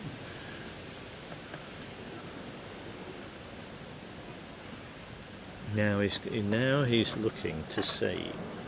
I can't.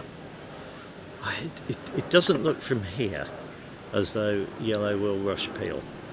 No, I think it's against the leg, isn't it? It looks to me as though it's against the western. I don't know whether leg of the I don't hoop. know whether we can. Is there a camera? Have a camera gets shot on us the a yellow so that we shot can of yellow? maybe just get an idea of just how tight that is. Slightly south and a little bit west. Say again? I think yellow's slightly south and a little bit west. Yeah, Rich doesn't reckon it rush peels either. No. Ooh, and the blue sprays. Yeah, no, okay. Now I'm just going to get on Jose's case a little bit there, because he didn't mark either green or brown, No. and he very nearly hit both of them, so a little bit naughty. Not that I haven't done exactly the same thing myself many a time. The thing is, when you're double banking, you've got a shot, you want to play it, and having to walk 15 yards. Oh, he did mark side, I beg his pardon. He did mark brown, okay. Half a retraction. Yeah, I'll retract that, yeah. But he didn't mark green, or did he? Let's find out.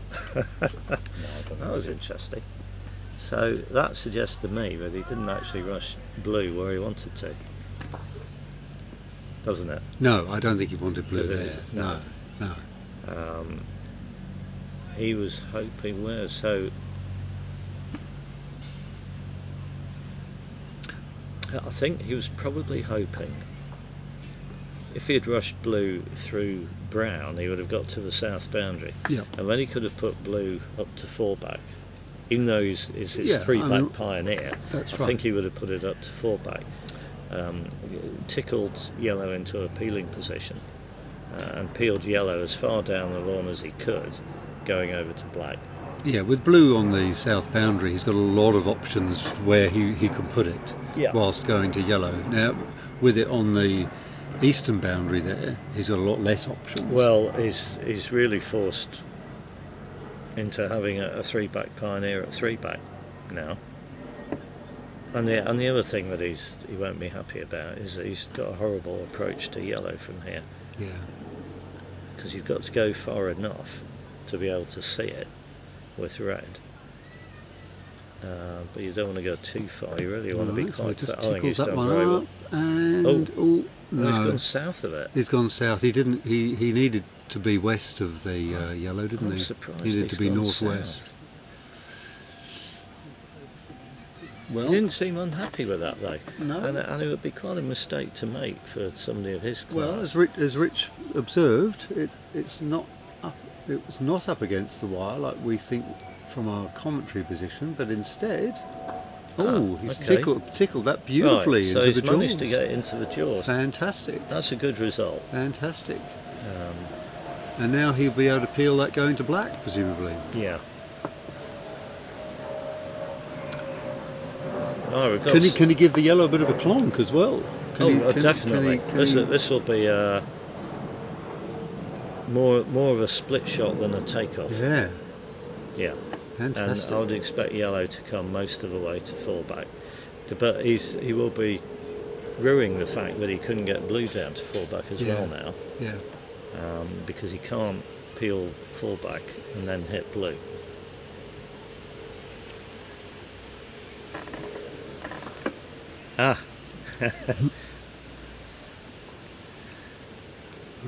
I'm glad to see that Pete Landreeb's not going to bed. That's at least.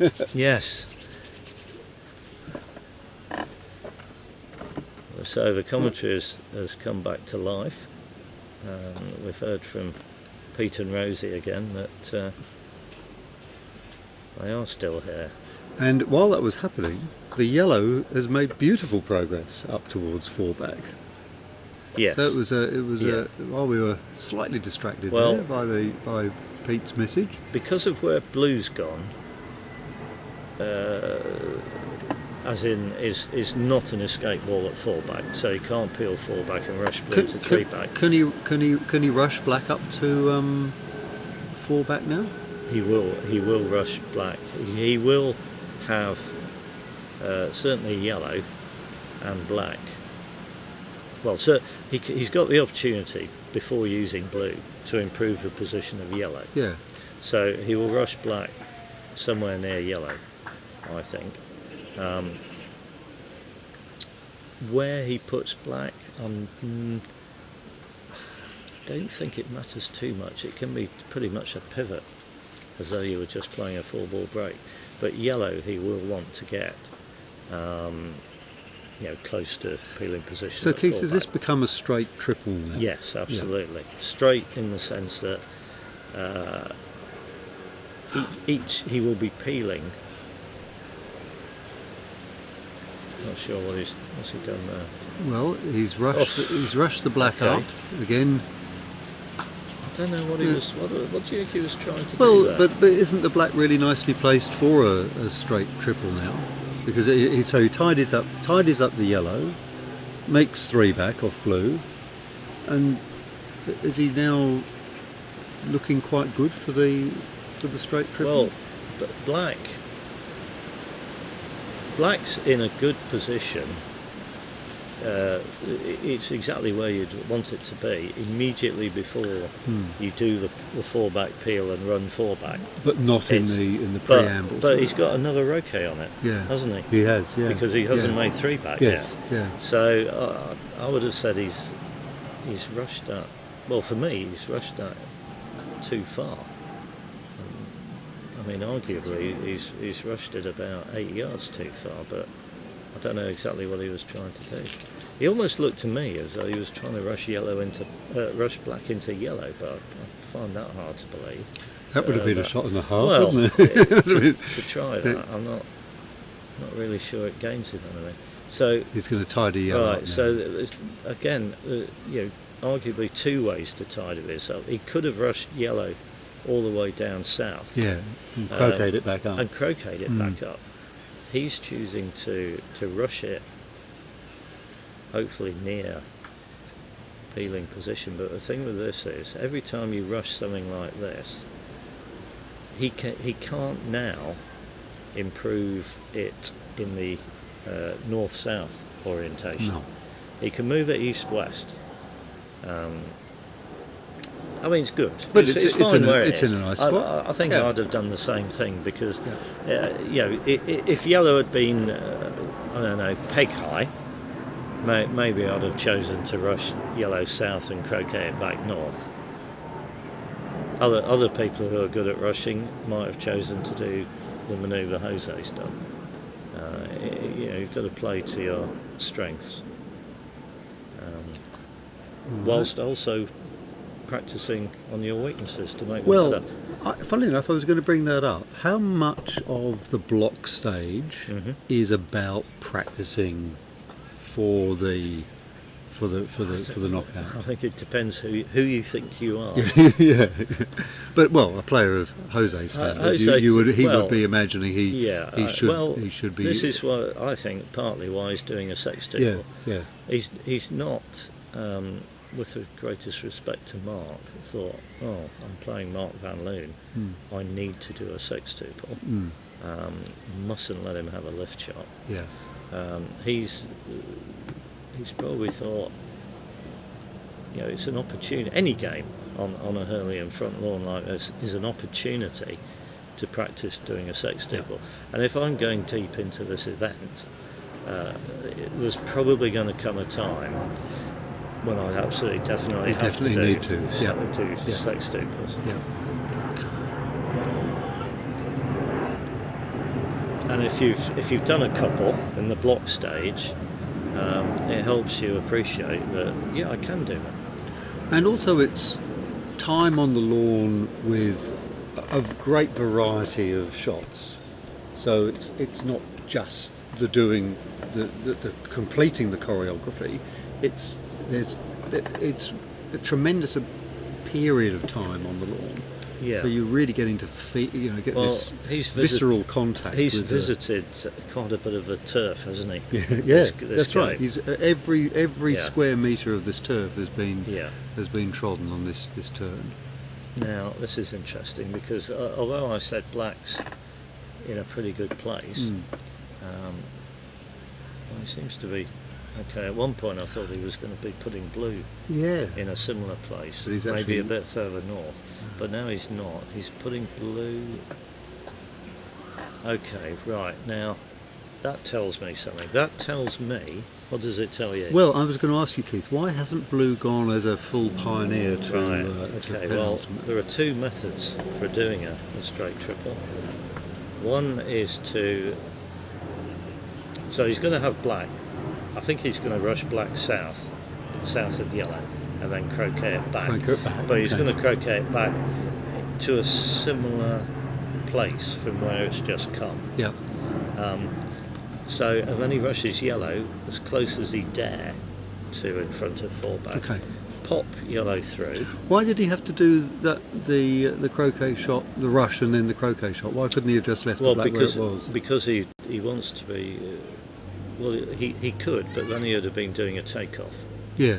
To yellow. Because funnily enough, it has gone back to exactly the same position. It's got a beautiful position on the yellow. A little bit further north, which might be what he wanted as well. So is it, Keith, because he couldn't have got completely behind the yellow like he has now? No, if he'd done a takeoff, he couldn't have got behind. I'm not sure he could have got exactly there though. But the other main reason, and this applies in all aspects of playing croquet, he only had to move red a yard then. He did. But if he'd do a takeoff, with the takeoff, he had to move 3 yards, 4 yards, or something like that. Yeah. So, and as you were saying earlier, as soon as even though the takeoff is a single ball shot, in essence, it isn't, because you are still having to make the other ball move. And you're just moving a ball further. Yeah. So it's inherently less accurate. Yeah, no, a really good lesson. So now we're going to find out, the two methods are, you pop yellow through, that's common to both methods, obviously, because it's a peel. Then you run the hoop, that's common to both. You run the hoop, but not so far as to hit yellow. And then you've got a choice. You can rush black as far, say, towards the corner, giving you room to bring black back down somewhere into the game, but say between Peg and Rover, somewhere down there, getting a rush on yellow to peeling position at Penol. But you wouldn't leave blue there if you were going to do that, because then you'd be planning to peel Penol, assuming you've managed to rush yellow to peeling position, peel Penol and go to blue to use blue to make the hoop. Right. What he's going to do here, or try to do, is use black to promote yellow in a croquet stroke. Oh, has he got a shot on black? I think he has. Yeah. Oh, no, he hasn't. Or has he? Yes, he has. Right. So he's looking at a spot to rush black to, to so he's got to play a croquet stroke. Once he's roquet black, he's got to play a croquet stroke, and he will line up black to hit yellow. Yes. Yellow to be promoted cannon over to Penalt. And that doesn't have to be absolutely perfect because he's still got a rush on yellow. Yeah. But as long as he gets it, say within a yard or two, and then that's why he's put blue there. So he's going to blue with red, while black is promoting yellow. Does that make sense? It does. And black will then be sort of out, because as soon as black hits the yellow, black could go anywhere. Well, yeah, yes, you need to be aware of what black might do. And one thing it mustn't do, obviously, is go off the lawn, because it's a croquet stroke. And also, that would be end of turn. how can he make sure that red doesn't? Because if black hits the yellow, if black stays there, it might impede the flow of red. Oh, absolutely. Yeah. So he's got to. You have to take a view about where black might be. It's going to in the path. Going to come north, isn't it? And then you've got to. Then you just hit red in a direction that's not going to be affected. The trouble is, almost always, you're going to have a bit of pull. So, Keith, he absolutely needs a rush on blue with the red. He doesn't really need a. He doesn't. He just needs to hit blue. Yeah. Really, just needs to hit it. I mean, a rush is nice, but. Okay, the black came this way. That's. Yeah, that's pretty good. Yeah. I mean, it's certainly. If you imagine the difference between rushing yellow to peeling position now and rushing yellow to peeling position from directly north of four-back. Huge difference. Yeah. But he's left black behind for now. Yes. Black's no use. So I was wondering how black was going to get brought back into play. Depends what he does with blue, because I think his plan will be to have blue be the reception ball for running Penalt, having done an Irish peel. Okay. So yellow, hopefully, from his point of view, most of the way down to Rover. After the Irish peel. After the Irish peel, red comes through the hoop and maybe has got a rush on blue back to the north boundary. Okay. And that's the way he picks black up. Yeah. Because he needs. Because it is nicely off the boundary, actually, isn't it? It's just. Yeah. Oh no! No. Right, so he's just overhit that. Okay. Well, so what's the priority here then? He hasn't actually overhit that. He's played the wrong ratio because blue's pretty good. Blue's good. But so can you dare Irish from here? No, I don't think you can Irish. But you don't need to. You've got the room now to stop red before the hoop. Right. Whether but the yellow has got to go through. Yeah, the yellow's got to go through. Well, we're saying that we can all still abort to being Penalt and peg with a contact lane. With a contact lane, yeah. It's just if we're going to finish, obviously yellow has to go through, and yellow. I mean, yellow may well go through, but he's made the peel more difficult simply because it's further from the hoop. Yeah. He was hoping to rush that to maybe 18 inches in front. Yeah. And then the peel's, well, almost certain to go through. It might take quite a bit of wire, of course, you know. But this time, okay. I don't know, what's he doing tell me about this technique here. I don't know.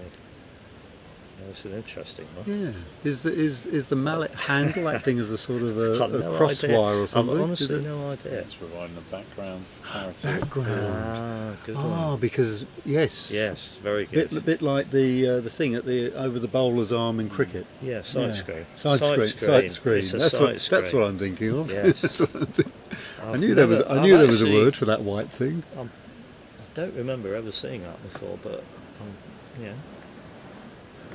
Jose might say he's done it all the time. Yeah, so just going back to what you were saying about that promotion shot, I guess there is a risk that the black can go off as it clonks into the yellow. I think that the message is if there is a risk, you just make sure it won't happen. Right, so this is approaching the hoop. Is he going to hit this hard, or is he just going to hit it? I think he's going to approach the hoop and hope yellow goes through. Yeah. Yellow has not it hasn't gone through, and red's red is going to be gone difficult down to the get hill through. Slightly. Now this is... He's going to have to jump it over, isn't he? Yeah, this is where he's hit the cusp of trying to finish, keep ploughing on, versus make sure you get to the peg. And he's actually put... okay, had too much of yellow there. And both clips come out of the pocket? Well, several things are bad about this. He's not finished. He's not got to the peg with red. Therefore, he's 2 turns away from finishing. Yeah. And he's given Mark all the balls. All the balls. So remember, so Mark has a contact. And contact. He's got a contact. He's got everything. But he's also got a lift. So yeah, he could take a lift. Yeah. I think we'll see what happens. Because the black ball is just off the boundary. Exactly. Yeah. I was just going to say. I think he will lift blue despite having a contact, and actually take a rush on black from B-Bolt. Now we've had some more results in. We have. Zach Watson from the States has beaten Sam Murray from Scotland 26-23. Jeff Sue, which is a game we were watching earlier on here, beat Joachim Norbach 26-13. Callum Highland from Australia has beaten Bruno Hess 26-0 with a TP. And Matthew Essick has bounced back. He's beaten Robin Brown from England 26-0. So I'm looking forward to seeing what Callum is wearing, because in all the Australian competitions he wears the most incredibly vibrant costumes, but I don't think he'd be getting away with that. No, here. I was going to say, I think certainly for on-lawn activities have to tone things down a bit. Alright, so Mark has opted for taking contact. Right. But we've been asked to just mention what's happening in the double banking game. The double banking game is James Death against Tom Balding, if I'm correct. Yeah. And it looks as though James has gone to one back. Yeah. He's crosswired Tom at hoop 1, and Tom is now contemplating his 30-something yard shot. So it's 1 and 1 back against 1 and 1. Yeah. So meanwhile, Mark's setting up to. Well, he is setting up, but. And that's a miss. So we'll see.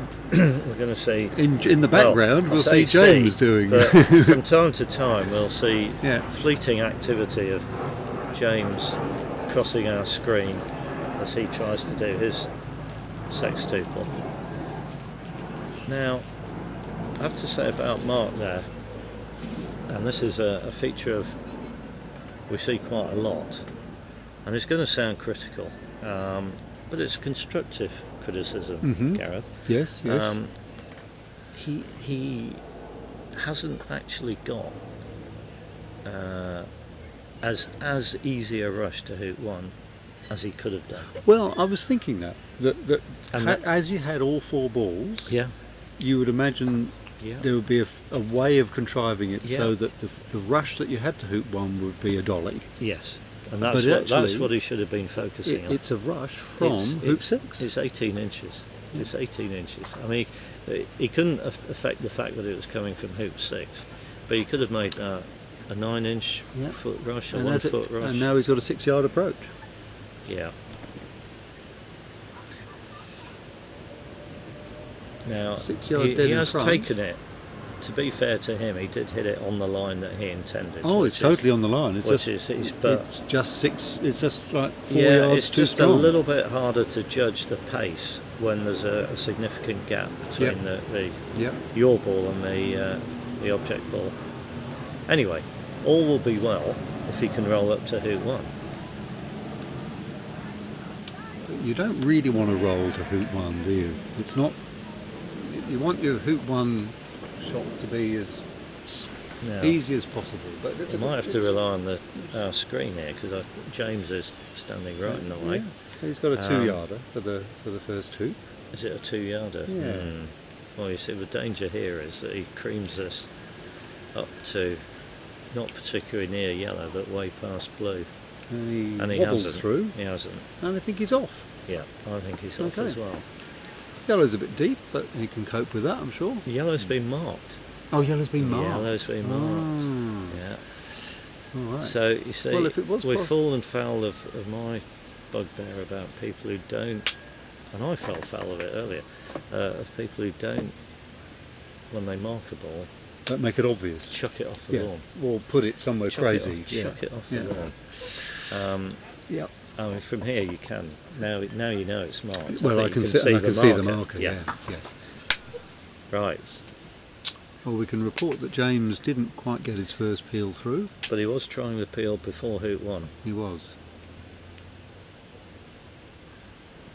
Okay, well, Mark off and running, and now the yellow has been replaced. It's 6 inches to the west of hoop 2. Yeah. Now James won't know this, but when he finds out, he'll be absolutely distraught that he is not the commentary game. Why is that? Partly because I told him I thought he would be the commentary game, and partly because I think he likes to put on a show. He likes to put on a show. Yeah. Well, he doesn't know he's not the commentary game, so no, he could still be. I don't think he doesn't know. So he'll still be putting on. He'll still be putting on a show. Yeah. And we do have some spectators. Definitely. Yeah. Yeah.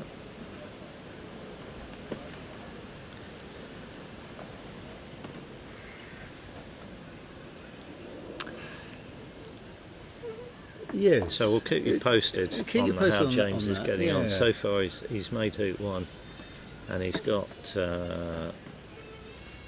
He's playing white and pink. Pink's was the failed 1-back peel just a minute ago, and his ball's more or less on the wire of the hoop.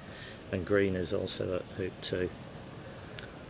Meanwhile, James. Now you see he's getting in Mark's way at this stage, isn't he? Just as I'm sure that Mark will be getting in. James is such a fast player as well, though, isn't he? He's just you've noticed.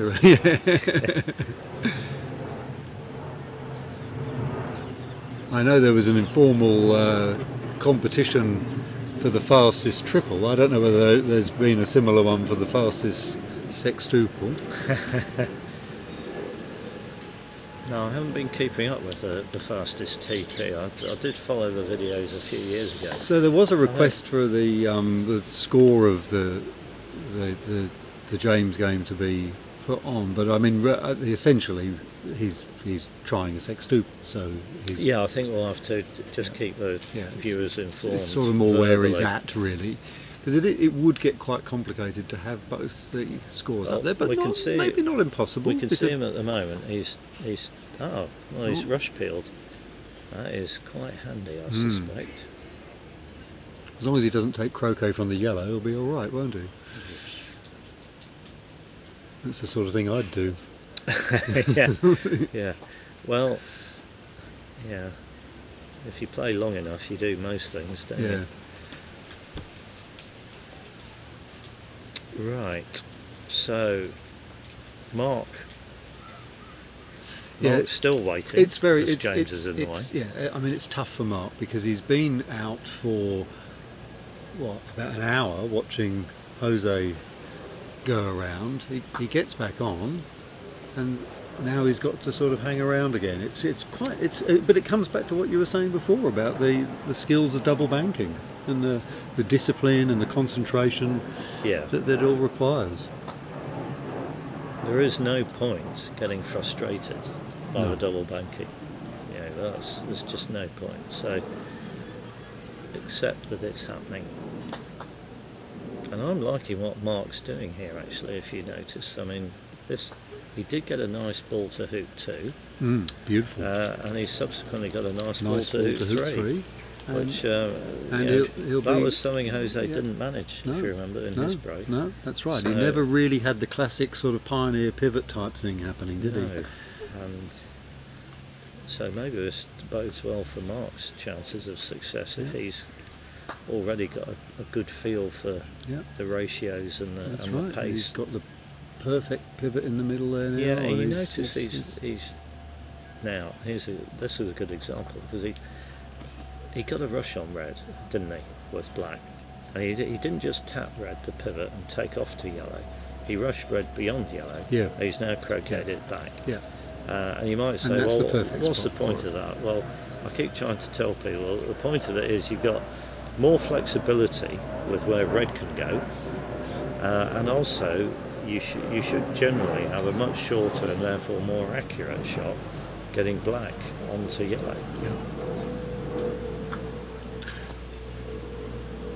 Now, Keith, is there any merit at all in Mark taking one of Jose's balls off the lawn? Absolutely none. And that's because his balls are too far advanced. You would immediately put Jose one turn away from finishing rather than two. Yeah. And I think having him... luckily the camera didn't catch that, but the burst of applause was that James has just rush peeled two back from about 3 yards at an angle. He'll be devastated if he's. He will want to look back on that this evening and that's right. Absolutely gutted that there's no visual, no permanent record of that. But we're telling you, the listener, because we did see it, and that's what the applause was. And it was very impressive. And James and it would have been with the backdrop of the house and everything. It would have just been spectacular. Yes. But no.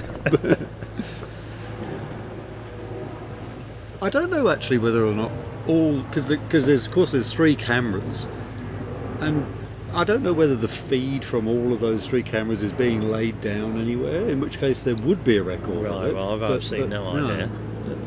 We might get a message. Yeah, we might get a message now from our bosses. Yeah, I can see the mouse hovering. I can see. Yeah, we are in textual contact with HQ. It's like an episode of Black Mirror. No exclamation mark. 4 exclamation marks. Right. Okay. Definitely.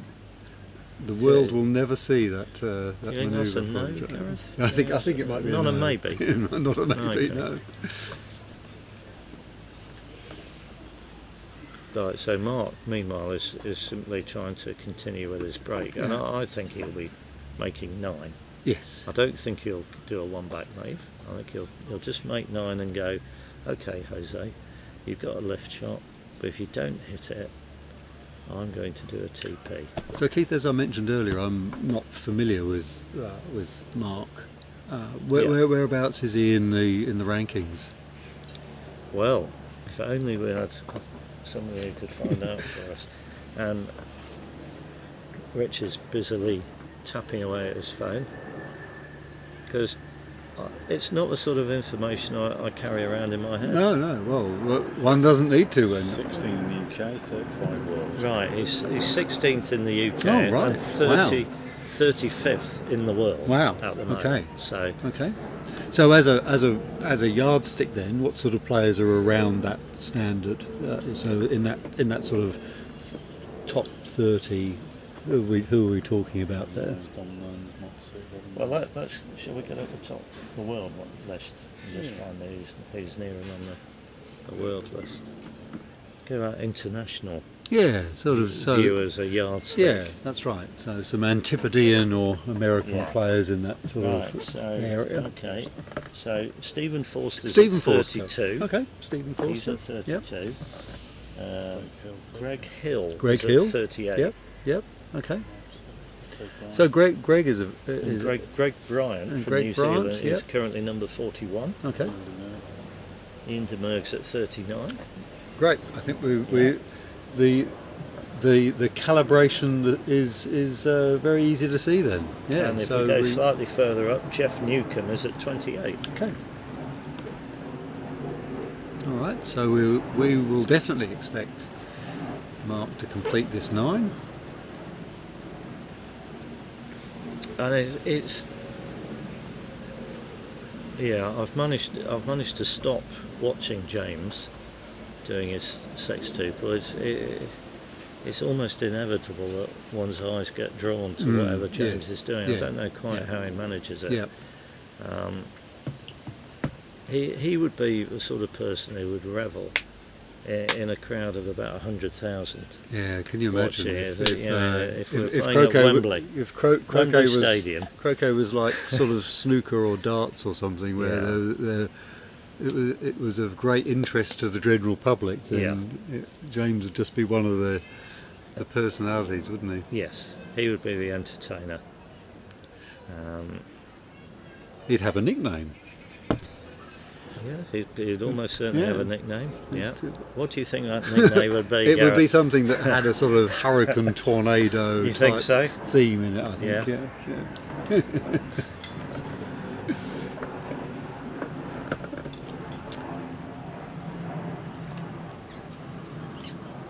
Well, Mark is choreographing the balls. He's got them all on a string at the moment. Yeah, I'm impressed with his break play. It's very, very solid, isn't it? Absolutely solid. Look, the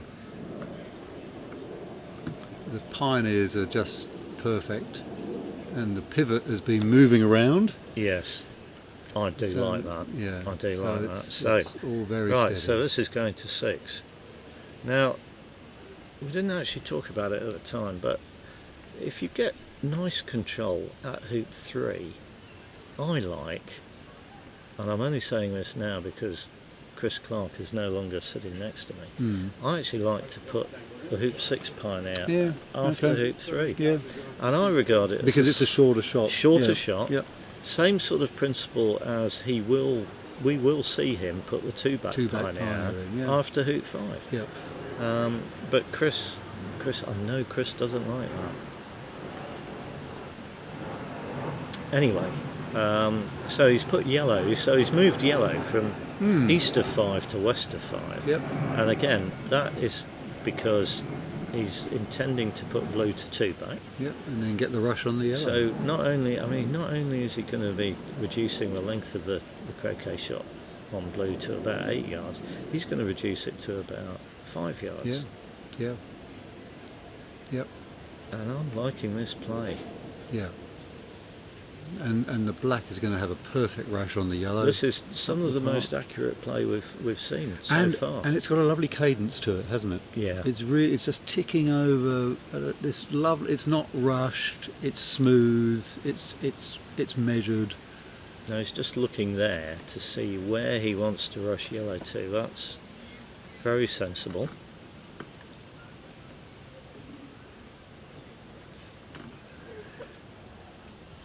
Yeah, I've seen that. Rob Edlin White's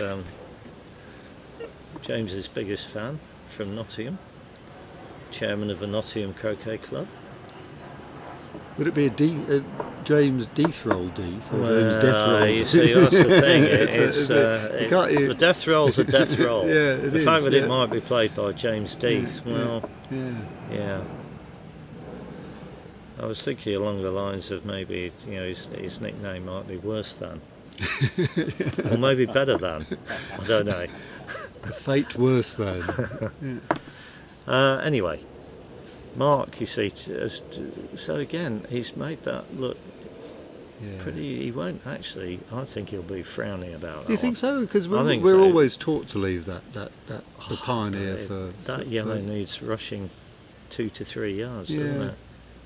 You don't mind rushing it a yard, but given how accurate he's been with the other balls. With Mark playing this well, I'm going to jump in and claim him as a fellow Mertonian from Oxford. Him and Gabriel Higgins both went to the same college as me at different times. Right. So he's a bit younger than me. Where did it all go wrong for you? Well, I think I had too many children at a young age and stopped playing croquet, which was a bit of a mistake. Although my 4 kids would disagree with me. They might do. Yeah. Do they get an opinion? Regularly. Yeah. Put it down to earth. So This is all about a okay. 2-4 leave now, is it? What you call a 2-4 leave, yes. Through years of experience, I now understand what that actually is. But yes, seriously, yes. It's what we, I think it's what we call an MSL. A MORM standard. A MORM standard leave. Yes. It's all right, I speak both languages. So Yeah, you're fluent in both. Well, that's good.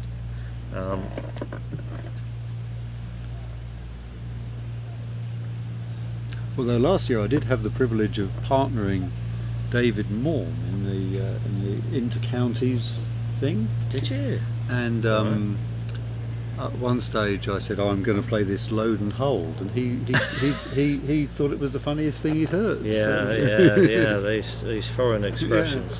Yeah. Right now, okay. Well, he's clearly not doing a MORM standard leave.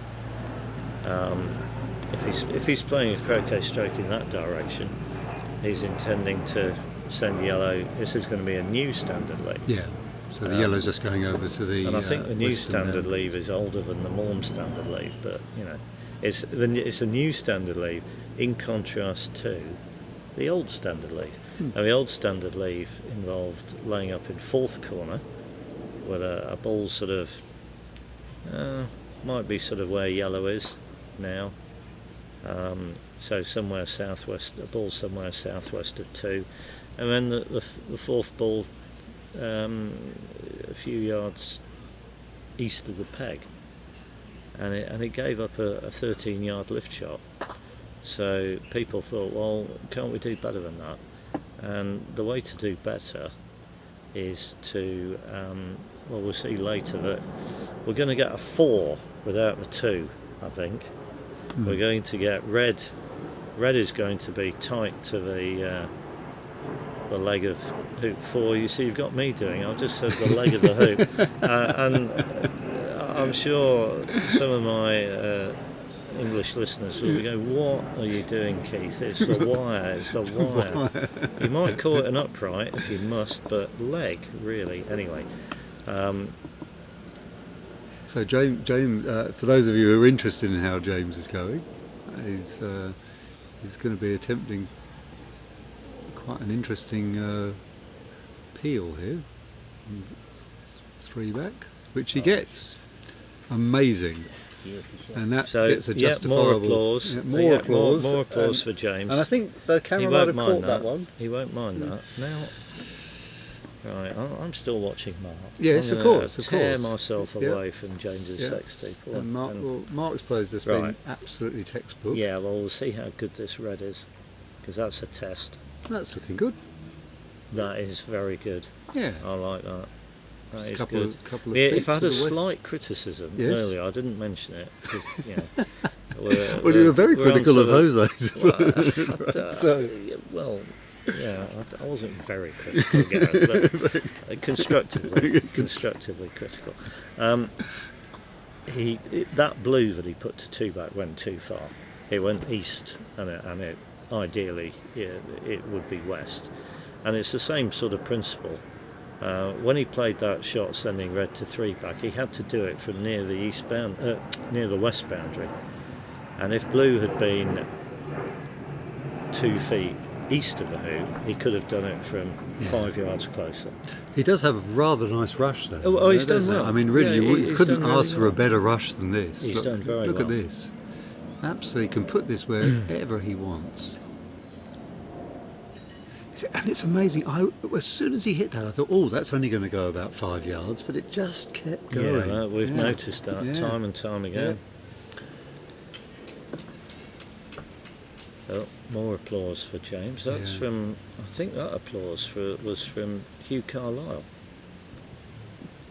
who's the chairman of the organising committee for this tournament. It's all getting a little bit rowdy, isn't it? Rowdy, well, yeah. I was going to say something. Anyways, I managed to hold back from saying you served me up a possibility there, but I've chosen not to take it. Been here all week, it's probably a wise move. Yeah.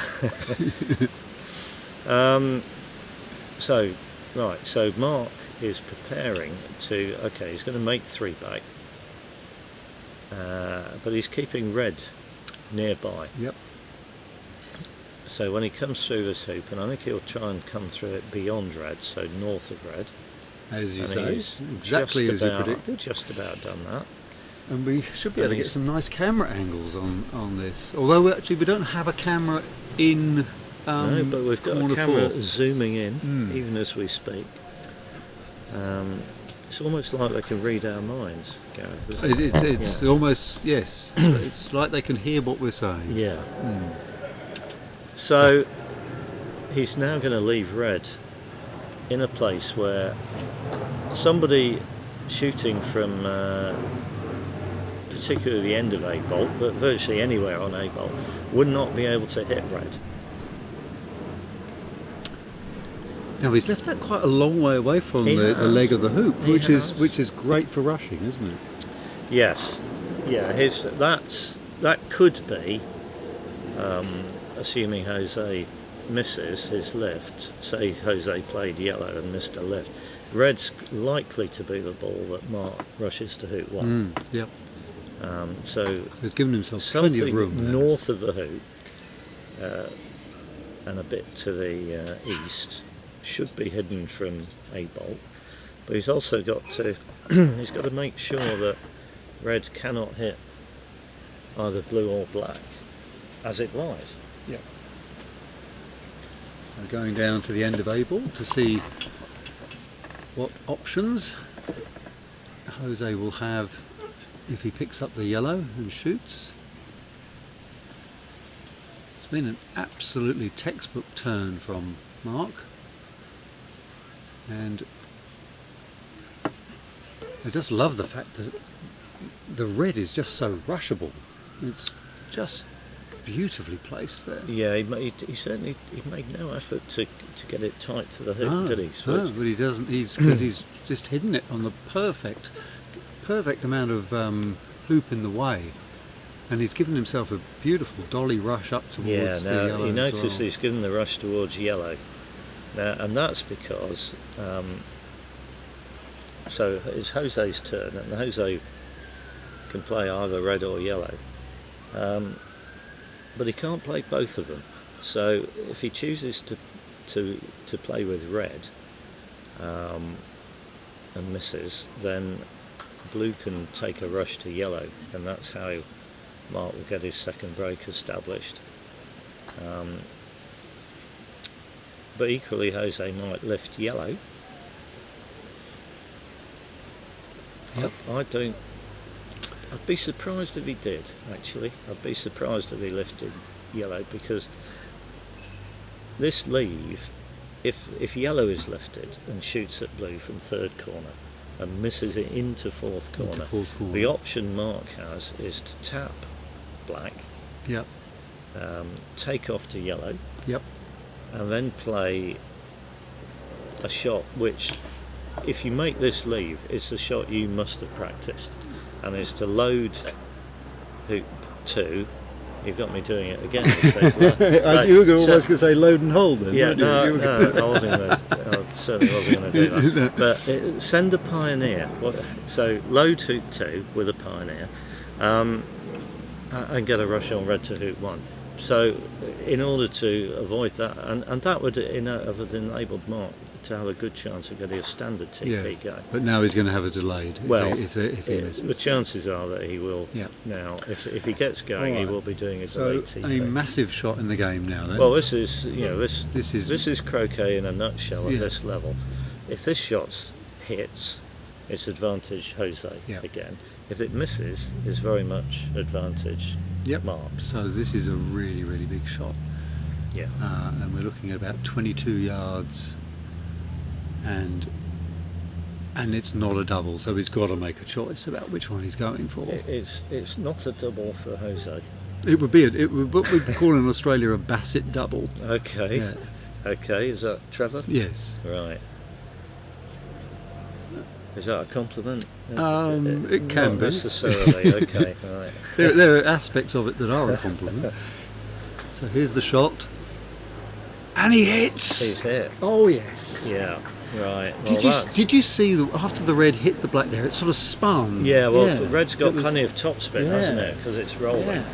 So it kind of stopped. Here's Because the it hit replay. black, And and then pinged off to the pinged side. off. Yeah. Wow. Right. Oh yes. Well, But he's done well. It's interesting that he shot at black. Yeah. Because I said if he shoots at blue, misses the fourth corner. Well, he didn't. We're going to have to give him credit. That We assume he that did he not shot shoot at at blue. But I'd be he did claiming. shoot at I'd be black. claiming I shot at black there.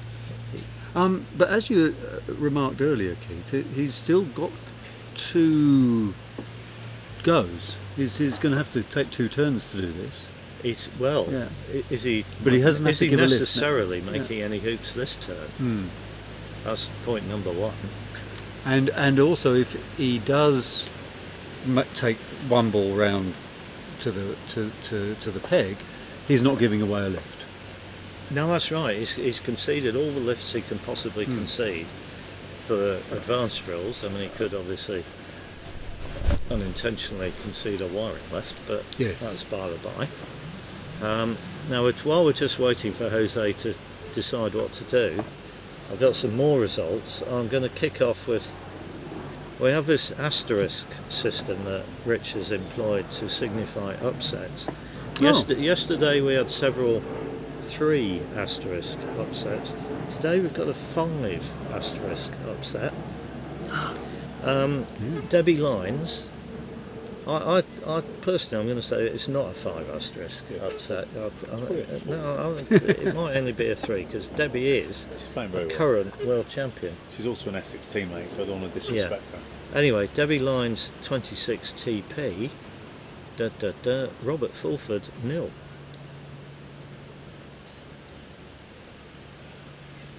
Right, so Jose is simply taken off from black. Yeah. Now, I don't think he was necessarily trying to get a rush on blue, but I think he's doing exactly what you said at the beginning, which is that he's just going to set up here. What I was thinking, it's the only realistic way of getting anywhere near Penol to approach it is to get a rush on yellow. Yeah, yellow's the ball that's off the boundary. So having hit black there, how would he do it? He could have taken off to yellow straight away. I think from the look of what he's looking at, is he trying to? It looks like he was looking at a crosswire. That's nowhere near a crosswire of blue and black, I don't think. Anyway, Chris Clark also says if you're making a leave, which he is, and he's not conceding a lift, which he isn't, you must keep all the balls outside the rectangle of the hoops. Mm-hmm. Yeah. I mean, obviously they can be nearer the boundary than that, but as absolute minimum, keep them away from inside the rectangle, simply to make sure that long shots are left. Now, it looks to me like he's, as well as trying to come over to yellow, he wants to lengthen whatever shot. Blue on black. Blue may have to black, or they're a good 20 yards away at the moment. And James has got in his way again. Yeah. I've lost track of James. What is James? James could be for Rover with pink. I think he is. I think he is. So he's done 5 peels. So he's going to be hopping mad that we weren't covering this turn.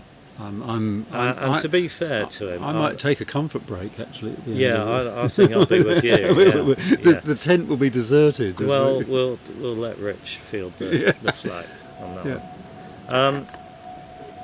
No, James has played a fantastic turn. It's a pity nobody can see it. Well, I know he rushed peel 1 back to 4-2, and he rushed peel 2 back. This is a great shot from Jose. This is a great shot. He's put a massive distance between the black and the blue, and he's nestled right up to the yellow. Yeah, he's almost got the rush on the yellow. Yeah, it's a really, really nice shot. But And he should be able to put some wire between the blue and the Right, red and let's yellow. have a look now, at shouldn't that. he? That's Yeah. a very good point. These are the opportunities that you've got to be on the lookout for if you're going to be a really top player. You can't just go. But it is always difficult finishing these last two hoops up the middle, isn't it? It's because you're sort of quite exposed. Yeah, yeah. If you're coming from the side, then it's the closest you can be is sort of dead north of it, which is sort of 9.5 yards away. But Jose should be able to put a nice. Well, he'll put some wire. He'll put hoop 3 between his two balls and the blue. I think he's looking at. He's put I think hoop it's 6. Hoop Hoop 6. putting Yeah. 6 between them. Or maybe 3 Oh. and 6. You never know. Well, I think to put 3 between them, he would have to be going further south, and then you're just going closer to black, aren't you? But that's about as big a triangle as you can make on this lawn, isn't it? It's where You he is now can't- is pretty You can't good. make a bigger triangle than Yeah, than the what only he's thing he got. could have done, but I'm not saying he had the opportunity, was if he was 5 or 6 yards further north, he could have been wide behind hoop 2 from blue, and then he'd be as far as he could reasonably get from black. Is he taking off I to? think he is he's taking off to the hoop. He's taking off to the hoop. Yeah, no, I'm not convinced about this, because while I'll tell you what, he's got it. he He's has absolutely got it. Yeah, what's he doing now? Is he running this to the south boundary? Well, If he does, then he might get a go at making Rover off black. incredible, And incredible. then he's only one turn away from finishing. Yeah, that's amazing. I wouldn't have. Yeah, I wouldn't I have would, thought I of would, that. wouldn't to have be thought. honest. I wouldn't have thought of that. I And would have just one thought of the of reasons I wouldn't have thought of it is if he hadn't got position and he had to go back to yellow, what's he do? Do he just it's a longer shot. bash isn't it off the boundary, or does he try and leave a rush? Anyway, he did get the hoop. What does he do now? I don't think he'll be shooting at black. No, Is he going to shoot at yellow though? or just lag up in front of the yellow. Or lag up? He's still 2 turns away from finishing. It's slightly better though being on different hoops, or not any different. Oh, that's an interesting question. I don't know is the answer to that one. James, meanwhile, has rushed to the peg and is pegging out what has actually been a very good turn. Yeah. Yeah, I'll be very cross when we tell him that Rich said not to cover the game. Yeah, yeah. That's right. House has also pointed out that Debbie's the first person to 5 wins. Oh. All right, very good. Very Wow. good. Yeah, really good. It's a tough group as well. That. Yeah. What is the group of death in this? Oh, we're probably thinking it might be. Is that a group of Deeth or a group of Yeah, round of excellent. applause. I'm going to join in. That was an excellent turn. I think the group of death could possibly be Block F, which is Harry Fisher, Stephen Mulliner, Duncan Reed, Gabrielle Hillians, Tim Wilkins, Brian Cumming, Aston Wade, Paul Bennett, Peter Payne and me and Wick Hardy. There's Wow. 6 to 7 strong players in there. Yeah. 7 probably. All the way down to Aston. I mean, Aston's doing 4 wins out of 5, doing well. Right, so Jose has chosen just to lag up. lag back to yellow, but you notice now that he's a little bit short, isn't he? So this is, I'd say this is a punt for yellow on red in the general direction of penalt rather than a rush. Actually, I'd be interested to know if any of our listeners feel that there are particular groups that they really wouldn't want to be in. It'd be quite fun if a couple of people contributed to that. So Mark is going to shoot at his own black ball with the blue. Very long shot. Trying to get Tom out of the way. Not very successfully. There's a lot of chat going on. There's a lot of chatting going on. And Come on. Yeah. So- Goodness sake. Yesterday I tried to protect the camera from a particularly hard shot from Blake Fields, and I've got a nice little bruise on my palm as a result of poor really? fielding. Oh, Probably should have just let this 600 quid plus Yeah. camera take a battering. Duty and all that. What a trooper, There we Rich. go. What a trooper. there we go. Yeah. Yeah. Jimbo looked So, here's a big shot. Yeah. Mark Well, shooting I the don't blue know. down Oh, towards he's the not. He's black. held off. Oh, that was He was, close. yeah. He made it look as though he Oh, had a chance. look at of this, hitting all that. the way down. You're thinking We it's can- going to make can it, we it's see going to one? make it, and then just didn't do it. Very Okay, unfortunate. Well, a story of two long shots really. The lift shot from Jose, which hit, and that shot there from Mark, which just squirted off to the Now- left.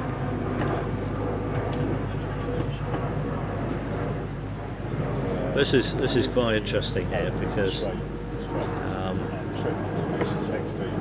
don't know if Jose will try it, and the answer is yes. He is definitely going to. He's trying to finish. He's now. going to try and finish. So yeah. when I said he's still 2 turns away from finishing, he's now about to prove me wrong. Well, it's ambitious. It is. It's ambitious. I mean, because Red wants to stay north of, and Red's okay. Red's not bad. It hasn't stayed north of Rover, but it's not too far away. He's is it? got a whole. Yeah, he should be able to put that in peeling position if he gets the. Nice. The issue, one of the issues, is going to have, I think, depending on exactly where these balls are. So he's roquette black. Yeah. He wants to rush blue to Penal. So the black can be a deep ball. Yeah, I think red's in the way. Right. Of the rush on Of blue. the rush, yeah.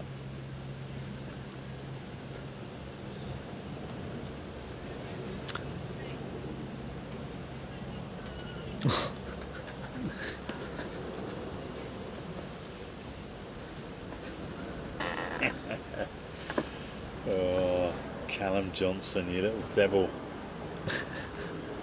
Stirring the pot on the YouTube chat. Right, so Jose's taken off from black and he's got a rush on blue. Yeah. And he's now obviously taking very careful aim, because rushing blue into red is a bit of a disaster. And he's avoided that. Manages to avoid the red. But because of that, it's going to be a tricky approach. Yeah, he's now a lot further from that's right. in front of Penal It's now than he would a like. 5 yards from a 45-degree angle approach.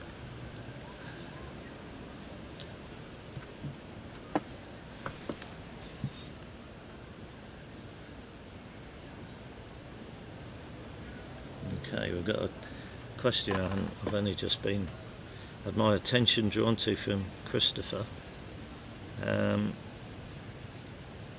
there circumstances where you would play into corner 4 rather than shoot at the balls in corner 3? Well, Oh, that's a nice roll. Look at that. I've certainly seen it done. I've had it done against me. The thing about it is, it doesn't actually hugely affect the person who's trying to do the sextuple, because if they've left a rush more or less at corner 2, at hoop 2, I beg your pardon, then they can rush to hoop 2, take off to corner 4. Yes, that's a long way, but having done that successfully, they can then play a split shot, bringing that ball back perhaps to hoop 2, going to the other ball at hoop 1, and again that's a big split shot. But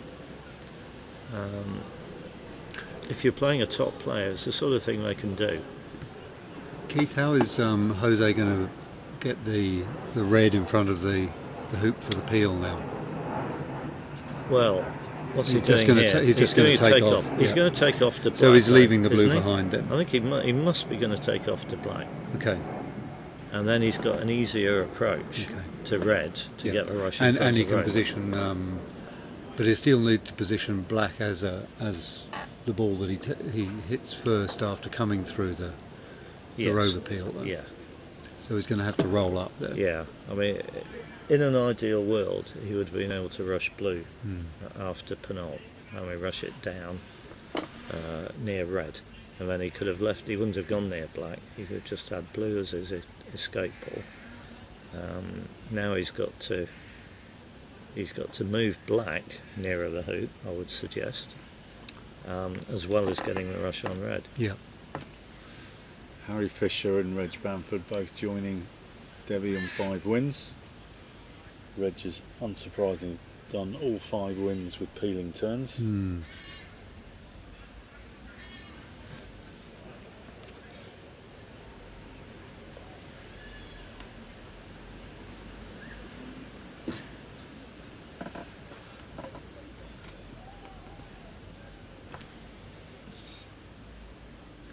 Well, here comes that roll. The black escape ball off to the side. Yeah, so here's and a longish this stroke will decide whether he's finishing or not. 3 yard sort of rush on the Is red. it 3 yards? Yeah. Can he put it in front? See, that's not 3 yards. Is not a rush, Gareth. But anyway, well, it's in front. It's quite a long way in front there, isn't it? Is that 3 yards? I think that's 3 yards. Yeah, it's halfway between the peg and the hoop. Yeah. So he's thinking about it. He is thinking about it. Well, I'm sure he'll go for So it. what options are there here, Keith? Well, so one is an Irish. One is Irish is not an option. No. Okay. So one is simply. I think there are 2 reasons why the Irish isn't an option. Almost certainly, if you tend to play an Irish with a drive, an ordinary stroke, rather than doing any sort of half rolls or stop shots or anything like that. So a drive at that distance would go off the boundary. If red went through cleanly, it would just go straight off. So instead, we've got to play a bit more of a stop shot. It's halfway between a drive and a stop. Well, he's not trying to get yellow through the hoop. No, he's trying to get yellow in front of the hoop. He will probably play a drive. Would yellow will be going sort of 2 of the 3 yards, and then he will. Would it be a disaster if red ended up in the jaws? No, because then he could do that little half hoppy thing, couldn't he? Or a full hoppy thing. Or a full hoppy thing. Yeah, a full hoppy thing. Turn round and hit. Ooh, right, okay, well there we go. I think this will be a full hoppy thing. It's certainly what Reg does. He doesn't sweat about trying to get the half jump. He wants to pop all the way over red to the boundary, hit black, probably come up to blue, rush blue down a little bit north of red and cannon red through the hoop whilst also getting the rush to the peg.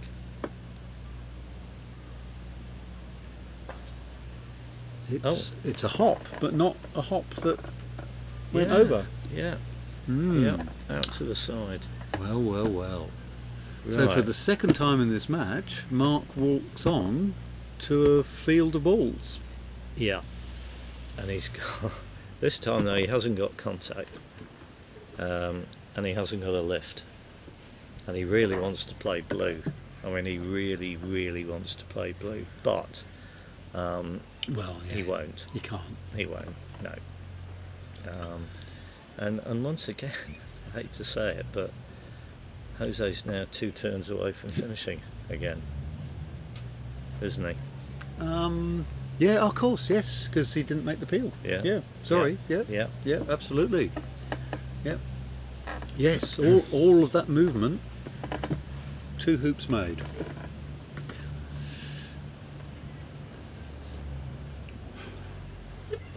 Okay. So so he needs to think about what he's doing for his leave here, but I can guarantee he will be getting red out of that hoop and he won't be peeling it. No, because otherwise he would just be one turn away. Yeah. So yes, as a rule of thumb, people don't tend to worry about peeling their opponent, but on this situation, you do. yeah.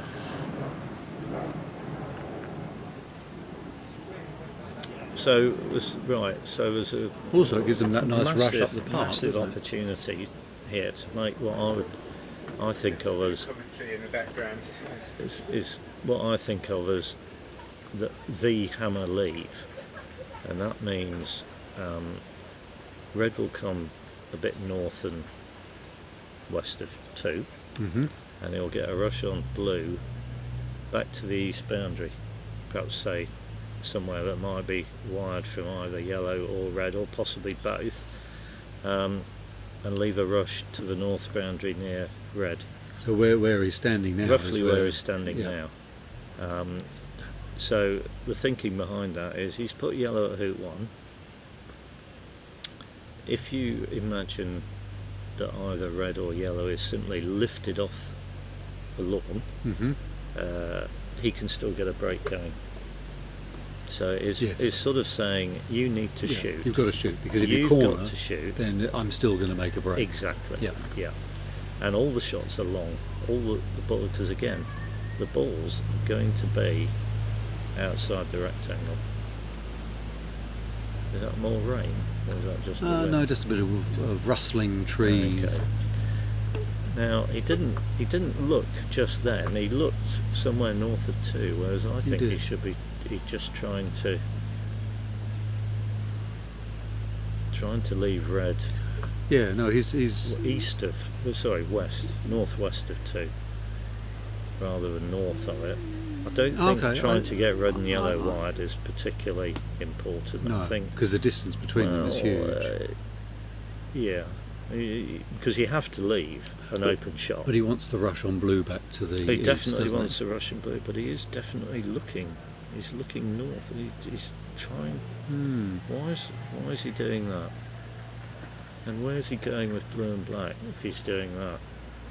Because I want the red Well, ball. maybe he's going to engineer it so he's imagining that the yellow will be moved in the next turn. The yellow, Yeah. if Jose plays with either ball, it's going to be the yellow ball.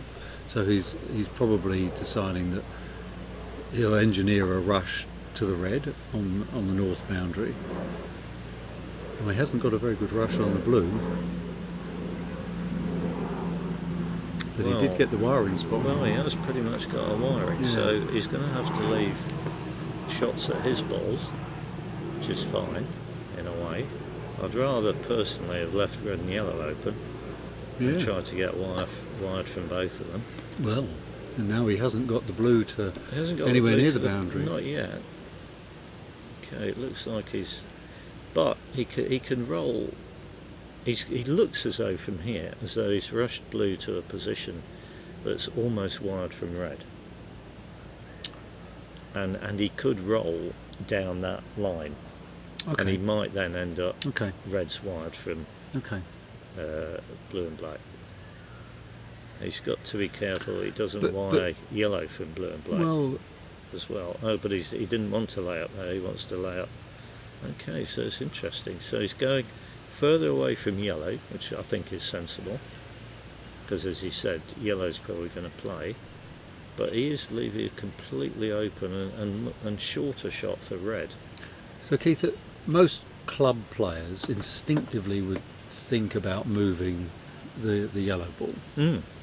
So, But okay, let's think about that though. At this level, a rush to red is almost as good as Oh, yeah. leaving yellow Yeah, where it is. absolutely. So yeah, I know you've got to rush red to hoop 1. These guys can do that. oh yeah. Yeah.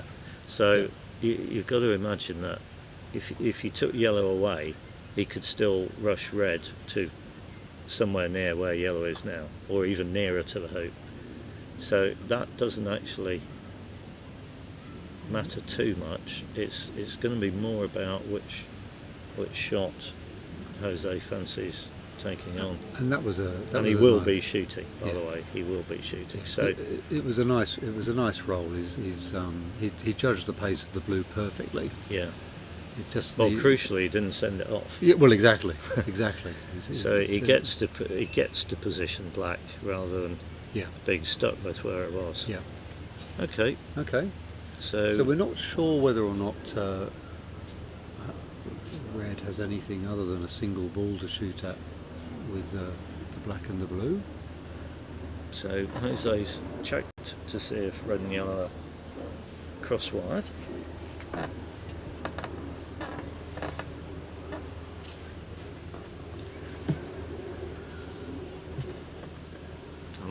I can definitely confirm that they are.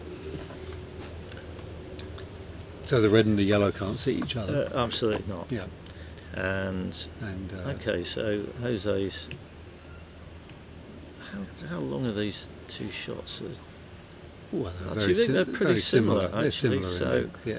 Yeah. So there's an argument for saying, well, rather than simply take the shortest shot, take the one that makes Mark's task at least a little bit harder. I mean, which one makes it harder though, Keith? As you said, the rush up to the north boundary, and then the rush down to hoop one, and they're off. And well, that could go wrong. Yeah, it could go wrong. Whereas, yes, I suppose there's less that can go wrong when you've actually got the Pioneer there already. Right. All right. Has he got his shooting boots on? Here comes the shot, and he hasn't misses and rolls onto the other This wall. game's suddenly got very interesting again. It's been a fantastic tussle, hasn't it? It really has. I mean, a very interesting sextuple attempt, and then Jose hitting that lift. But now it's just started. The balance of the game has started to change. And well, if Mark fancy Mark here. Well, if Mark gets started, I'm not going to say Mark's got the advantage at this stage, but if he gets through hoop one with a ball at hoop two, and preferably a controlled rush out of hoop one, I'm going to say Mark's got the advantage because he's got the glimmer here. This is exactly what he wanted to do. He's put the black up on the northern boundary. He's done pretty well there. I would say that's pretty good. Yeah.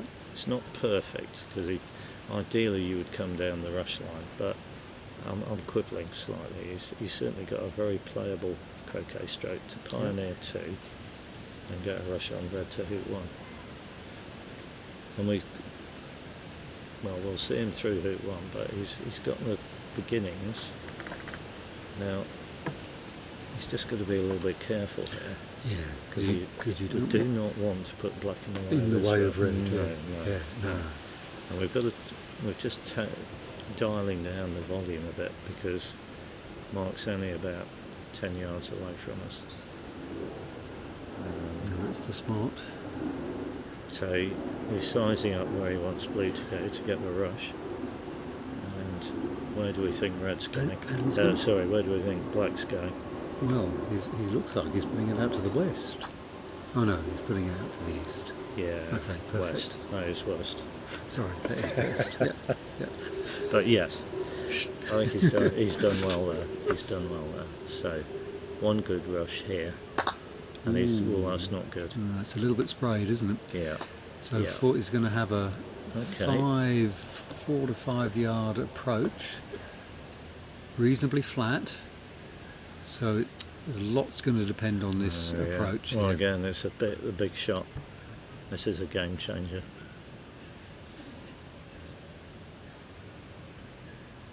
He's going to play it as a roll. I used to find when I was playing these, I'd be telling myself, right, come on, one good shot. Yeah. But I've been saying that to myself a few times. I'd have said it before the croquet stroke getting the rush to one. I'd have certainly said it for the rush to hoop one, and now I've forgot to say it again for the approach. But he has done that. He has. That is a good shot. He's absolutely plumb in front. Yeah. Through he goes. And and we're off. Right. So now. Okay. So ideally, and this isn't ideal, but at least he's made hoop 1 and he's got a roquet that he can make.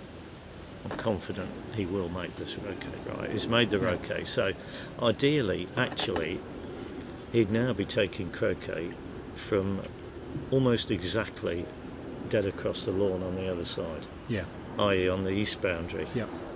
Where the yellow is. So he could croquet red up to hoop 3 and get a rush on yellow towards black. He hasn't got that. So he's got to play a fairly big croquet shot. Well, it's more interesting than that, because to get a standard TP going, the standard TP, remember, is where you peel 4 back immediately after hoop 3. To get that going, that didn't look clean. It didn't look clean, did it? But it's actually got a good outcome. It is, great outcome. But great outcome. The rush on black on how, hoop 2 is how really lovely. is he going to get a standard TP going now? Well, he presumably won't. He'll just go for the delay. Well, I don't know. I'd still be flirting with it, because it's so much better to get the 4 back peel done early.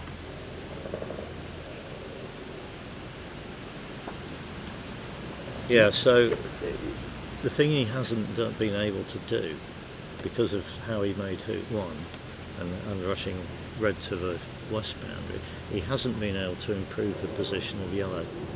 And I would have liked to see yellow also at hoop 3, either at hoop 3 or hoop 4. Hoop 3 might give you more options. Well, he'll get an improvement on yellow now, because he'll come through this hoop and get a rush. You see, if you're going for the standard TP, I don't think you can afford to touch yellow now. We'll see. Okay, we'll see. If he rushes black perfectly in front of 4 back, he can go to yellow. He can go to yellow and tidy it up. The chances are, he's pacing off to have a look at yellow. So, Keith, go on. What are the stats on winning games with a standard triple versus a delay? I mean, I don't mean the hard stats. I mean just your general feeling about your completion rate for the 2 different processes. Is it that much worse to be doing a delayed? That's a very good question. I can't, to be honest, I can't put a number on it, but just a ballpark. There is definitely a difference. There's a difference. But there are times, if you're playing really well, there's almost no difference. At least that's what you tell yourself. Well, that's what I was thinking, because the clinicalness with the way that Mark has been playing, it may be he'll be able to do the delayed with as much aplomb as a standard. Yeah, absolutely. Yeah, that's a good way of looking at it. It's just that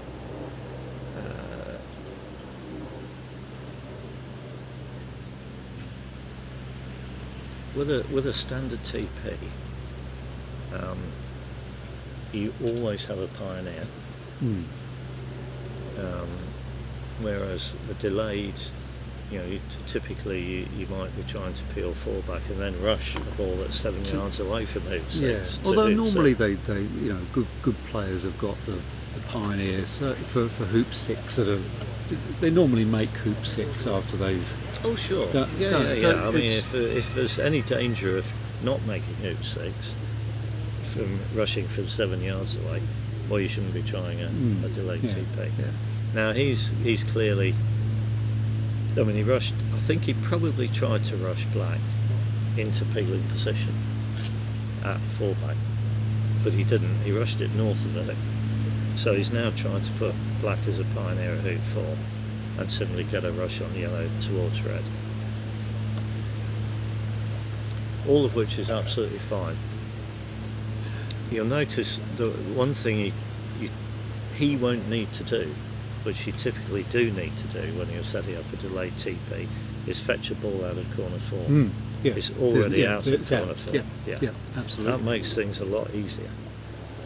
So, for example, he can leave one of red or yellow as the escape ball near 4 back for the hoop 6 pioneer, after he's made hoop 3. So should be no issues with that. I think it'll probably be red. And then he would say it is red, so he can leave red, and he's right by where he wants to leave it, so it should be pretty accurately placed, and then rush yellow down, send it to 5, get a rush on black to 4. Could I ask another sort of strategic question, which is, given that Jose's clips are on Rover, is it absolutely imperative that Mark finishes in this turn? Well, okay, I suppose it can't be absolutely imperative, can it? Because as you mentioned before, Jose is still 2 turns away from winning. But let's not even give him 1 turn. No, sure. Yeah. But right, you know, I mean, again, just trying to weigh up whether or not. I mean, he's clearly going to go for that. The triple here. But sorry to interrupt you there, but that, I think red is intended to be his escape ball. Yeah. And I'm looking at that and I'm thinking, it's far too far south. It is very far south. Yeah. How far away from the hoop is he going to be peeling? And not very far east. Yeah, well, that's not necessarily a problem, but I mean, it seems a long way south to me. Because you've got to think, you're playing a croquet stroke, peeling 4 back, holding for a rush on red to 6. That's going to be played from 3 yards south of the hoop. It is, isn't it? Pretty much. Yeah. Anyway, we'll see. So I don't know why he did that. Whether and he's still got to get the black up there yet. Yeah, okay. That is true. He has still got time to readjust, and he may be thinking, actually, okay, here's perhaps what he's thinking. He's thinking, I'm going to have a go, potentially have a go at peeling 4 back after hoop 4. So I'm going to do this approach with a roll, get send the rush black up. right beside the hoop, Yes.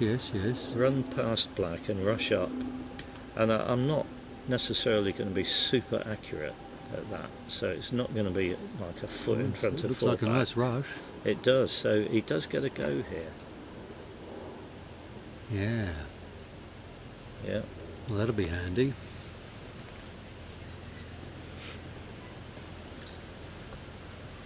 So if he gets this right, and that's looking quite good. Is it coming far enough? It's not bad. Oh, it's one of those where you're never sure whether to just put it in peeling position or actually try and peel it. It would probably nestle in the jaws quite nicely. It could do. I mean, it's. I mean, the thing it mustn't do is either miss a hoop or flick off a line. Yeah. Because then it's in a much worse position. But as long as he's pretty sure that it is going to, as you say, either nestle in the jaws or snuggle fairly near. I think James has just found out that he wasn't being filmed. And he's...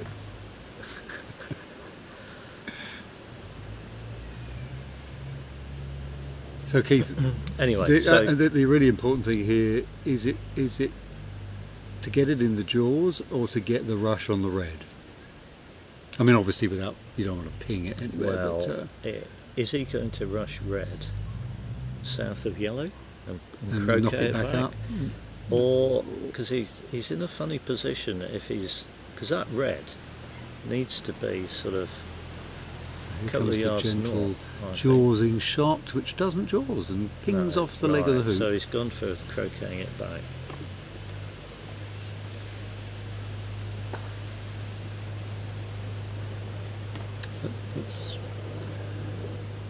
Right, so I've got a question. Would you take blue to the peg or stop at rover? I wouldn't stop at rover. I would definitely take blue to the peg. Even if I didn't get all the peels, because I'd then be 1 turn away from finishing.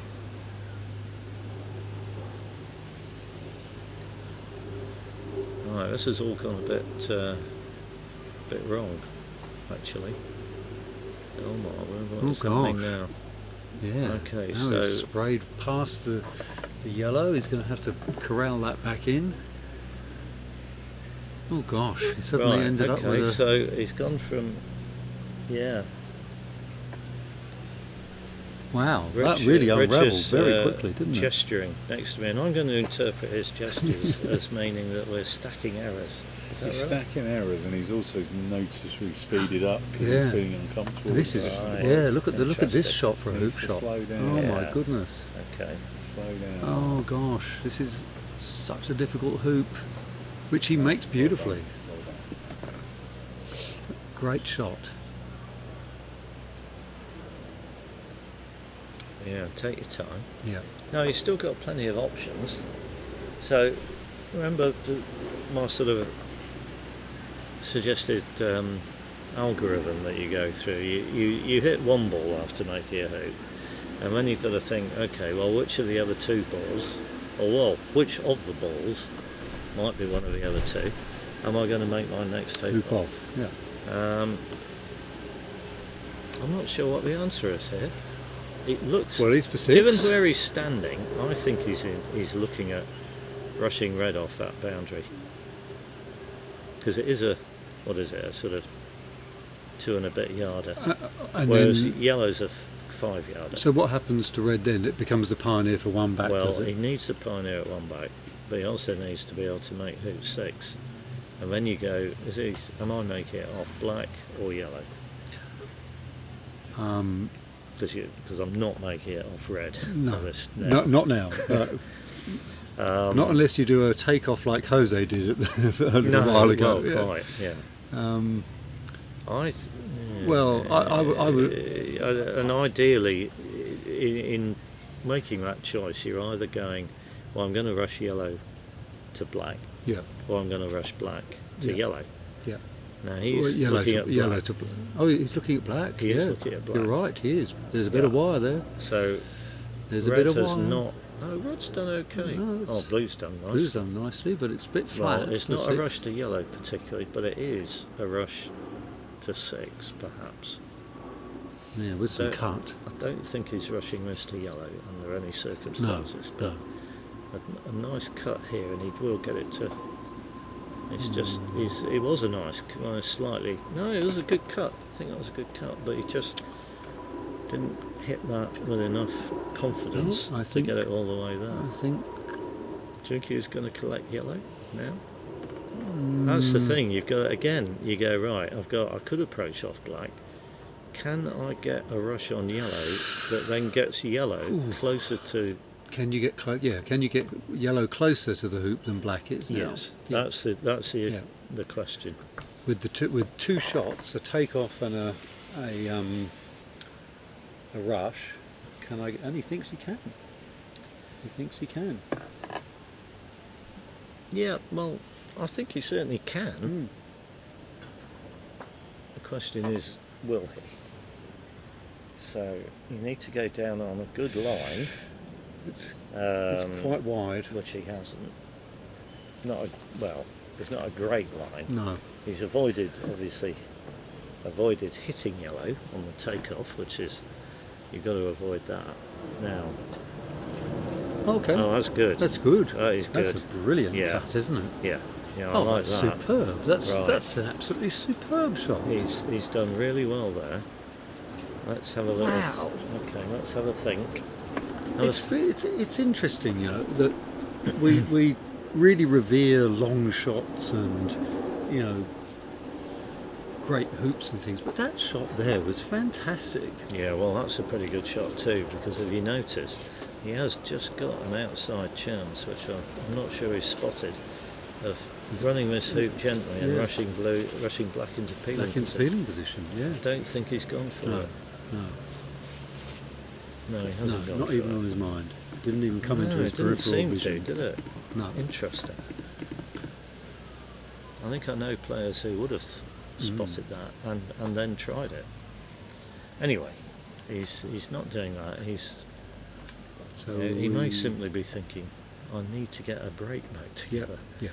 It was amazing how it unravelled so quickly. It was one rush. Rush on red. It was, wasn't it? That rush on red south didn't go far enough. Yeah. Yeah. It's so important to keep concentrating on what you're doing.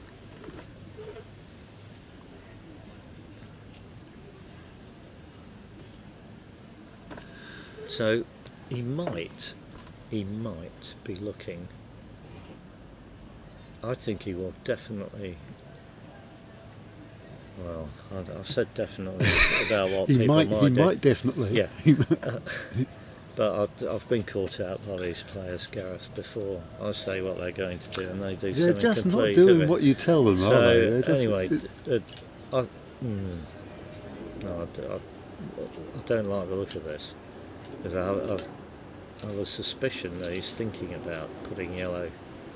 He was thinking about putting yellow as an escape ball at fullback, and then planning to rush, but he's not now. No, I think He's very much putting yellow to two back, and he's absolutely melted that, isn't he? Gosh, it's Where's that going? careering down towards corner one. Yeah.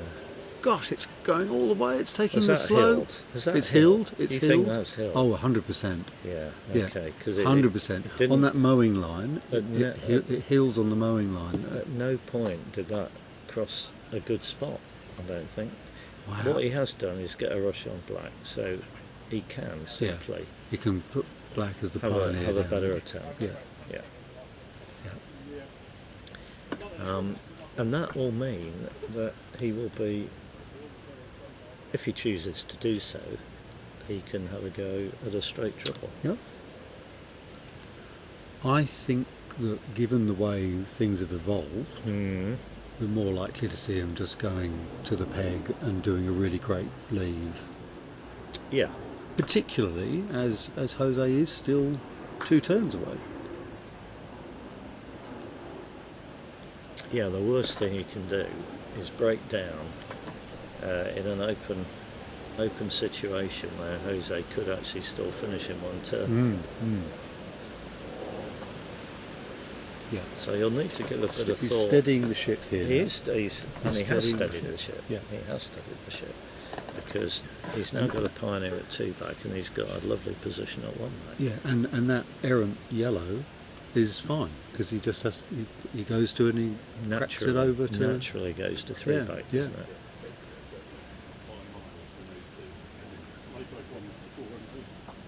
Now what he can do,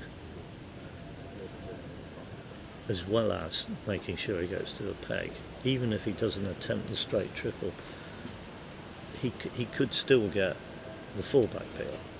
Oh yeah. Yeah.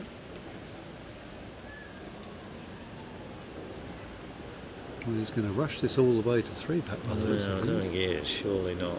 You look- Surely not. Well, it looks it looks compelling as it's such a dolly. He's having to resist doing it. Well, yeah. If he's having to try a bit harder, he's having to resist, because I don't like the look of this at all. No, it's all right. No, it almost looks like it. I mean, if this goes in the jaws of Rover, which it hasn't, but right. So he's basically rushed out a pivot, which is fine. I'm very happy with what he's done there. The reason I didn't want him to rush to 3 back is that he's got to be coming to yellow next. Oh yeah, yeah. There would be And no you don't point, want would to there? put stuff in the way like the hoop No. or black. So and it would be a longer shot. So he's got half the length of takeoff. Yeah. Nothing in the way. Yellow naturally goes to 3 back. And Yeah. also black naturally goes to 4 Goes back. to 4 back. It does. Yeah. Yep. Yep. Yep. So there could be a straight triple on.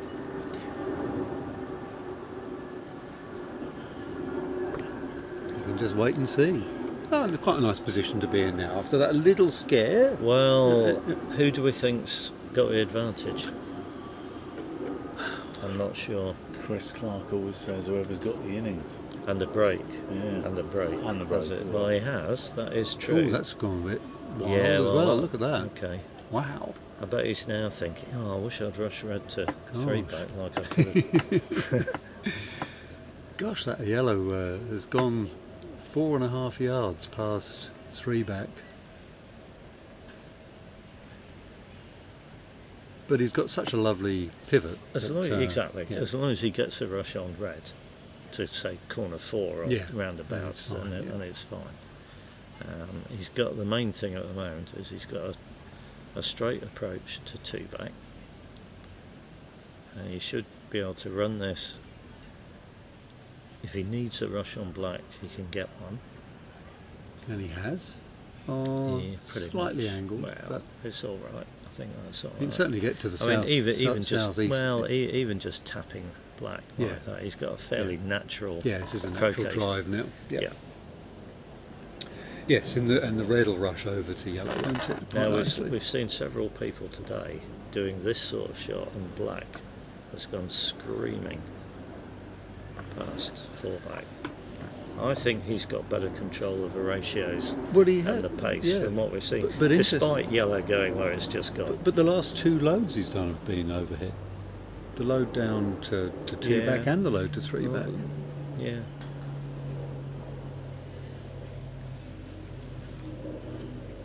Maybe yellow's a particularly lively croquet ball.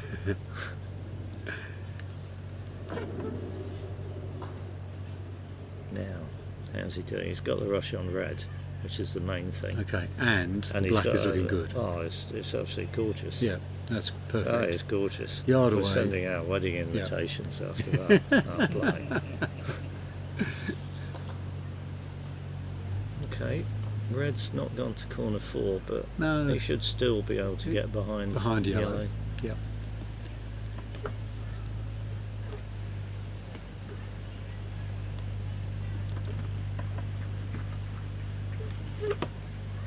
Yep. It's amazing to think that Jose has made so many hoops and yet is still 2 turns away from finishing. Yeah, it's all about which hoops he's for, isn't yeah. it? He wasn't in great shape on Penult and Penult, and he's not in much better shape No, on Rover and not much Rover. different, is it? No. All right, a little bit short from Mark, but nothing that will worry him. He's managed to get in front of every hoop so far quite nicely.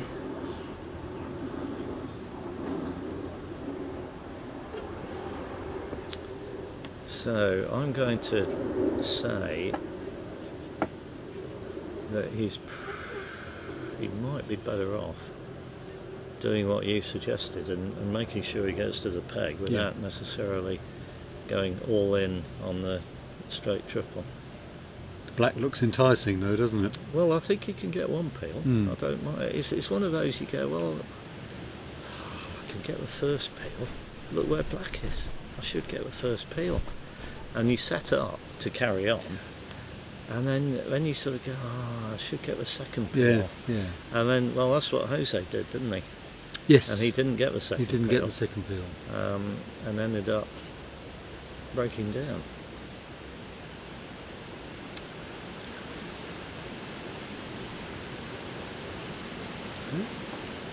Right, so this is the action of a person who is simply going to make sure he gets this ball to the peg. Yeah. That's not what you do if you want to go for the STP. It's not what you. It's certainly not what you do if you're going to go for the promotion method. No. Although, if he puts the red a couple of yards south of the black here, which he hasn't, and he's crossed with that shot. Yeah, that was that. So he was clearly intending to get the red further up. Yeah, that. Wherever wherever you were going to place red, you'd want it a lot closer to black, because now he's moving. Okay, he's rolling. Yeah, okay, so red is going. It's going to go north of 4 back. Northeast of 4 back. Yeah, yep. And I don't think that's a bad thing, really. Very north. Ooh. Okay. It's almost in corner 3. Yeah. Now, I don't know. All right. Right, well, the way he's picked up certainly blue gonna- is yep. the action of a peeler. There's isn't definitely it? peeling You- going to happen yeah. here. Yes. Yeah, you don't pick blue up like it's a rare No. earth metal if you're just going to approach the hoop.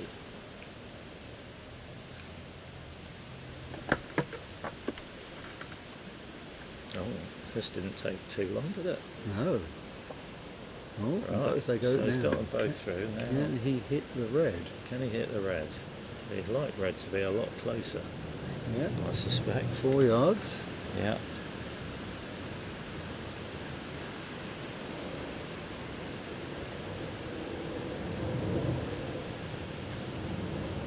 Yep. Yeah, centre ball, nice. Always So nervy. we're going to see the attempt at the We other are. method, We are. the method Jose did not use. That's right. So we're going to try and rush the black over to. The benefit of that Penultimate. is, from the sort of break continuing point of view, All the balls is that- are available. yeah, yellow is now a good pioneer at penalt. And red's in play. Excuse me. Yes. Whereas with Jose's attempt, he left the ball behind. He Whereas left this the time, ball behind, and he also had to approach the hoop while he was doing the peel. that looks good. This one, you can afford to rush black. I mean, you could afford to rush black to the sort of position Jose got into. Jose should have got closer because he had promoted it, but you're not necessarily trying to rush, a foot in front of. It's too Well, far. He's not Far cut too it. far. Not cut it enough. Right. So okay, that's decision made. I think. I mean, the one thing I think he's realised he shouldn't be trying to do this, so he's not going to. But some people might go, yeah, but I can still peel penalt after I've made that." After, yeah. But you're not finishing. No. So there's no point. Well, and all it really does potentially is make things more difficult for getting a good leave. Yeah. Yeah. His priority Yeah. now Priority now is the leave. is I'm going to be penalt and peg, Yeah. but I've got to be penalt and peg. I can't be penalt and rover. Yeah. Or penalt and penalt for that No, matter, but he's no. going to make. He's confident he's going to make penalt. Yeah. Yeah. So the question now is, what's the leave? It's interesting because probably the easiest leave to make here would be a diagonal spread. Yeah. But the thing about the diagonal spread is one of the opponent balls will then be 7 yards from rover, and if Jose hit in with the other Oh, ball, right. Then he might it still could finish. be appealing he finish. still could finish. Interesting. So, Interesting.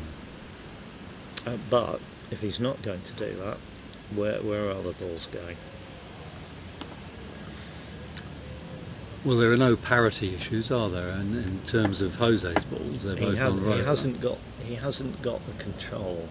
And that's not a criticism of Mark. That's just, at this stage, it's too late in the day to do something like leave a ball in hoop 2. No. Yeah, okay. And the other one in hoop 4 Yes, or something okay. like So that. there's- So yeah. that So there's no Jose crafty could leaving not balls in- finish. Yeah. I think whatever he does, there's going to be a danger that Jose could finish. So there's an argument for saying, let's get yellow and red on boundaries. Why don't we go, yellow? Doesn't really matter which way round, but Yeah. So if get them peg high on the east and west boundaries. yes, if both Or- the red and the yellow are on boundaries, then it's absolutely impossible to finish. No, I wouldn't say that, because he's not going to shoot at partner. you'll shoot at Yeah. blue and black wherever they are, and you could get a rush. And then you get a rush to You the get but to the to- other ball to on the other boundary. partner ball. Right. And suddenly, okay. And then you rush and towards you the hoop. get a yeah. rush to Rover, Yeah. and you could get the peel, and you could Yeah. finish. I mean, Yeah. you just want to make it. Yeah, with balls in hoops, you make it impossible. But he's not getting balls in hoops. So next best thing is get them on boundaries. Yeah, that's interesting what you were saying about the diagonal spread, how one of the balls is going to end up by the peg, Yeah. and therefore is suddenly a potential PLE. Exactly. Yeah. Yeah, I hadn't thought about that.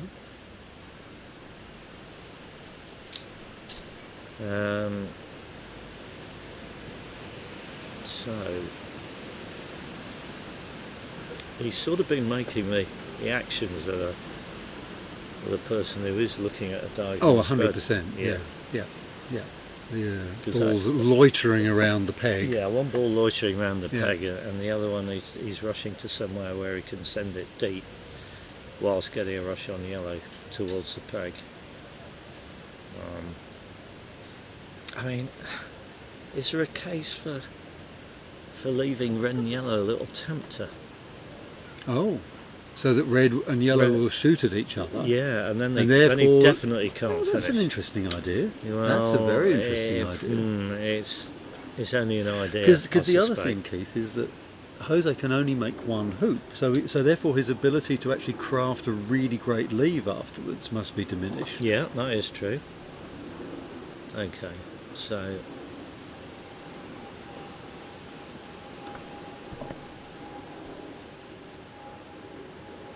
yeah, it's the sort of thing. If Chris was here, he would know the answer to these sorts of questions.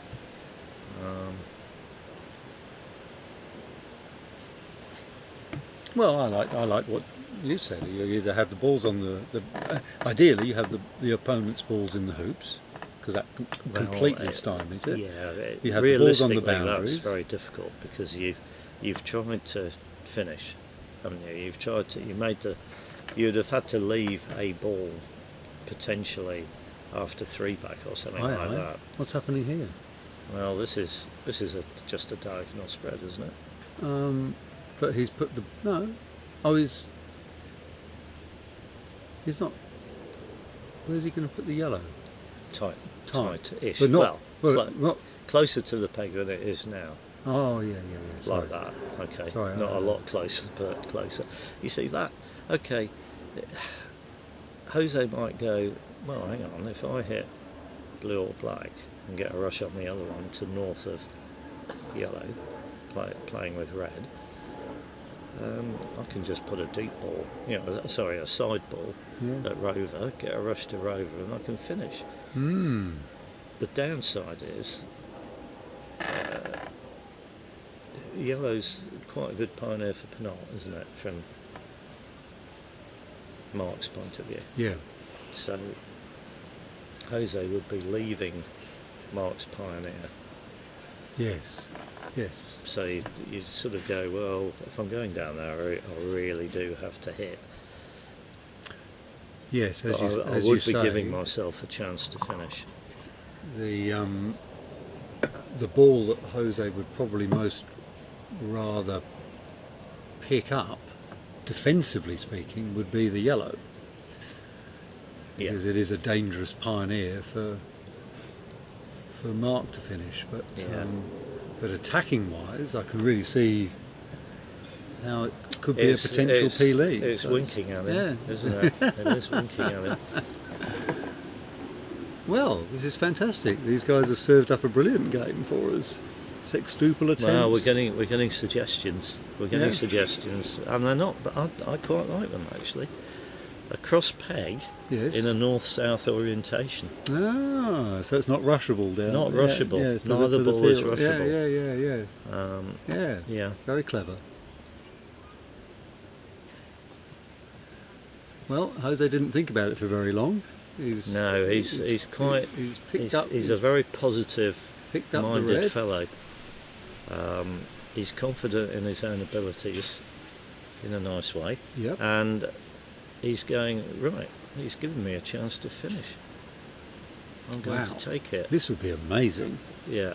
He's This- just having to deal with. a little Alice in Wonderland character who's Yeah. strayed into view.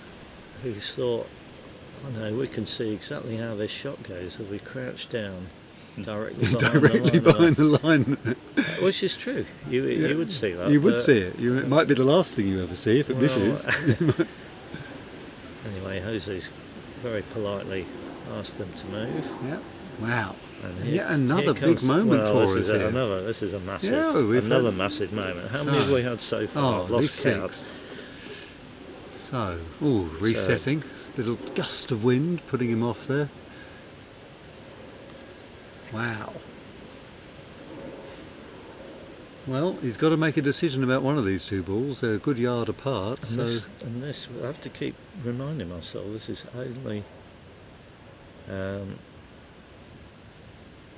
only day 2. Yeah. It's a block game in day 2, and it feels to me like the sort of tension we might get in the final. So here he goes. Red clonk towards the black, which it misses. He's missed. Now he's not happy. Now, Wow. the Chris O'Byrne has come on quite correctly and pointed out that a close cross peg north-south means that neither ball would rush to penultimate or rover Either, for yeah. mark. No, that's true. Well, as it stands, Mark does have a very nice menu in front of him.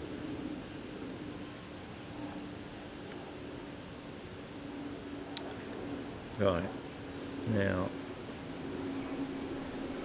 from a mindset point of view, Rich, how would you approach this turn if you were Mark?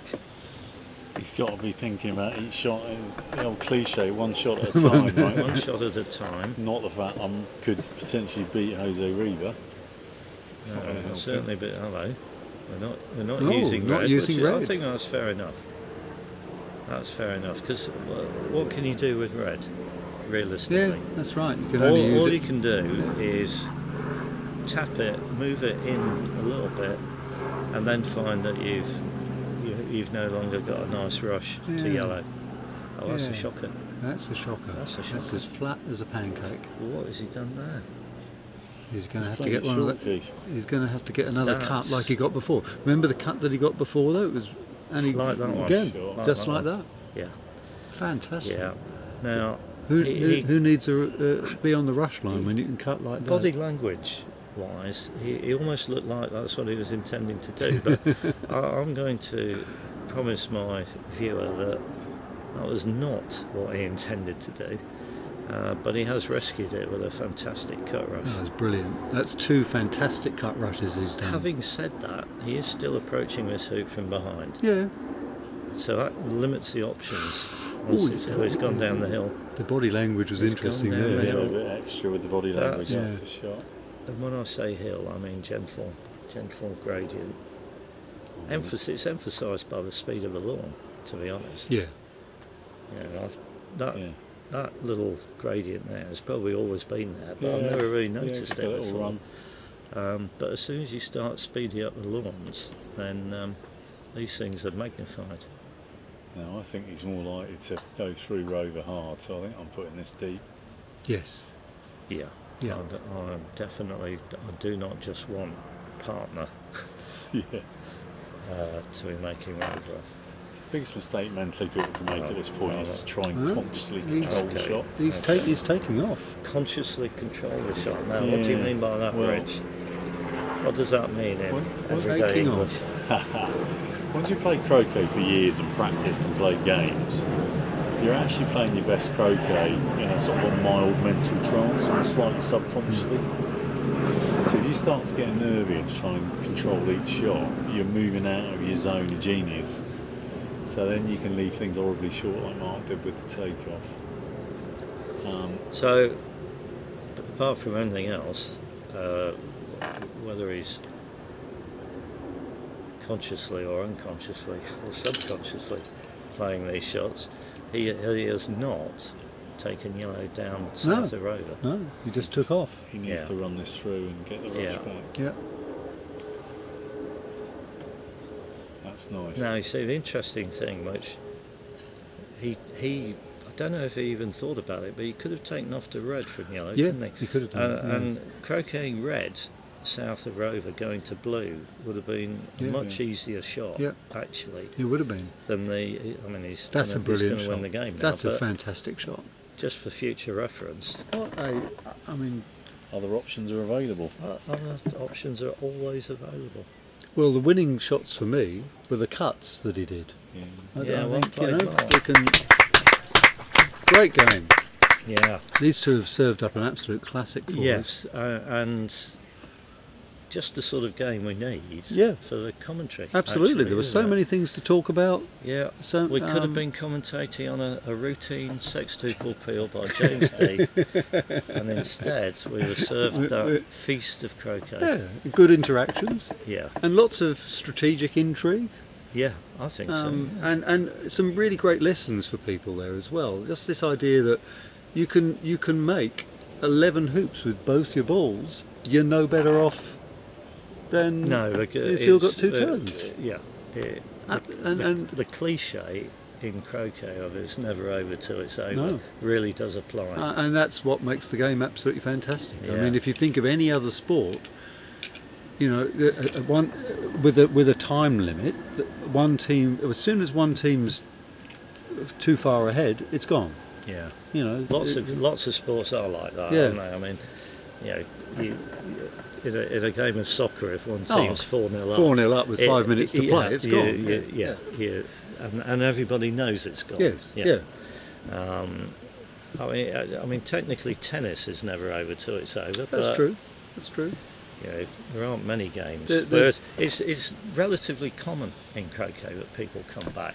If You haven't finished me off, I'm still in the game. I think that's one of the big differences. That you know, you could have a tennis match where you were You could 5 be 5 love love down and 40 love in there, but you can still come back. But it's so unlikely. yes, it doesn't happen very often.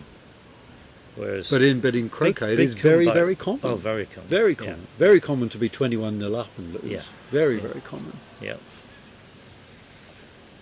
Right. Well, I'm feeling a bit thirsty and possibly even a little bit hungry, so I'm going to dip out for a few minutes. Are you happy to step in? Yeah, happy Rich? to step in.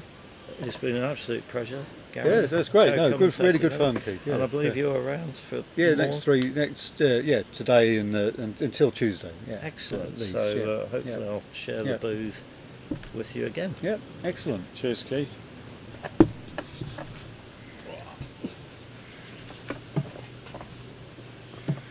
Well, Yeah, that was really great. It really could have gone either way, that game, at Yeah. every stage. I mean, really, until the very last set piece, it was still open. yeah, You know? yeah, that's what I love Jose about still it. had a lift, there was at least 10 points in that game when one shot either way would swung it. So I think next up, according to our schedule, we've got 2 games coming on. Brian Cumming against Aston Way, which I think will probably be our featured game. Yep. Let's see Aston play. Aston's prolific GC player at a young age. Yes. Under 21 golf croquet world champion, European champion, British Open champion. Yeah, not bad to give him. I think he's. Yeah, it's a CV and a half. I think he's isn't just it? turned. I think he's about the ripe old age of about 20. if I'm right. Yeah. Brian Cumming, player from Canada, experienced Yeah. player from Canada, comes over to the UK a lot. Actually, it was really good to see Brian coming over. And then the other game that will start a bit later on is David Morm against Stuart Lawrence. David Morm's finished, I think. Dominic Nunn's beat him actually. First defeat for David. So we'll probably feature the Brian Aston game. Aston is someone I spotted a few years ago playing in the youth championships that Eugene Chang organised. It was a really great setup. Spotted Aston early on, had a chat with him about counties croquet, found out he played for Essex, or could play for Essex, so I grabbed him. Oh, very good. He's been a great. He loves the team events. He's played both golf croquet and association croquet into counties. Well, it looks like we're off. We looks are like off. Brian has played the first shot in with the blue ball. Yeah, standard east boundary opening. And Aston, it looks like he's walking up the lawn to play a duffers Yeah, or corner 2. I'm going to guess. Oh, I don't know actually, because Aston's a really good shot, so it does make the duffer a bit more appealing. But I think if he wants a quiet opening, he'll go corner 2. Quiet opening. Yeah, it's a very much a standard. An opening played a lot in this country at the higher level. Yeah. So he is going. No, it looks. Oh no, Oh no, he's he turning turns around. Yeah. He fooled us there, didn't he? Yeah, middle dance. Gareth. Trick the commentators. So he's just aiming just to go just out of corner 2, just a little bit south. The reason for that is as he hits the shot. The reason going a little bit out of corner 2 is if opponent is attempting to shoot at him, if he misses into the corner, he can leave a double. So I would imagine that Brian's just going to join up with partner, but who knows? It looks a perfect shot from Aston He's- there. It's gone exactly 9 inches from south of corner 2. He's an incredibly good shot, Yeah. as you'd expect. So, Rich, I noticed that when Aston is playing a shot, his toes are actually pointing inwards. Yeah. Does that give him more sort of, does it act like an arrowhead? I almost? think so. Yeah. I think so. I've noticed a couple of the top GC players' favourites, or Rachel G does the same thing. So it's a very, very narrow opening for the Yeah. It's mallet almost to like go you've got a gateway for the Yeah. mallet head to go through. Yeah. And he Yes. he's got a long mallet, holds it very near the top. So he's got a lovely pendulum swing. Yeah. Brian shooting at partner. And hits. Yeah, so he'll probably come over and pick up Aston, Yep. stick them in the middle of the lawn and set up what we call a dream leave. Which Yeah. is blue and black pointing at yellow, with yellow somewhere in the middle of the lawn, or depending on preferences, can be a bit more over to the west boundary. It's sort of like the position that you have if you're taking the lift after an opponent has set a diagonal spread, isn't it? Yeah. It's Yeah. sort of Exactly, equivalent of that. yeah. So you give yourself a nice easy start. Aston's on 4 out of 5, as Robert Edlin White points out. It's a very, very good start. So, just remind me, Rid, how many people are in each block? So we got 10 in each block. Oh, Yep. just clipped Heat 2 trying to come across, but it's not a disaster. 10 in each block. So you play 9 games, 3 lots of 3 over the 3 days. Top 4 go through to the 32 knockout, and then those that don't make it through can go into various competitions. So, on past form, then, how many wins do you tend to need to get into the That's a good question. top batch? So usually you'd say 6 would be enough, Right. but actually last time round, Jose Riva actually got 6 and didn't go Didn't through. get It was a in. big shock. And Highly how unusual. is it decided if there's a tie then? I believe it is head-to-head result. After that, I don't know. Oh, okay. Whether you- Head to head, yeah. then net hoops, or Don't know actually. I'll have to look that up, to be honest. Because you'd imagine that would happen quite a lot. That particularly in some of these strong groups we were talking about earlier, where there's going to be a lot of scalps taken from both players. Yeah, let me have a look, see if I can find out what the tiebreakers are. Well, Brian played a nice shot there. He made life difficult for himself with a 7-yarder into corner 2, but brought Aston out very nicely, and he'll be pretty pleased with that. He just now needs to pick the right spot. Of course, Aston can't play with the yellow on his next shot. He has to play with the red ball. Yeah. It's the only time that the player doesn't have an opportunity to choose. Exactly, yeah. It does make it a strong start if Brian can lay out where we think he's going to. And Brian's playing with one of these mallets which seem to be quite common with the Canadian players. They're very, very shallow in depth, but quite long. Yeah. And do you know what advantage that has? Is it? It's interesting. I was talking to Chris about this yesterday. So Chris favours the mallet with a bit more height, just so he can get more of the mallet into the ball on certain shots. Yeah. I guess you're not going to get backspin, are you, by hitting at the bottom of the ball with a shallow mallet. But they might argue you can get a cleaner crisper contact if you get it right. Because in my mind's eye, I can almost see like hitting the bottom of the ball and it sort of popping up. Because you almost get like almost like a golf club. Yes, like slight lift. Yeah. Yeah. So I'm not sure. It seems to be, as you agree, it seems to be a fashion. I see some of the American players have these shallow mallets as well. I might have a chat later on, find out what their thoughts be interesting are. because there must be a reason. Because the opposite would be to have an enormous face. Yeah. You know, like Sepp Meyer's goalkeeping gloves. Yeah, exactly. Yeah. Well, Aston is shooting at the black ball. I would not be surprised if he hits this. I wouldn't curse him, but he's a very good shot. Yeah.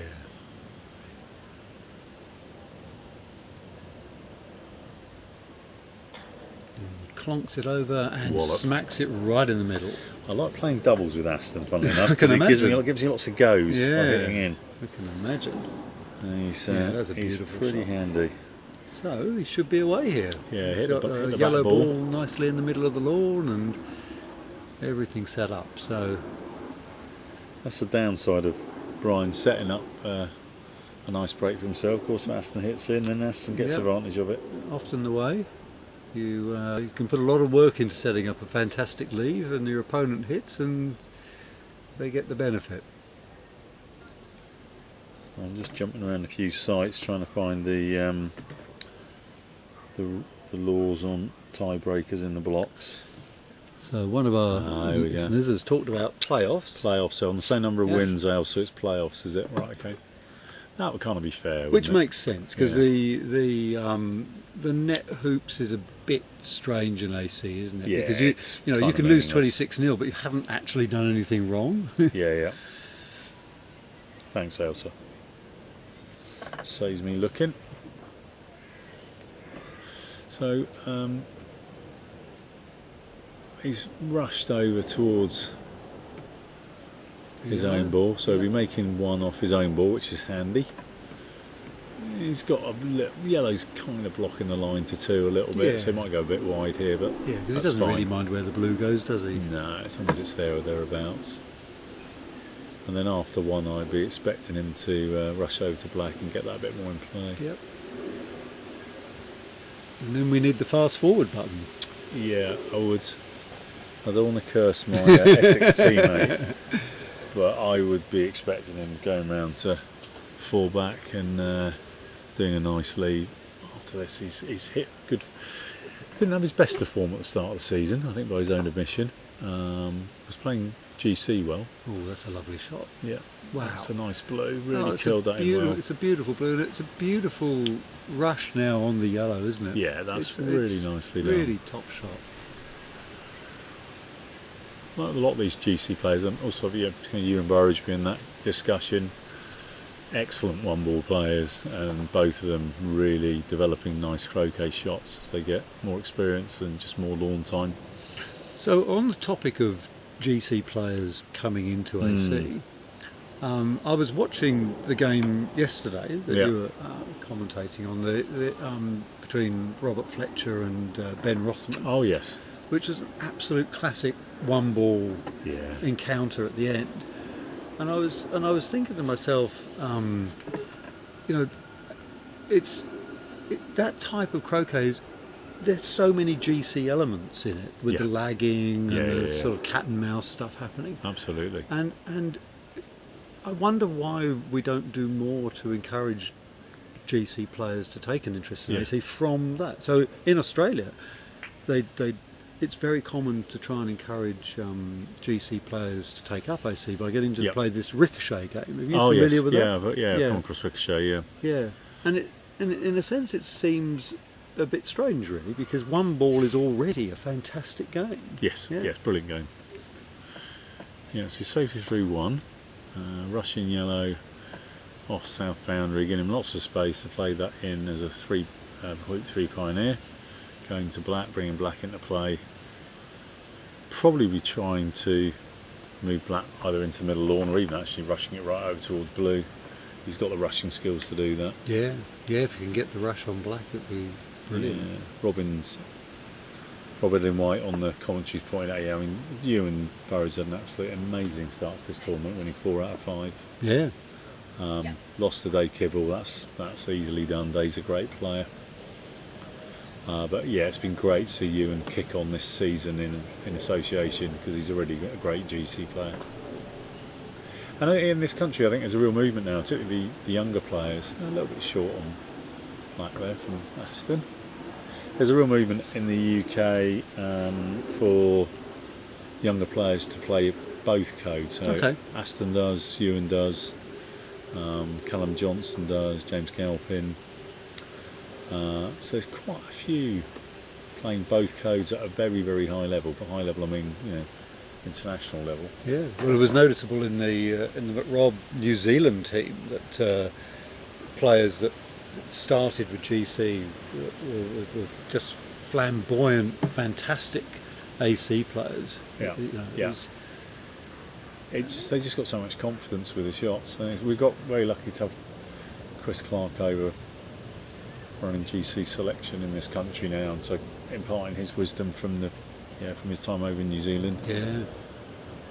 Yeah, so he's just nudging black towards 4 and coming to blue. So he's all got plenty of time to develop the break. It's all very nice. Nice take-off, really nice, very well judged. He's a very calm player. He sets up very high standards, Aston. But generally, when things are going well in break, he's very, very calm, lovely swing, no dramas. There's sort of a quiet energy about him I really like. He's got an incredible competitive mindset. He's very, very good in the back end of tournaments, certainly golf croquet. Yeah. If you get to the final, you're backing him most of the time.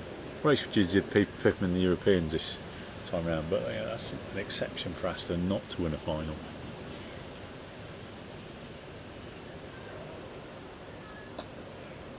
Just wobbles through there a caught little bit bit. wide, didn't it? Yeah, that's okay. I imagine he'll probably go straight to yellow. Because in the ideal world, he would have got a rush to black after that, wouldn't he? He would have knocked the red all the way through to the boundary, and he'd really have corralled all the balls. But what he's done really well there is he's got the confidence to cut blue over in the direction of 3, so he got a straighter line playing blue down to 4, getting onto yellow. So the real key here is getting red south of yellow so he can play it back into 3. Well, the weather's been quite cooperative at the moment. It's been threatening. We've had a few sprinkles, but it's been pretty good, isn't it? It's not bad. Not as windy as yesterday, that's for sure. Oh, was it very windy yesterday? Very windy here yesterday. Yeah. Right, let's see how we go now then. It's got beyond yellow, not totally beyond it. There's actually a very good pioneer for 4, given that we've seen players drift east there. He's done well, and I think he can cut this yellow nicely in front of 3. And likewise, black will go very nicely to 5 from there, won't it? Yes. So he's got lots of options now. So this is really the crucial shot now, getting this in front, because if this goes in front, he's all set. I think he's looking like it could potentially be a bit of a take. Oh no, he's playing more into it. That's it. Yeah, playing yellow in front.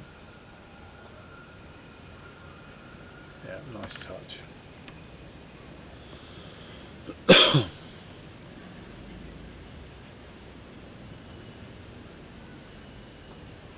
Are these quadway hoops, Rich? No, so we're starting off with, I haven't found out why yet.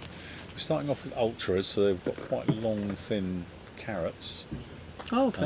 And then we are apparently switching to quadways for the quarterfinals onwards. Really?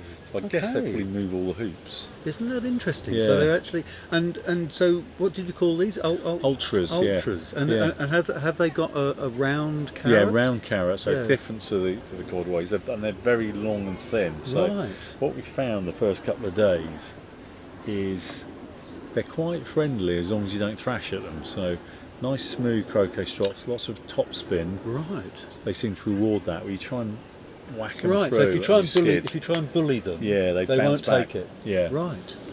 Very interesting. Yeah, so different characteristic games. It's been interesting seeing different hoops being used around the Yeah, around England. that's very, very interesting that they're using different hoops throughout the tournament. And what about at the other venues? Because of course we're at Hurlingham today, but there are several other venues. Mixed. I think it's a mixed use of hoops, depending on what they've got. There's the last couple of years there's been a real shift towards using the quadway hoops, purely because a lot of the places around the world where we're going to have big championships and things use them. Yeah. From my own experience, they are a very fair hoop. They probably encourage more accurate play than the Atkins hoops we're used to in the UK.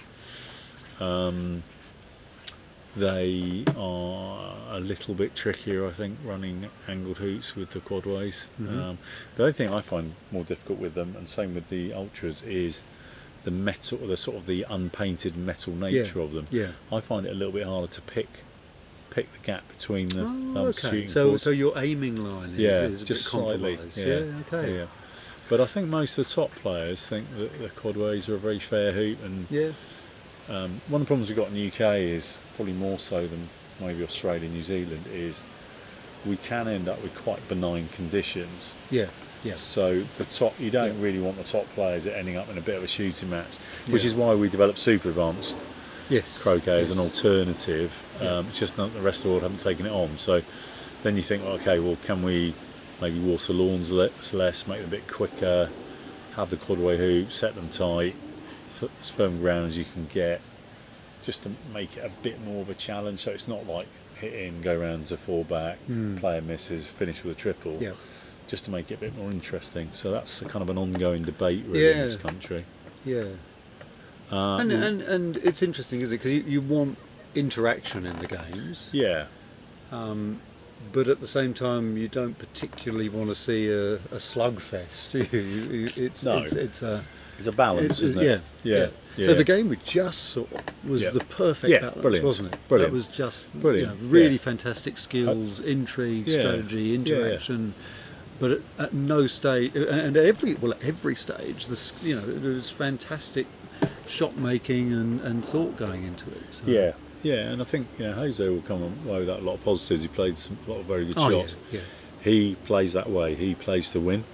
I'm a great admirer of his approach to croquet, and he'll go, okay, fair enough. I played a couple of bad shots that meant that I didn't finish, and I don't think he'd be too bothered by it, to be honest. No. And they've got some wiggle room because of the block structure. Yeah. They don't. Yeah. Then it's not the end of the world to lose. Well, from what you were saying earlier, there's sort of like 2 games that you can lose without any trouble. Yeah, exactly. The form that Jose's in, I'm very confident he will go through. Rob's just Edling White's asking on the chat about are ultras being used across all venues. No, the answer is no. So I think probably the reason, I can't remember how many set of quadways we've got now, it's quite a lot. It's probably not enough to have all the lawns that here with them, in the block stage have them all, so I think that's probably why they've not gone for that, whereas in the quarterfinals it makes it a bit easier. You're absolutely right. And obviously they are completely incompatible, being square pegs in round holes. Yeah. It's I'm sure after 3 days of play here they'll move the hoops anyway. I think they're set really well. I think Chris was saying they're set very tight. I think they've been a really fair test. I think the lawns have been great, nice speed, rewarding good play. I think it's been a really good set of conditions. Decent number of TPs, which makes you realise that conditions are generally not too bad across all venues, but not like stupid numbers. No. Yeah. You're not like we're seeing 26 TPs to 0 all the time. All the time. There's a lot of very close games, so that's great. No, there's a lot of games where the opponents manage to get, double-digit numbers. So it shows us some interaction going on. So Aston, carrying along very nicely there. Yeah, he's completely got every ball where he wants it at the moment. So the only unusual, I mean, you could argue that normally you try and load 2 back coming out of 5, but his skill doesn't really matter. Just a slightly longer shot in.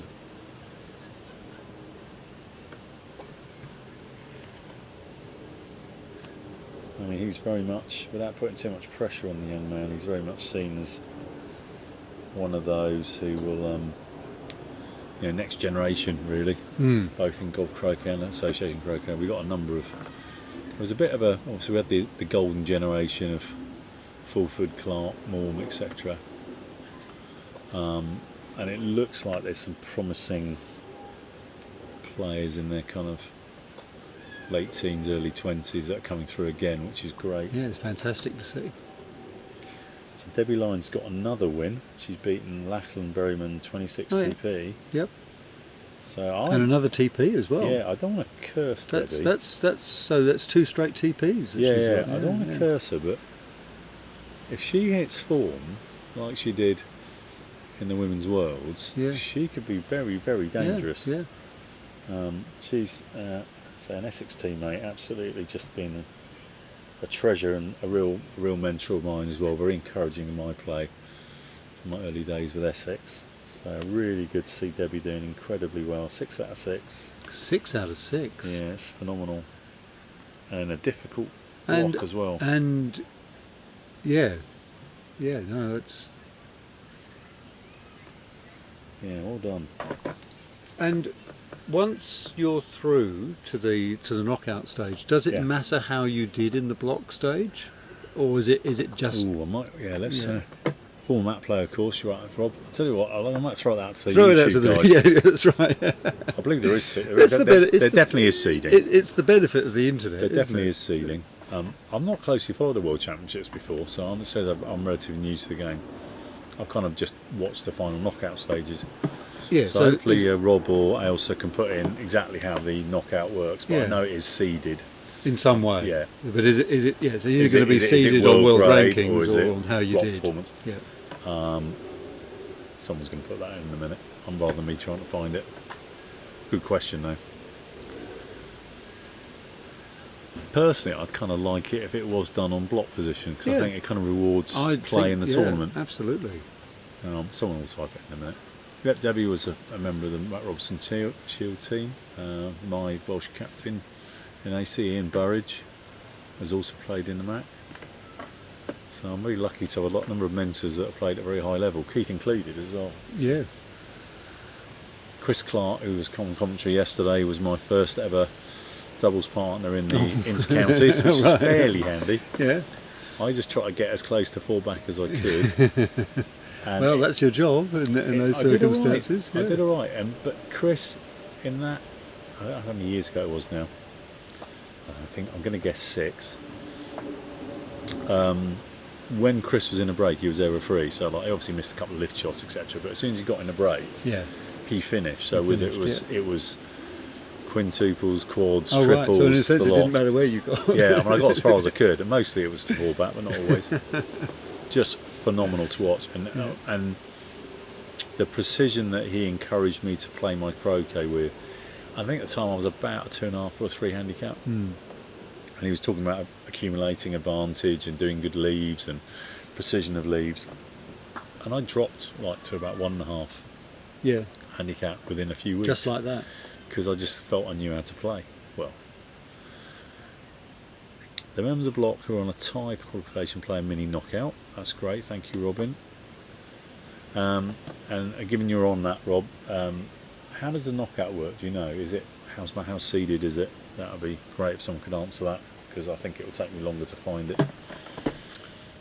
If Keith were here, he'd be all over it, but he's having a well-earned break. Let me do a few more scores. Yeah, a few more. It'd be nice to do while a really well-controlled break like this is happening. It would be a great opportunity to do a bit of a call of the board, wouldn't it? And, go for it. And see what we've got. So in block A, as you might expect, Robert Fletcher is undefeated, but Ben Rothman and Alain Giraud both have 4 wins as well. Yeah, that's a very strong top 3, isn't it? Yeah. And Nick Parrish at 4 as well. Gosh, that's a hell of a block. Yeah. But I guess Eugene would be a little bit disappointed. He's only 1 out of 5. Yeah, looking a bit dangerous. Very young family at the moment, Eugene. Yeah. So like obviously limited opportunities to play on the lawn. He's a really good player on form. But that's a hell of a block as well. And then in Block B, as you mentioned, Debbie with 6 out of 6. That's phenomenal. Incredible. In that group. Yeah. Some guy called Fulford some on guy 5 called wins out of Ford. 6. Yeah. And then Stephen Morgan and Marcus Evans both with 4 and 1. Jenny pushing strongly. Jenny in very strong competitive position there. And then Block C, Reg Bamford, 5 wins, and then Dwayne McCormick. Dwayne's come on strong now. He had a bit of a slow start. He had a Mac Rob which would have been quite disappointing by his standards. He's a most incredible swashbuckling, flamboyant player, and he's just a delight to watch. He's so ambitious and enterprising. So I'm really pleased for him to see him at 4-1 there, because he's a very much a confidence player. Yeah, Carl Maloof we saw yesterday actually. Obviously he's got a famous dad as well. He played a really nice first break actually. I was very impressed with that. And Blake Fields 3 and 2. Another swashbuckling player. And Omid Hamilton on 3 wins, another swashbuckler. So great 3 wins for Iran, first world champs for Iran. Awesome. And then in Block D, we haven't taken our eyes off Aston here. Aston's just pootling around, setting up a diagonal spread and doing it very well. So Zach Watson and Mark Avery both 5 and 0. Yeah, it'd be interesting to see who wins that out of the 2 of them, because that's 2 extremely strong players. Yeah. Richard Smith, I'm just going to do a promo for my mindset course, but he's on my mindset course. He's a great student. So quite a few players bunched around the middle there, aren't there? Richard Smith, Gavin Carter, Peter Philby, Sam Murray, all hovering around the middle. Interesting that one. That'll be a bit of a tussle at the end. But Stephen Forster will be disappointed with his 1 and 4. Yeah. I wouldn't bet against Gavin Carter in that one. He's a very stylish player, just doesn't play that much. Okay. And surprise in Block E with Matt Essick, only 3 and 2. Yeah, had a couple of defeats. Robin Brown's very strong player when he's on form. Yeah, and he's on form at the moment with 4 and 1. Andrew Johnson's recovered a bit. He's former double semi-finalist, I believe. He's a lovely guy, very, very strong Irish player. And Ed Duckworth and Rob Wilkinson and Tom Cole's all tussling for the 3rd and 4th spots probably. But moving on to Block F, does Aston just finishes his diagonal spread. Harry Fisher undefeated. I think Harry's a potential dark horse for this. 100%. He's a really good player, and he's playing very impressive well at the MAC. And he likes high level competition as well. Yeah. So could have bet a sneaky bet on. Would not be at all if he goes to semi-finals or beyond. He's very, very strong. Yeah. And in the context of this game, with Aston on 4 and 1, Brian, just by the way, is 2 and 3. Yeah. So still in it. Yeah, potential group of death this one. Tim Wilkins doesn't play a huge amount. He's a very, very good player as well. He's on 4 wins. Steve Munn 4 wins. So they're kind of separating themselves a little bit from the fact that 2 of the players are 0-5 makes it less of a group of death, because it just makes it a strong 8. Yeah. David Morm, James Death, Dominic Nuns, all 4 and 1 in Block G. Yeah, that's again a strong top, isn't it? Stuart Lawrence 3, Thomas Balding 3, Andrew Hobbs very good. He's I know some people have backed him in the fantasy leagues. I know Andrew well. He's a good guy, and he's good to see him on 3 wins. And Callum Highland would be a bit disappointed to be 2 and 3. Extremely enterprising player, very exciting to watch. So. Aston's put blue north of Peg, which is, that's Keith says, always good. North of Peg, black's hidden from blue, Russian yellow down the lawn, and then he'll just lay up. Yeah, somewhere point north of corner Peg. 4, I suppose. If Brian misses, then Aston will be on starting a TP. And finally, in Block H, Jose Ewan, who you mentioned earlier. And Mark, who saw win that fantastic game against Jose, all 4 and 1. Yeah. Actually, of that group there, I think Joel Taylor would be a bit disappointed. Joel's improved massively the last few years, and he would have been definitely a strong bet for me to qualify. So yeah, it's some very un-Joel-like. One interesting thing about Sharif from the USA, Abdul Wahab, he's got 2 wins and 3 losses, but he's just done a sextuple peel. Oh, brilliant. Against Joachim Norbach. Fantastic. 26 SXP against 5. Wow. So congrats to him. That's really cool.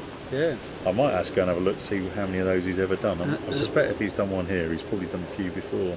And still very much in the hunt. I mean, if they need, if tomorrow he can get 3 wins, then it's our compatriot Rick Harding there from Wales is on 2 wins, 2 losses, so definitely in it. He's come back into the game after many years away. Oh, okay. He's a really good player, lovely guy.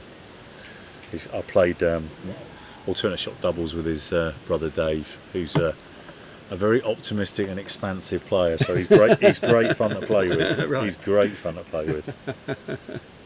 He learnt a few things, hopefully playing with me, about what is appropriately optimistic. So we have had some feedback from. Here we go. And I have to say, shout out to Pete Landry. Oh wow, he's still up in Australia. Up at the moment. It's 4:20 here. So I don't even know what time. Does that time even exist in Australia? Let's see. +9. It's the wee hours. Well done, Pete. Yeah, thank you, Anyway, Pete. grade-based seedings, not block-based seedings. Grade-based, yeah. So that's interesting. How does that? So, from a sort of sports psychology thing, how does that affect you if you're already through? Last day. It doesn't really matter, right? It really doesn't matter. Well, possibly grade might change a little bit from winning or losing. Yeah, but what's your mentality going into the game? Because you've got 3 games to play, or maybe 2 games to play. You know you've already qualified. What does that do? So from my perspective, I'd be looking at momentum's huge, right? So actually, going into games having a lot of wins just is a good thing. So you'll see most of these people won't be taking their foot off the pedal, but someone like if Rob's through, Reg, Jose we saw, maybe Matthew Essick, maybe Robbie Fletcher's in that discussion. I think they'll be trying stuff to get themselves ready for the later knockout stages. So Brian was an interesting shot here. He's got about a 10-yarder. Because the lead wasn't great. Wasn't hidden. We couldn't see. Sorry, we were too busy gassing, and Brian has a shot to get back in, which he just misses. Aston will be breathing. Yeah, huge sigh of relief. He's left himself a 6-yarder himself. But, so that makes sense now, because we were looking at the blocks and stuff, but that's why Aston didn't do a standard lead, because he knew that black was open on blue, so he just put them a little bit further apart. If Brian had hit, it would have made him harder for him to get going. As it is, assuming Aston will hit this, which is for a GC player, that's his sort of bread and butter stuff. I don't want to curse him. But if he hits, then actually he's got a decent chance of getting a break going here. Really nice if Red rushed up towards 3. Not quite, but at least he's hitting. I think he can play a croquet shot here, sending Red towards 3, ready for the peel. Because he's got 2 balls. Black and blue. He's got 2 balls to aim for. Yeah, so he could afford to play a really big split. Yeah. And in a sense, almost, well, I mean, obviously he'd rather get the back ball, but he could probably still cope with whichever ball he was near. I mean, I guess ideal scenario, you're going to come to black, play that into 2, and then get a nice rush on blue up to hoop 1.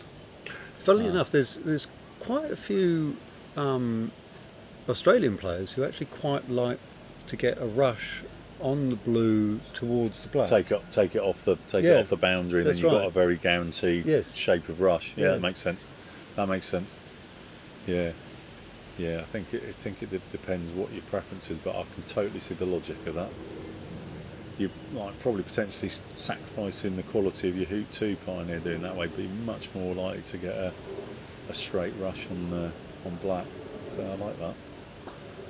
I do find it interesting. He's doing this. It's going a bit, but it's fine. But the yellow is a bit near, isn't it? Yellow's a bit not too far pointing south. anywhere. It's fine that he can hit blue, but it just makes things a little bit more difficult. He's walking towards it on the line to black. He's going to go for black. He's a very confident young man. He's going for black. I like this. It's very strong. It's a statement. He's a great shot, and I like the fact he's going, I'm going to play at this level, because this level I need to play at to get deep in this competition. Oh yes, well No played. doubt, was it? Really? Brilliant. So I had the pleasure of, right at the end of the intercounties this year, we hadn't had the best tournaments. We only had Rob for a couple of days, and we had a few stand-ins, and we were in the last game, alternate shot doubles. We had to beat Oxfordshire pair, otherwise we were getting relegated. And we started on hoops 3, I think, having to finish our other balls on peg, and I just thought I just need to get this guy in front of hoops. I was playing with Aston, alternate shot. Played a couple of decent big croquet shots, but I particularly remember there was about a 7-yarder that he hit through hoop 4. And time had been called, so any mistake was curtains. Yeah. And we got round and won. That's a little bit short, but he can cut it. But I love what he did there. Yeah, it's Because just you know what? He didn't even look No, at there's no the doubt, blue. was there? No, Yeah. but when he was walking up, after he played the shot, he was after he played the split roll. Yeah. He didn't even look at the blue. And that's a decent rush up to 1. It's a bit wide, but he'd be happy with that. He was walking along Yeah. the rush line, Yeah. or the shot line, towards the black ball. It was like the blue wasn't even in his field of vision. No, I love So, that. yeah. And that's great because then you're not introducing any element of doubt. It's like, I really remember the decision, I'm going to hit black, it's going to help me develop the break. Plenty of time to develop red, as Rob Edlin White says. If he can make hoop 1, he's got a sort of standard TP position. Well, he does, yeah, and that's perfect. beautiful. Look at that, Yeah, right well plumb in played. front. Yeah, and sort of, I think it was nice at the end of that inter-counties turn. I looked at Aston and I said that's one of my favourite turns of croquet I've ever played, so that was a good memory for us both. Yeah, it's good. Yeah, it's nice to play with a young man with such incredible talent. So just to come back to the block seeding Yeah. stuff. I mean, imagine if in the Soccer World Cup Yeah, it was done like that. It's crazy, isn't it? Can you imagine the shenanigans that would happen if it, Yeah. So Yeah. it's. I guess I'd be interested to know what the reason is. Yeah. Why do they do it that way? Yeah, I'd like to find that out because and is it because they're worried that people might, I don't know whether they use this term in the UK, they might tank games? yeah, Is that a yeah, common keep, term? Keep them honest. It is tanking. Yeah. Tanking. Yeah, just chucking away games. Yeah, it's. I would if I give them the choice, which of course I'm not, I would strongly favour the where you finish in your blocks determines where you go in the draw. I like that because it can shake things up. It rewards good play in the block. Also, I think in this type of competition, there's very little chance of tanking because there's such strong players in each of the groups. You don't want to face any of them, really. No. I mean, yes, there's whoever they are, they're capable of beating you. So Yeah.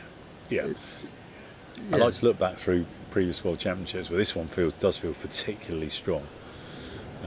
There's a number of players down to sort of 7th, 8th, 9th seeds, maybe even 10th seeds that have got a chance of getting through. So I love this about Aston. He's made hoop 2 really nicely under control. So he's got and red and blue are just perfectly positioned around there, aren't they? Yeah. You usually say that you'd make hoop 3 off partner ball, just makes it a bit easier to place it in front of peeling position, but it doesn't really matter. I think he probably will end up doing that. He'll want to I think he will. send black down to a 4, take blue Take over blue to over. red, send it to the skate ball, and then off he goes. Yeah. No, it's. I'll tell you what, I'd even fancy myself. I was on going to this say, one. I do a lot of TP sitting in this seat here, Gareth, I tell you. Both of us have done them. Yeah. I still find them a bit of a struggle. But if you were setting one up to practice, this is what you'd start with, isn't it? This is sort of like. I've done quite a few in club matches and things. I think I've done 13 in competitive games. And if I was starting from here on this lawn, Aston's fallen foul of the slight slope. Yeah. It's a bit short as well, but that's okay. If I was starting from here, I'd be disappointed not to get a 2p. Yeah. while acknowledging it's in the World Championship. Yes, block. yeah. But I don't think that has an impact on Aston, to be honest. I think. Well, but again, I'm sorry to labour the point about the block stuff, but Aston would be feeling pretty confident about qualifying now, and therefore it doesn't matter how it's not like he's trying to get wins to better his position in the knockout phase, because he can't do anything about that. I'm assuming it's going to be grade at the start of the tournament, not grade after the block. I don't know actually. I remember something. Maybe Pete's Landry's got access to that information. I mean, he's playing for pride. He's playing for getting more TP. He's getting his grade up. I would not be wanting to play Aston Wade or Ewan Burridge if they get through, because they're super dangerous. Yeah, they're on fire. Yeah. And look, this is the perfect position for Val. Yeah, okay, that's a good question there from Pete. He said different hemispheres, different seasons. Means players not all be on top form in the block early. Yeah. So you could end up with a lopsided KO if you use block seeding. Okay, that is some logic there. Yeah. You're right, some of the other players, from Australia, etc., they might play themselves into form. Yes. So I get that logic, Pete. Thanks for that. That's a really good point. I still like the block seed. Well, I mean, I don't care one way or the other. It's just I think it's not something that you see very in other sports. I don't think. No. No, as you said, like take the World Cup. Yeah, can you imagine? Yeah, I mean, Oh, yeah. By the way, you're playing so and so because you're a lower world ranking. Yeah, it's a bit strange. Anyway, Aston's almost rushed that too well. He's got it right into the jaws of the hoop. I think he'd do a nice escape to blue. To be honest, his roll shots and things are good enough that he can. If he can't get a rush on blue, he'll be okay. Just been a little bit more careful here. He doesn't really have to peel it though, does he? He only has to jaws it. Doesn't have to. No, he doesn't have to. I think it's a slight angle as well, by the looks of it. And maybe the black not being the perfect pioneer is slightly weighing on his mind here. Yeah. So this isn't an example, by the way. I think you're going to get a little bit, quite a fair amount of pull here. Yeah. It's a short shot, but he is coming off at sort of 45 degrees, I think. Yes. And he jaws it.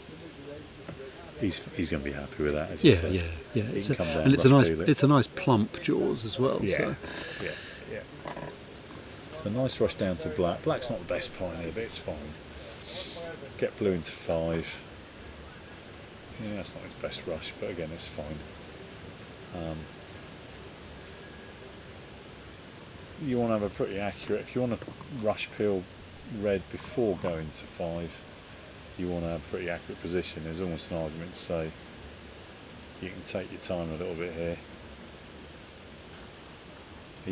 Even rush peeling red before 6 is not a big issue. It's not ideal, but so Aston's giving the vibe of someone who's enjoying being on the lawn at the moment. Yeah. It's all very measured and smooth and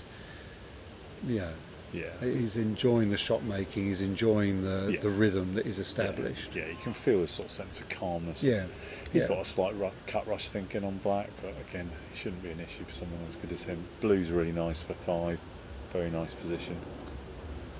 Yeah, it just knocks it up. It's going to be a sideways approach, but I don't. Now, being a golf croquet player, I wouldn't be surprised to see black going a little bit deeper here, and maybe he goes off the boundary. We'll see. Well, we've lost all of our spectators on the southern boundary there. Well, I hope they've got something else better to do, because they're missing a young man who's probably one of the futures of croquet. Don't want to curse him. No, you haven't. He has. Black's gone very deep. He's gone very I thought deep, he would. and he'll slam this through. Yeah, nice smooth swing, but strong, so that any sort of slight wire won't stop the ball. Yep. Lovely. And crow, or is it raven? I can't tell what that is from here. Just flies in front of him. When we were up at Nottingham, the British Opens, we had issues with squirrels. They were coming on and burying nuts on the various boundaries. Really? Yeah, little beggars. Wow. Grey squirrels. Okay, so yeah, I'm not totally surprised he's done this. So he's again thinking about shorter shots. He's just played black in so he can knock it down to 6 and go straight to blue at 5. So he's not in any great rush. Is it going to be 6, or is he going to put it halfway between 4 back and 6? I think he'll put it straight at 6, because any rush peel's red, he can just roll that over to 6, and then just use black as a normal pioneer. It's a little bit short, that's fine. That's fine. Yeah, he doesn't. He's quite happy with blacks near 6 because he can rush peel red, assuming he gets a good rush out of 5. What we got here? Ailsa's Keith's partner said, "Is a Hurlingham afternoon tea enticing the spectators away?" Well, that is probably a good shout, Ailsa, to be honest, because as well as having great lawns and great facilities, their food is phenomenal. Yeah, I could quite easily, maybe find a little cupboard somewhere in Hurlingham and make a second home. Oh, I haven't had the opportunity yet. I've been on duty for, let's see, 10:30, 4, 6 hours. Gosh, why are you doing more there, Gareth? I shall look forward to sampling something later. Yeah, so Aston's got a nice rush out of 5, a really nice play. Play blue across the 1 back, and I'm going to assume he's going for the rush peel now. Yeah, looks like he's got the angle to get to red, rush peel it through, play it in towards 6, and then make 6 off black. Yeah, that's looking pretty good. Yeah, good. The key really with triple peel success rate is getting this 4 back peel in. Yes. Reasonably early. Your last significant opportunity is peeling it, going to 1 back, or you're going to be left with a straight triple, which, yeah, as we've seen today, is not the easiest thing to accomplish. Now, Rich, the fact that red is going to be the pioneer at 2 back here. Oh no, he's not. He's not putting it in as a throat. He's going to leave it deep, is he? What's he doing with the red here? Because this is a little move I'm not familiar with. Yeah, I think he's going to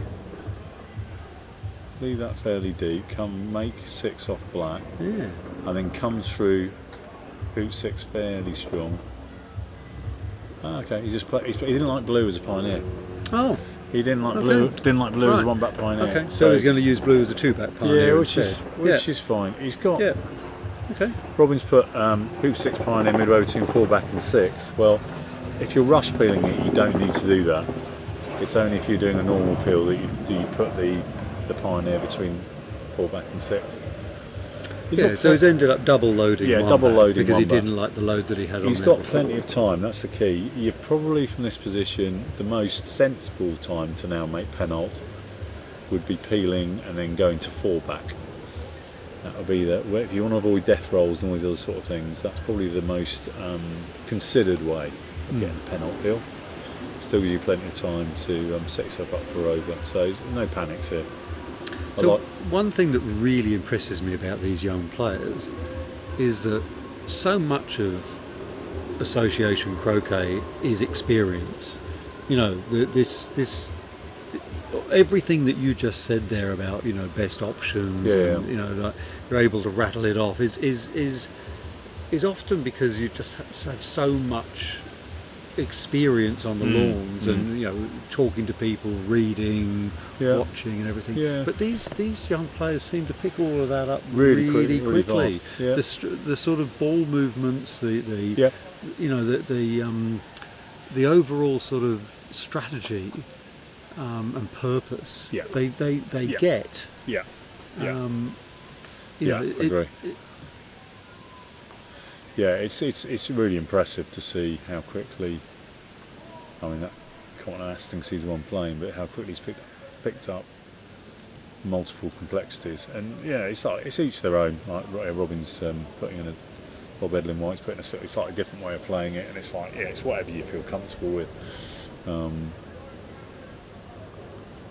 I think fair play to him. I would have been greedy and sent red to penalt and been okay with blue, but that's a much safer way of playing it.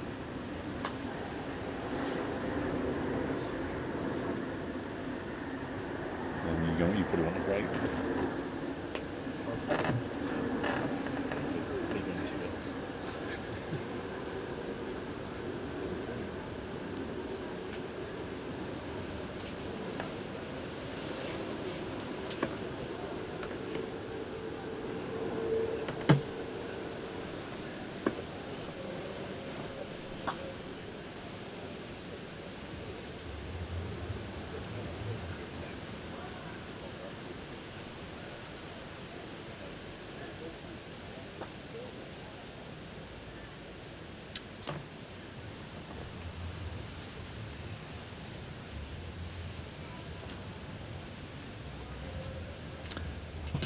Hello, Keith.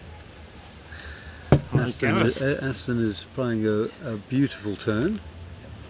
So what's he up to? He's just gone through one back with his yellow ball, and he's already peeled red through 4 back, and it looks like he's going to brush the red across towards penultimate.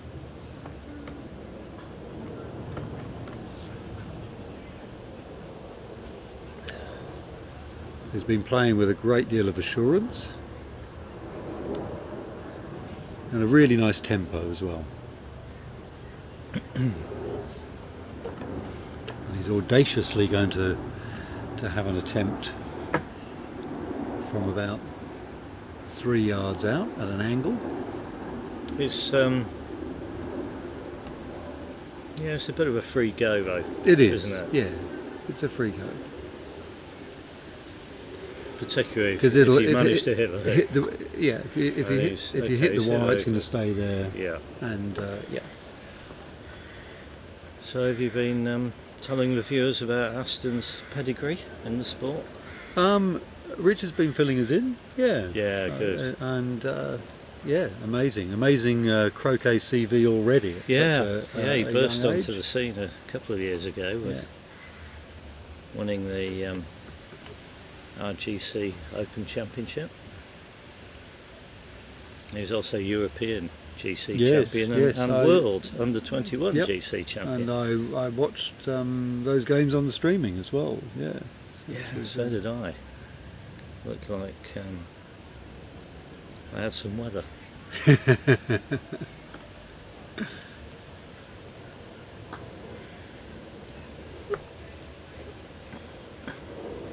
We've been very impressed at Pete Landry being up at this time of night in Australia. It's telling us about that's probably a bot, isn't it?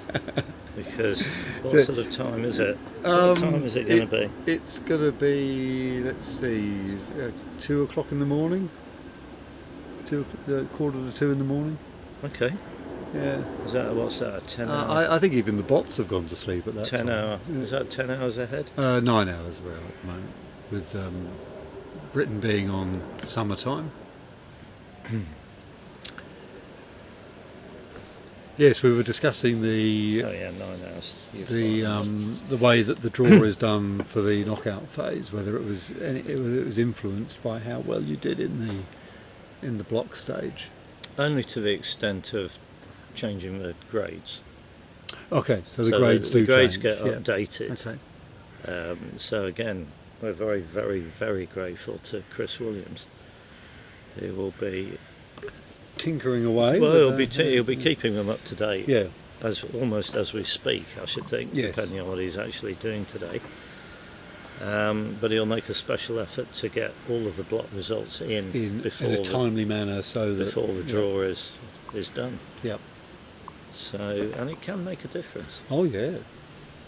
Well, particularly with some of these players that are really bursting onto the scene, because the points that they get are skewed, aren't they? If your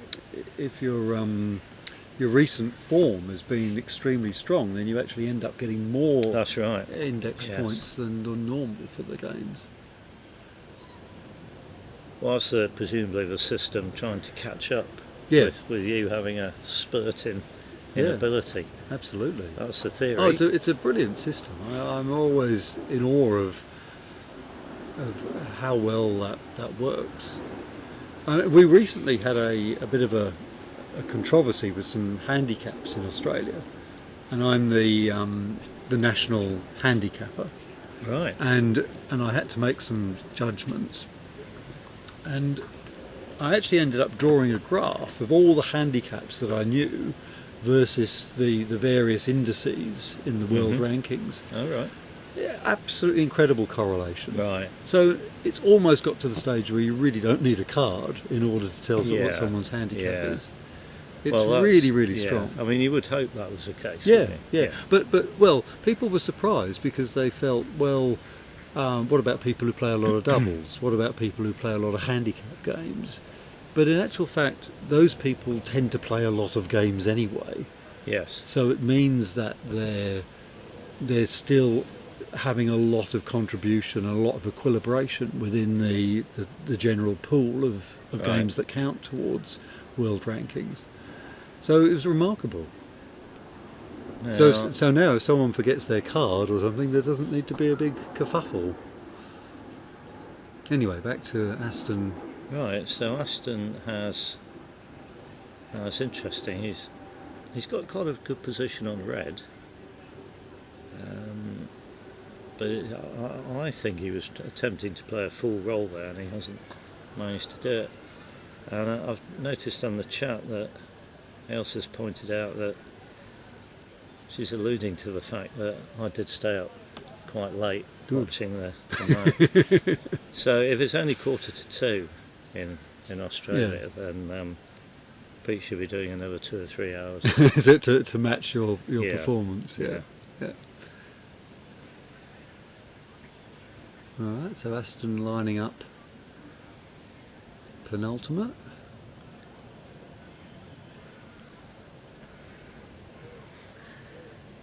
It's been a very contrasting game to the previous game we were commentating on. Right. Has it been a bit sort of cleaner? It's been, Brian's only had... well, Brian's an interesting player. He plays a lot of games. And certainly I've fallen foul of Brian being in one of his better bits of form. I remember I think the first time I played him, he just finished me off 5th turn. Well, it was a lovely peel from Aston there. He was a fair way out and he had to do a split, so he judged the pull perfectly. Yeah, it's very nice when you see people peel cleanly. Yep. It's the sort of thing I think you just need to get out there and do it and practice and find out about how to do split peels.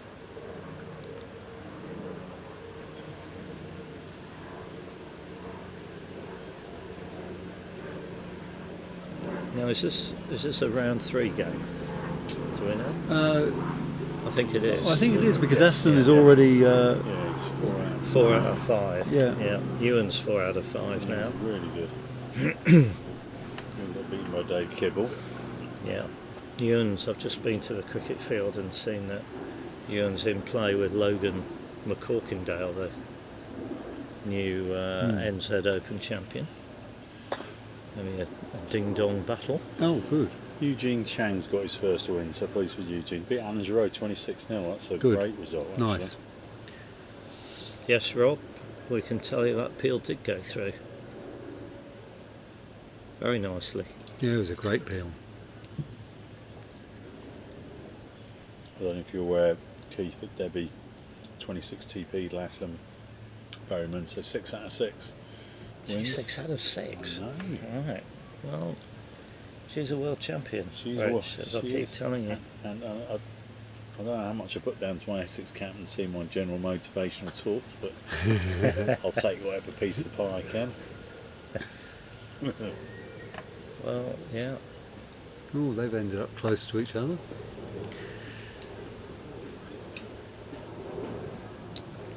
Yeah, that's not ideal by any means. No. Because he needs to go to red next.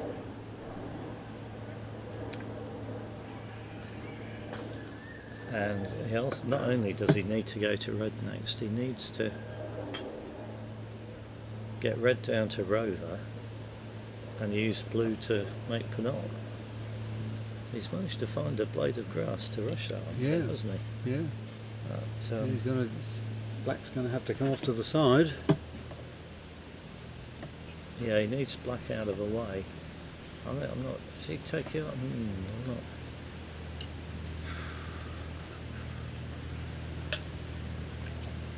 I'm just wondering whether taking off from the other side would be better.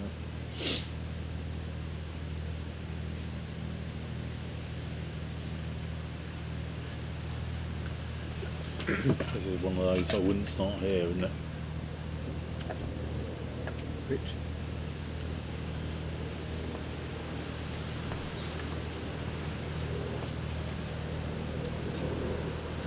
To the van. Right, now this is interesting, because having just said he needs to go to red next, he's clearly not going to red next. Now, why does this keep happening, Reg? Why do I confidently say what players are about to do, or what indeed they absolutely have to do, and they go and do something else? My theory is, yes, they know that the great Keith Aiton's in the commentary booth, and they think, let's chuck in a few complexities. they're messing with me, aren't they? Just so you can say, I remember seeing this in 2007 at such and such. But that was, I haven't really seen anything quite like that before, in terms of horrible positions you can get yourself into. It's retrievable, just that he's going to have... I don't know why he's done this. I find it hard to believe that he couldn't get to red. Find a way round red, knock it north, and then make hoop off blue. Even if you have to go down the route of rushing red south and coming back to blue. Yeah, it's going to be a long old rush with red after this hoop, isn't it? Well, I'm going to stick it out there and go, he's not finishing. Right, I've got a question from Louise here. Could we please explain what the advantage of winning with a triple peel is? Right, that's definitely one for you, Keith. Right, you're letting me field that one. Yeah. Right, the advantage is that... Okay, so you make a break to 4 back, and then the opponent has a lift shot. Let's hope they miss, and you come back on, and you're 1 and 4 back. If you can complete a triple peel with your hoop 1 ball, so make all 12 hoops and peel partner through the last 3 hoops and peg out, that's the end of the game. Yeah. But if instead of attempting the triple peel, you simply take your hoop 1 ball around 12 hoops to the peg, the opponent gets another shot. And at the very, very top level, you really want to minimise the number of shots that and it really is that simple. Yeah, it is. You're just reducing the number of opportunities you give the opponent. Oh, there we go. Yeah, I think you're absolutely right, Keith. He's Hopefully not even attempt to finish. That answers the question.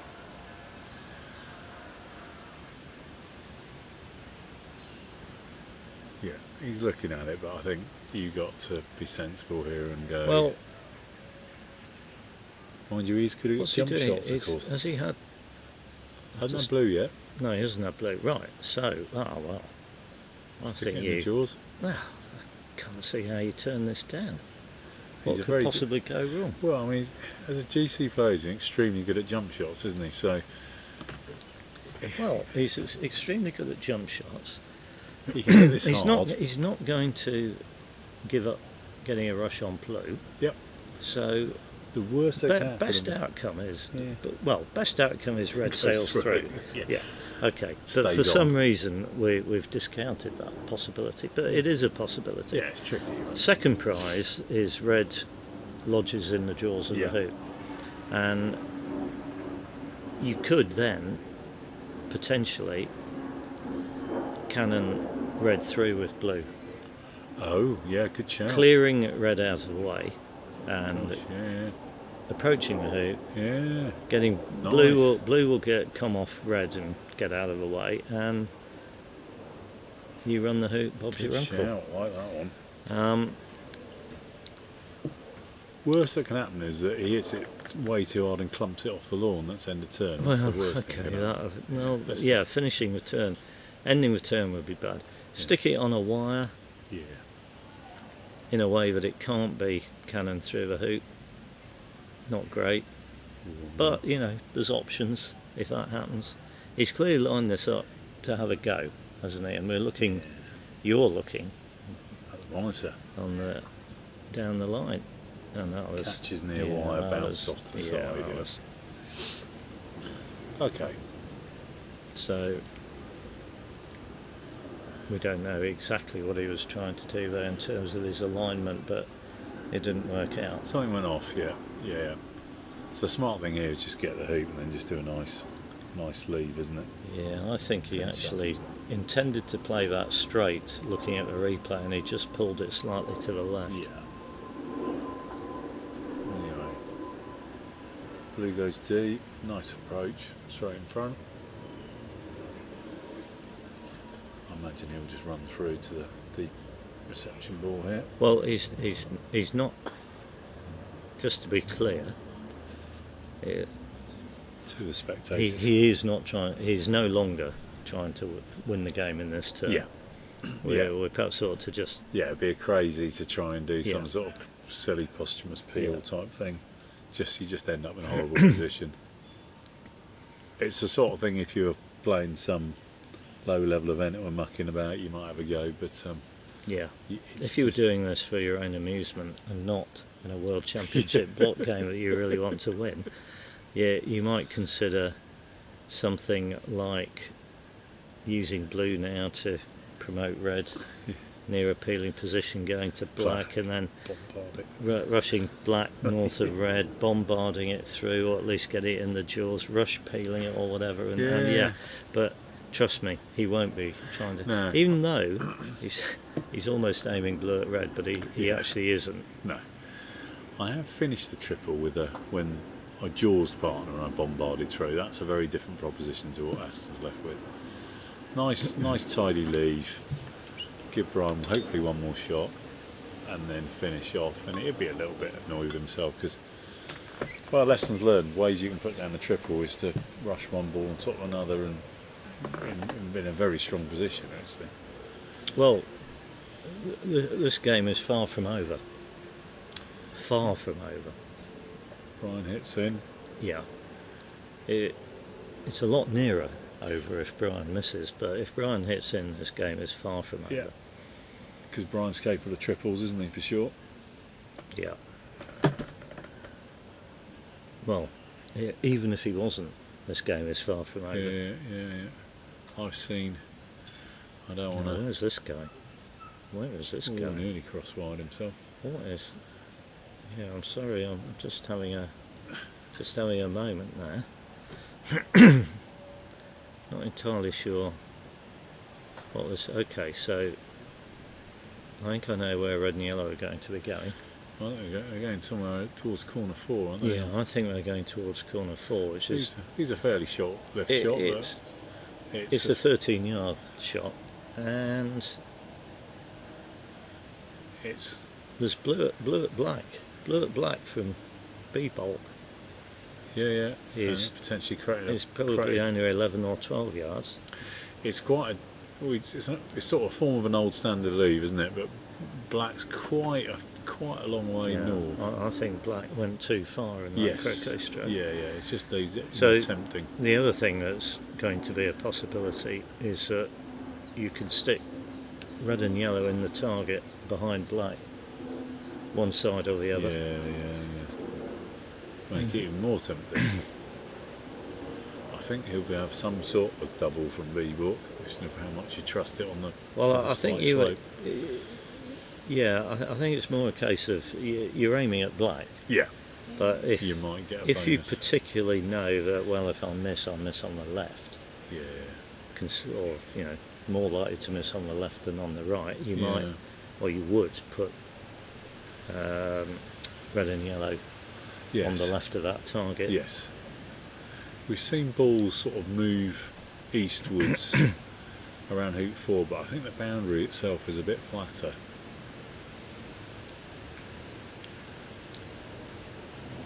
Now just remind me, is there another game we're expecting? Yes, we're expecting Dave Morm.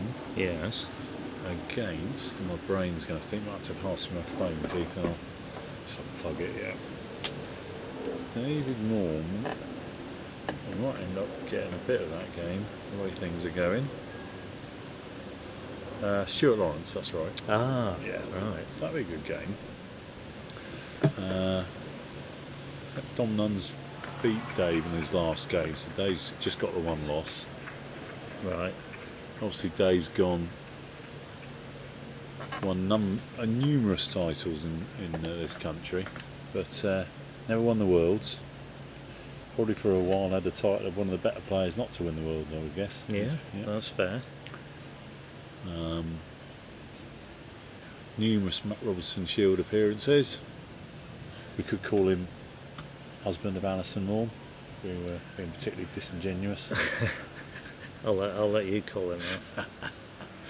Right, so Brian's got to make a decision which lift shot to take, and I think the fact that he's walking towards blue means that he's going to lift blue, and he has lifted blue. Okay, blue right. has been lifted.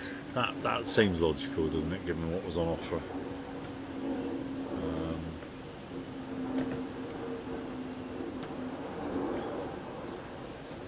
Seeing what else is going on elsewhere.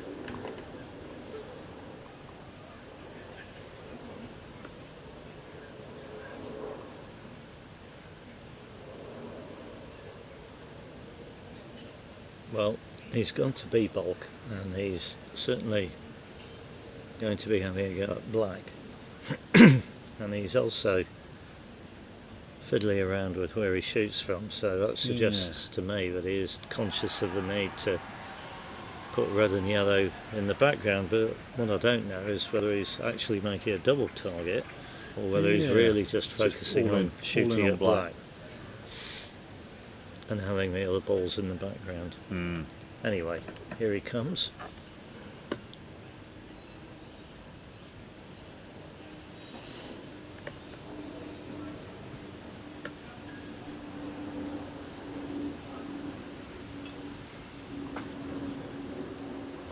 And he's absolutely nailed black.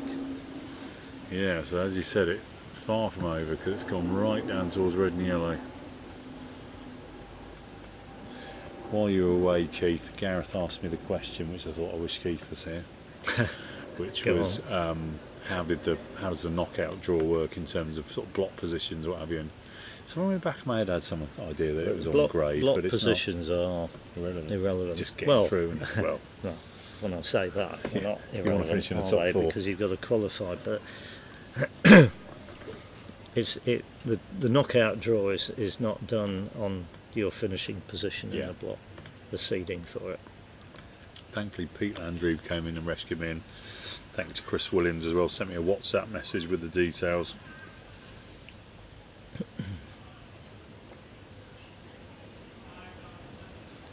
Chris is very firm of the opinion that grey based is better. There was a big debate apparently 10 years ago or something.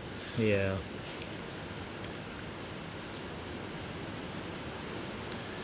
I guess with the vagaries of, it's at this level it's very easy to lose a game, isn't it? So you can end up with the top seed being number 3 or 4 in the group, in the block, sorry. Right, and Brian. Well, particularly when some of the players, one of the top seeds, are coming from out of season. Yeah, that was Pete's point as well. Yeah, they go kind of warming up as they're going along.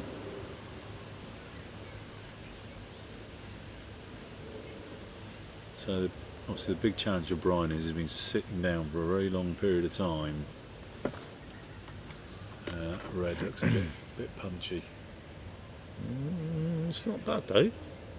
We'll take it. Oh, no, it's gone on a bit, you're right. What was it, about 10, 12 feet past? Yeah, not well, maybe like 8 yeah, around feet, about maybe 10 feet, but he's also quite a bit south, so it'll be interesting to see how he chooses to actually approach this hoop. And when I say, obviously he's going to try and get blue in front, but what's he going to do with red? Right, he's done what? I actually quite like this, if he's Red's got big, position. Red is a long way through. It looks a bit sideways. He's put red deep, and that would have given him the best chance of running with a nice, smooth, but not gentle hoop shot. Oh, good hoop. He's run the hoop very nicely. Nice hoop. Just that red's miles away, but black's probably, I don't know. He's got to be thinking here that Aston's yellow is peg ball. So shooting at black, I think, is not horrendous because it gets him away from red. Okay, so kind of trying to hit black. She's hit. Oh, she's hit black. Okay, Very he's nice shot. hit that. That's good. Yeah, that makes things a bit easier. I think the secondaries are prowling. Alright, I'm gonna swap with the edge so you can.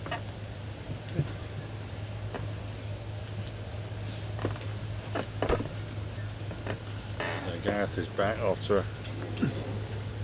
Well, it's Long interesting. stint. I just went into the conservatory over there, and it's absolutely full of people watching the tennis. Oh, of course, got the men's final in Yeah. Wimbledon. Right, so Brian's. Yes, if he can get a rush here. Wow, back in. Then he's got a chance. Aston might be ruining his. Okay. So how did Aston? Because the last time when I left, he Yes. had peeled penultimate. Yeah. He's looking very, very strong. What happened to So- unravel? So what happened was he ended up having to make penal off partner ball because he ended up rushing opponent ball on top of each other. Oh yes, I remember. I saw So, that. what happened was he went through penalty and had a very long rush down. Oh, it's going out! It's going out! That's It's not out. what he wanted. So he's approaching from a reasonable distance there, Brian, and unfortunately he's croqueted red off the lawn, which is end of turn. But I think red might be wide from blue when it comes back Ooh, in. let's see. He's, so very, very appropriately and good etiquette, he's put that back on without looking. Without looking, yes. That's what you should do. I always make a point of doing that. I'm just Yeah. intrigued now as to whether red can Yeah. see blue. We'll know in a minute. Let's Yeah. have a look.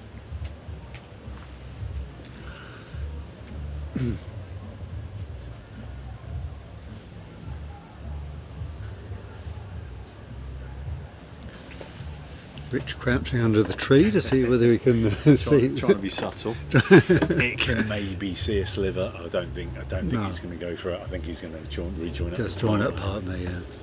Blue will have a shot at black. Assuming Aston doesn't hit. But yeah, so Aston rushed down, had a long rush down then with partner towards Rover, and it was a bit sideways. He had a speculative peel, but Okay. it bounced off the outside wire. So he very sensibly got to peg with yellow. Did sort of an OSL, was a bit deep, and Brian did a really nice hit in from B-ball. So. Just having to wait for the start of the other game now. Yeah, David Moore Looks against like David Stuart Moore, Lawrence. Stuart Lawrence, yeah.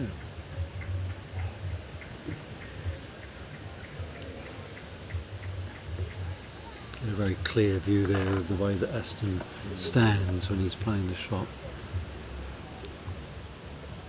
Smacks it down. And it. Oh, shot! Shot! The advantage of hitting it hard is it doesn't hill very much. And with the ball that he wanted to play with as well. Yeah, he's going to be pretty happy with that. Getting the ball to Rover's not trivial from there. He'll go off to black and blue and get one near the other, and then hopefully get a rush to Rover. But yeah, he's got a bit of work to do. But that was just a wonderful shot.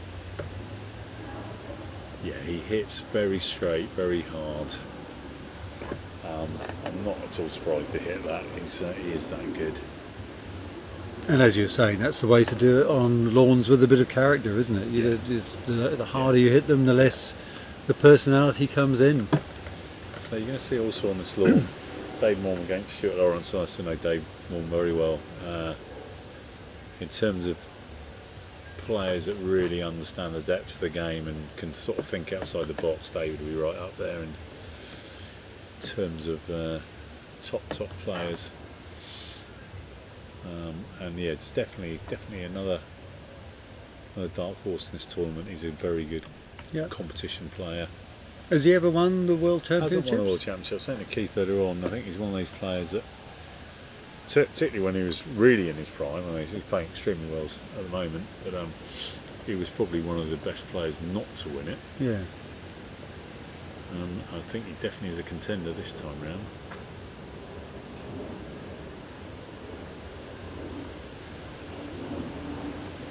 He's a very expressive player as well, isn't he? Yeah, you know what's going on. Right, so Aston's come off from He probably yellow. wouldn't make a good poker player. No, he lets you know what's happening. So Aston's taken off from yellow. He's got a reasonable rush on black towards blue. It's a very good run. Oh, right. clattered into the... Oh, he's going to be a... Anyway, he can still take off to blue. He can still take off to blue. Try and get a rush down to Rover. Yeah, and if he gets a rush down to Rover, he after he's made Rover, he can get a rush on the yellow up to the peg, can't he? So, because there's a bit of space between yellow and the boundary. I would say it's not an easy finish, but definitely finishable.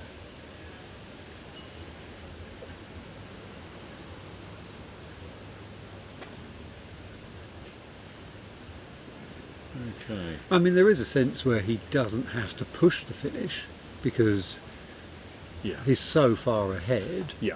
And a good leave at this stage would be okay. Absolutely. Yeah. Don't do anything silly. Basically, you've got a good advantage. Although at this level it is potentially only a 2-break advantage. Yeah. Don't do anything silly. See if you can get her over now. If not, good leave. That's not bad. It's gone a bit further, I think, to the light, but a little. It's going to need a fair amount of cut. Yeah. Is he just going to separate Brian and just wait for next time? I think so now. I would not be at all surprised to see Blue sort of heading down. Well, he's corner one direction potentially. Yeah, although he has put himself in a sort of straight roll position, hasn't he? And he's lining up for that. It's quite aggressive, but fair play. He's on a nice north-south line to Rover, so looks like he's going to play a big role.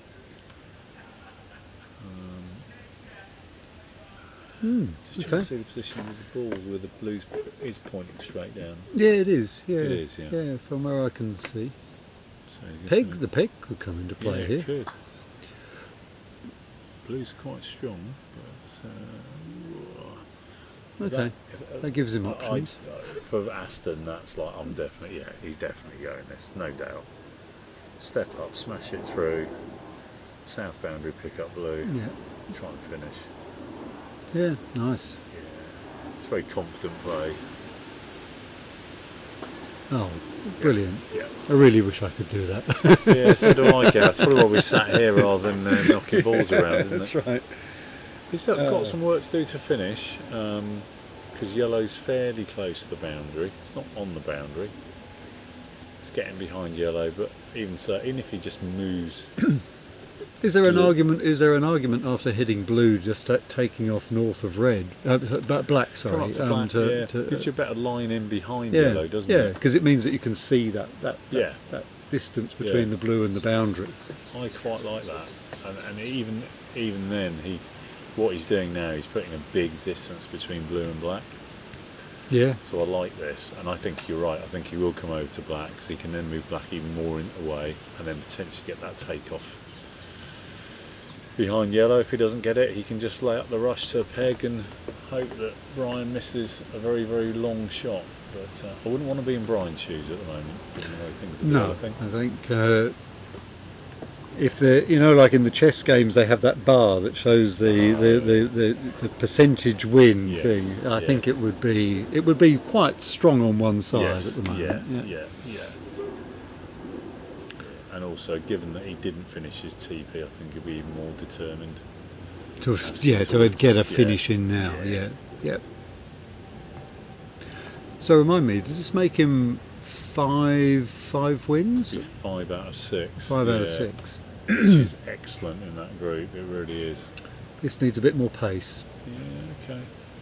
So I think Black's going to just get flicked off Nudged towards the corner, yeah. corner 3, and then take off down the boundary, try and get in behind yellow, and if you don't, then just do a nice leave. Yeah. There's a lot of space between all the balls after he's finished if he doesn't get the finish. It is sometimes quite tricky to finish when you're peg, isn't it? It can be. It's like you can sometimes end up, particularly if you haven't got a perfect rush to the peg and your opponents are joined up, you have to go and separate them, and you don't really have the option of rushing to the peg. Yeah, it's not the easiest. And obviously, part of your brain. I don't think in Aston case that'll be true, but it's very easy to sort of drift off towards I've nearly finished. Yes, I've nearly finished. Yes, absolutely. That's dangerous. Yeah. I've beaten peg and peg from 1-1 before actually. So yeah. It's good. It's good to know that it can happen legally. It's not nice when it happens the other way around. I like what he's done here. He knocked the black all the way to the boundary. So now he's taking off into a landing pad between the boundary and the yellow, which is which will appear wide. Yeah. I think it's going to be more a question of strength now, isn't it? If you can get the pace right, he'll probably finish. If not, then he'll set up a dolly rush to the peg. Yeah. And then Brian's got a huge. And Brian's shot. got a 30-yarder. Feels short when he hit it. Might be wrong. Yeah, a little bit. It's both short and wide. He didn't flirt with going off the boundary. No, did he he? certainly didn't. So I'd think he's going to go off somewhere towards corner 4 and make sure Brian doesn't have a double. Wow. It's a horrible feeling when you're in that situation and you walk onto the lawn knowing that you've got a 35-yard. Not what you'd sign up to, is it? No, it isn't. Particularly when you've been sitting in the seat for 2 hours. Yeah, it's tough. It's tough on Brian because obviously the way Aston's played, he's literally been sitting down for ages and then having to get up and playing crunch shots. That is not easy at all. Yeah, it's funny actually. I can only really think of snooker or cricket, being an opening batsman in cricket, where you have the similar thing where you've been sitting down for a long time, and then suddenly the pressure's really big. You go from 0 to 100 in just like that. Yeah. Snookers are great. Often people compare this to snooker because it's about breaks and it's about sitting down. It's about crucial shots. It's about sitting down and lamenting. Yes. Yeah. You either sit down in association croquet after you've finished, which is lovely, or after you've done a good leave, which is lovely. But often it is because you made a mistake. Yeah. And that's the horrible. worst thing. You just sit there and just think about it and go, if only. So Stuart's playing some pretty. It must be fascinating for you as someone with an interest in the psychology of all of this, because so many other games where you're, like tennis or soccer or something, where at every stage you're really active and you think, I played a bad shot there, but oh gosh, there's another shot I've got to play now. Whereas in this game, you literally have to sit and stew. It's very unusual. There are very few games like it. Golf croquet is totally different, of course. Well, I had a really bad patch in AC. Yes. And it was really messing with my head, and I started playing a bit more GC, and it's been fantastic. And I really enjoyed that ability to say, oh well, I stuffed up there, but now I've got another shot. Just loosens things up a bit, doesn't it? I know that it's going to really help with my AC. You see a lot of the top players, the reason they play both is because GC shooting has to be exceptional at the top level. For those interested, Stuart Lawrence is green and brown against Dave Moore, white and pink. Stuart's just come through 2, so he's got the first break. Not totally there with the 4-ball break yet, but he's developing. And presumably we'll be flicking over to this game when. I think time allow. I think we went to about 6ish. Didn't we? Yes, six. A bit later maybe. 6:15 yesterday. So we'll stick with it as long as we can. Yep. So Aston's done a big old leave. There's lots of space. Huge triangle formed. It's fairly confident there's no double. Brian's looking at blue, which probably would be more likely to be the I don't double. think you could draw a bigger triangle on a croquet lawn. That is literally, like stuff that. And the problem with this is, unless you can hit it as hard as Aston, you have got that slight random variable. There's our little mini slopes on the lawn. Yeah. Brian's obviously blue is his hoop 2 ball, isn't it? Yeah. Come and have a look at black, which you should always do. Have a look at all the angles, see what's. Sometimes you can miss something obvious. So do you think that the blue has got metal in the way of the red and yellow? I'm guessing that Aston has deliberately left black open on blue, which is a very, very long shot. He's left black open because he's quite happy for the hoop 1 ball to play, and there's a big old gap between red and yellow. And is there a hoop? Is hoop 5 in the way of blue shooting? I think it might be, because he looked at it and he walked away, didn't he? Yeah. He's come up to black, and under normal circumstances you wouldn't take this because it's 33 yards away. Yeah. You wouldn't take a lift shot from there, With would your you? hoop 1 ball when you've got a ball on hoop 2. Yeah. Anyway, Brian's gonna. The key with these shots actually is to play them really smoothly, not snatch at it, because you're going to get the ball off the far boundary if you're a decent player. Well, so this is it really. I think if he misses it, I think it's curtains. There we go. Here we go. Heading down through and off to the right. Yeah. I'm always very regretful if I miss off to the side of those. If there's a double, I know it's not a double, but go down, go through the I'd middle. rather go. At least if you go through the middle, you think, oh well. There's some sort of merit points. Aren't there? Anyway, so it's a tough game for Brian. Like, Aston started very quickly, played well. I don't want to count the game out before it's over, but you'd want this position. I think the character building side of association croquet is at its finest here, isn't it? It's like you've. What do you have to report after the 2.5 hours that you've spent playing the game? Exactly. Well, I had 4 shots, and exactly. You don't mind if you learn something, but that's a nice rush to peg. Yeah, well done. The worst thing that could happen there would be to actually rush it onto peg. Yes. Yeah. Okay. Well done, Aston. So that'll be 5 out of 6. Very good. Yeah. Really pleased for him. Once had a doubles match. It was about 4 3/4 hours, and it was getting dark. I turned to my partner and I said, the one thing that we're definitely doing is winning, so I'm not going after this. Okay, we're getting some questions. Let's just make sure the double banks. Just to update you. So we've got Aston finishes. Well done. Stuart is just sort of pulling all the balls together, and he's just about to make 4. First break. Yeah, he's done well. He's done very well. Yeah, he's did well. And if you're playing David Morm, you've got to get off to a good start. You have. Yeah, he's a good front runner. I'm just going to look up some stats about Stuart Lawrence, because I know that Dave's a brilliant player. I'll read off Dave's stats in a minute. Stuart is a very, very copious contributor to the knots list. I know that excellent. much. Okay, yes. that's good. Yeah, it's a forum we have for croquet. I'm not a member of that currently. I got a bit overwhelmed by all the data on there, but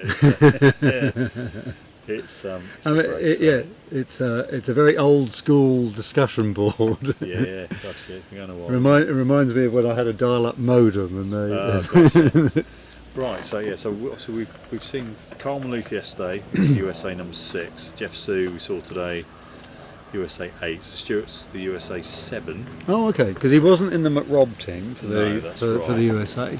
He started in 1996, played 1,465 games with a 62% win percentage, which is very decent. It is. 294 triples, so he definitely. Oh, really? Really? Okay. Yeah, so that's a decent number, and 3 TPOs. So I'll say he'll tend to do more of the triples. Yep. No sextuples. I feel it would be disingenuous of me not to mention David Morn. Anyone listening who knows anything about croquet knows he's been a top player for years. But equally, shouldn't brush over things. So he's a UK number 7 currently, which is for him relatively low probably, but it's still top player. Started in 1985. Gosh, I'm just looking at your screen there of the huge spreadsheet before you of David Morm's achievements and years. It's incredible. So look at this. So Dave Morm's played 4,648 games, competitive games. Wow. Gosh. Nearly 5,000 games. 72% win rate. It's not bad, is it? Yeah. And then, gosh, I can't believe the number of years that are on that screen. Crazy, isn't it? Yeah. 1,830 TPs. Triple peels. How many players have got more than 1,000 triple peels? It's not going to be many. Dave's going to be right up there. Yeah. 156 TPOs. 1,000 triple peels. Can you imagine? 124 sextuple peels. So really, 124 sextuples. He knows what he's doing, this man. Yeah, I think so. So getting off to a good start against him is not a bad idea. Yeah. I've played him a few times, Dave. You don't want to get behind against him because he does clever stuff as well. In terms of sort of croquet thinkers. Obviously, we talk about Rob Fulford a lot about modernising the game, but Dave's someone that will spot things like, I can do something a little bit unusual here just to confuse the oppo or stack the risk in his favour. Talking of croquet thinkers, so at the McRob, we tried to maintain a sort of continual update of all the scores in all of the games. So we had visibility of all 12 lawns, and we had a sort of a score sheet. Yes, I remember that. And some of the people that did the scoring, and I think it would be fair to mention Callum Hyland and Trevor Bassett. Yeah. They only have to look at the lawn, literally for a second, and they know what the clip positions are. Right. But not just that, how that position likely originated. Yeah, that's as well. amazing, isn't it? The croquet brain is just amazing. It's crazy. Yeah. Obviously, we got Keith Ayton commentating with us today, and Chris Clark yesterday. Two great brains over the years. Because we are all volunteers here, and it takes a significant amount of time to pack this kit away, and then we'll obviously be ready for first thing Monday. We probably can only see about another sort of 7.5 minutes or so of this game, so do apologise for that, but unfortunately we're not professionals. That's up. Well, we are. I think we are in terms of the quality. It's phenomenal. Isn't it? We're not professionals. You mean we're not getting paid? we got lunch. I'm sorry. We got lunch. I mean, in terms of the camera work and the audio and stuff, it is professional. But the reality is that people have to get home to their families and get everything packed up. It takes quite a long time. So we're probably going to get to see Stuart go around a 4-back. I think that's what he'll do. It's been pretty steady, hasn't it? Yeah, he's playing this well. I'm pretty sure this is going to be a diagonal. He's got a opponent ball near peg. But we're back tomorrow for the last day of the blocks. 3 more games. We've got myself, Gareth and Keith commentating. Chris has come back on Tuesday, I believe. I was just thinking about sort of the highlights of today for me, really, because one of the things that Dave Evans mentioned to me yesterday. Dave Evans is John Evans' son. John's obviously a very seasoned Welsh international, brilliant player. Dave's up and coming, very, very strong player. Definitely will be regular in the Welsh team going forward. Game 1 we saw Harry Fisher beat Paul Bennett, and Harry played. He wasn't totally happy with his play, but he played some really nice stuff. Jeff, there's a lot to be scared of there, isn't there? Harry Fisher, I wouldn't want to be meeting him in a knockout. I tell you that. That's going to be tough, wherever that is.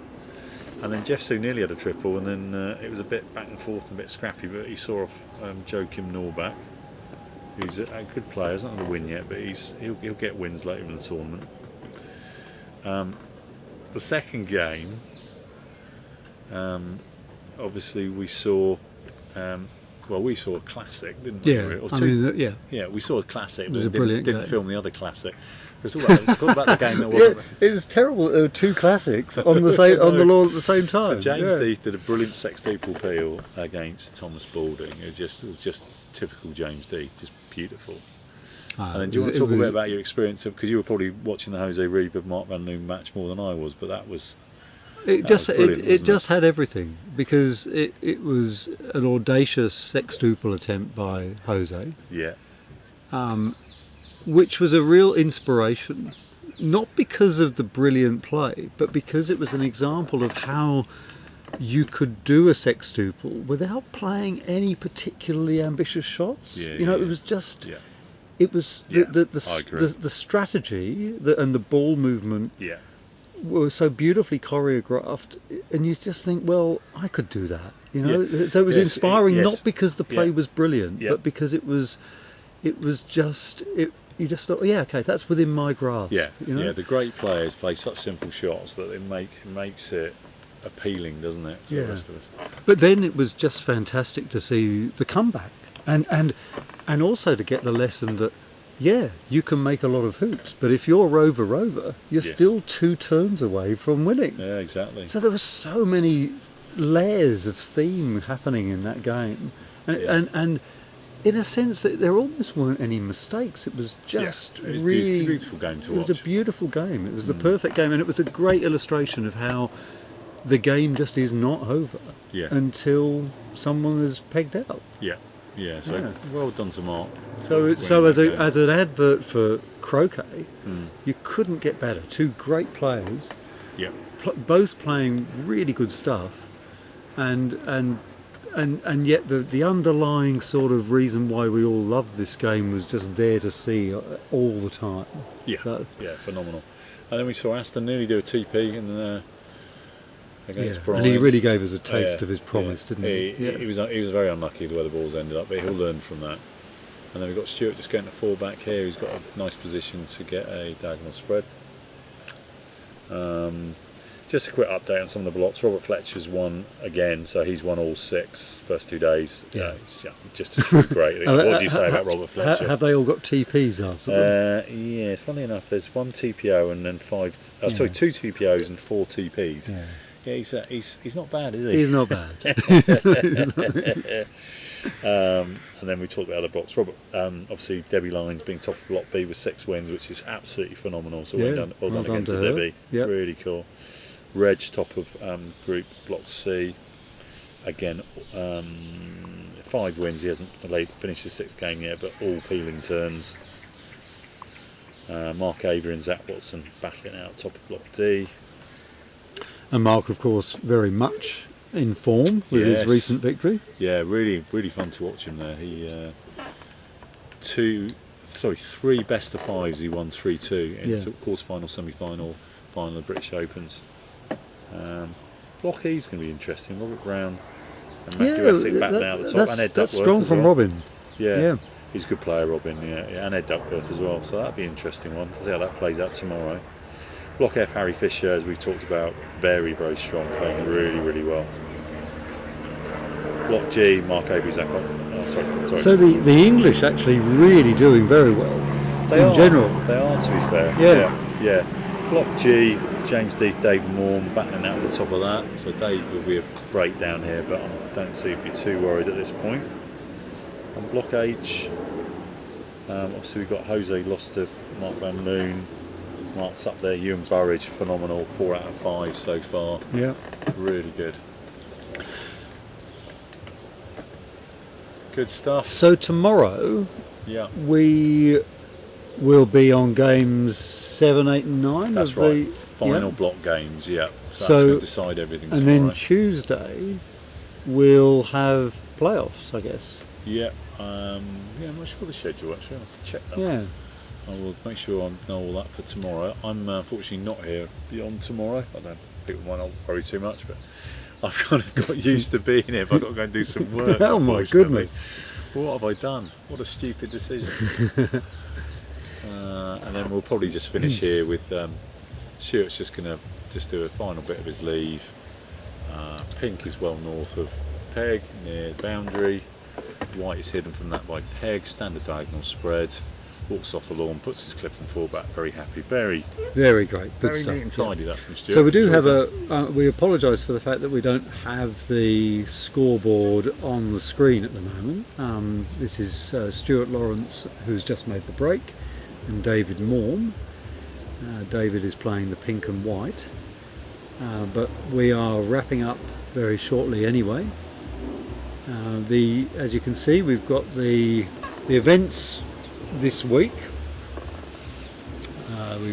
We're up to Sunday, and as we've just discussed, we've got the final day's play of the block stages tomorrow. Yes, you called it absolutely right, Gareth. Tuesday's block playoffs, Manager's Invitational event, draw for knockout, Championship barbecue at the Hurlingham Club. I guess that's for the players.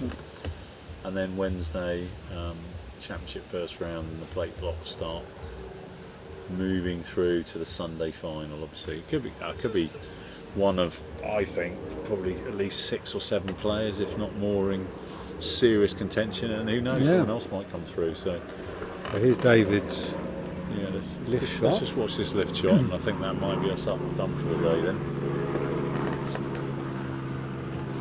We haven't got an indication from HQ what the situation is, but here's David. Nearly done.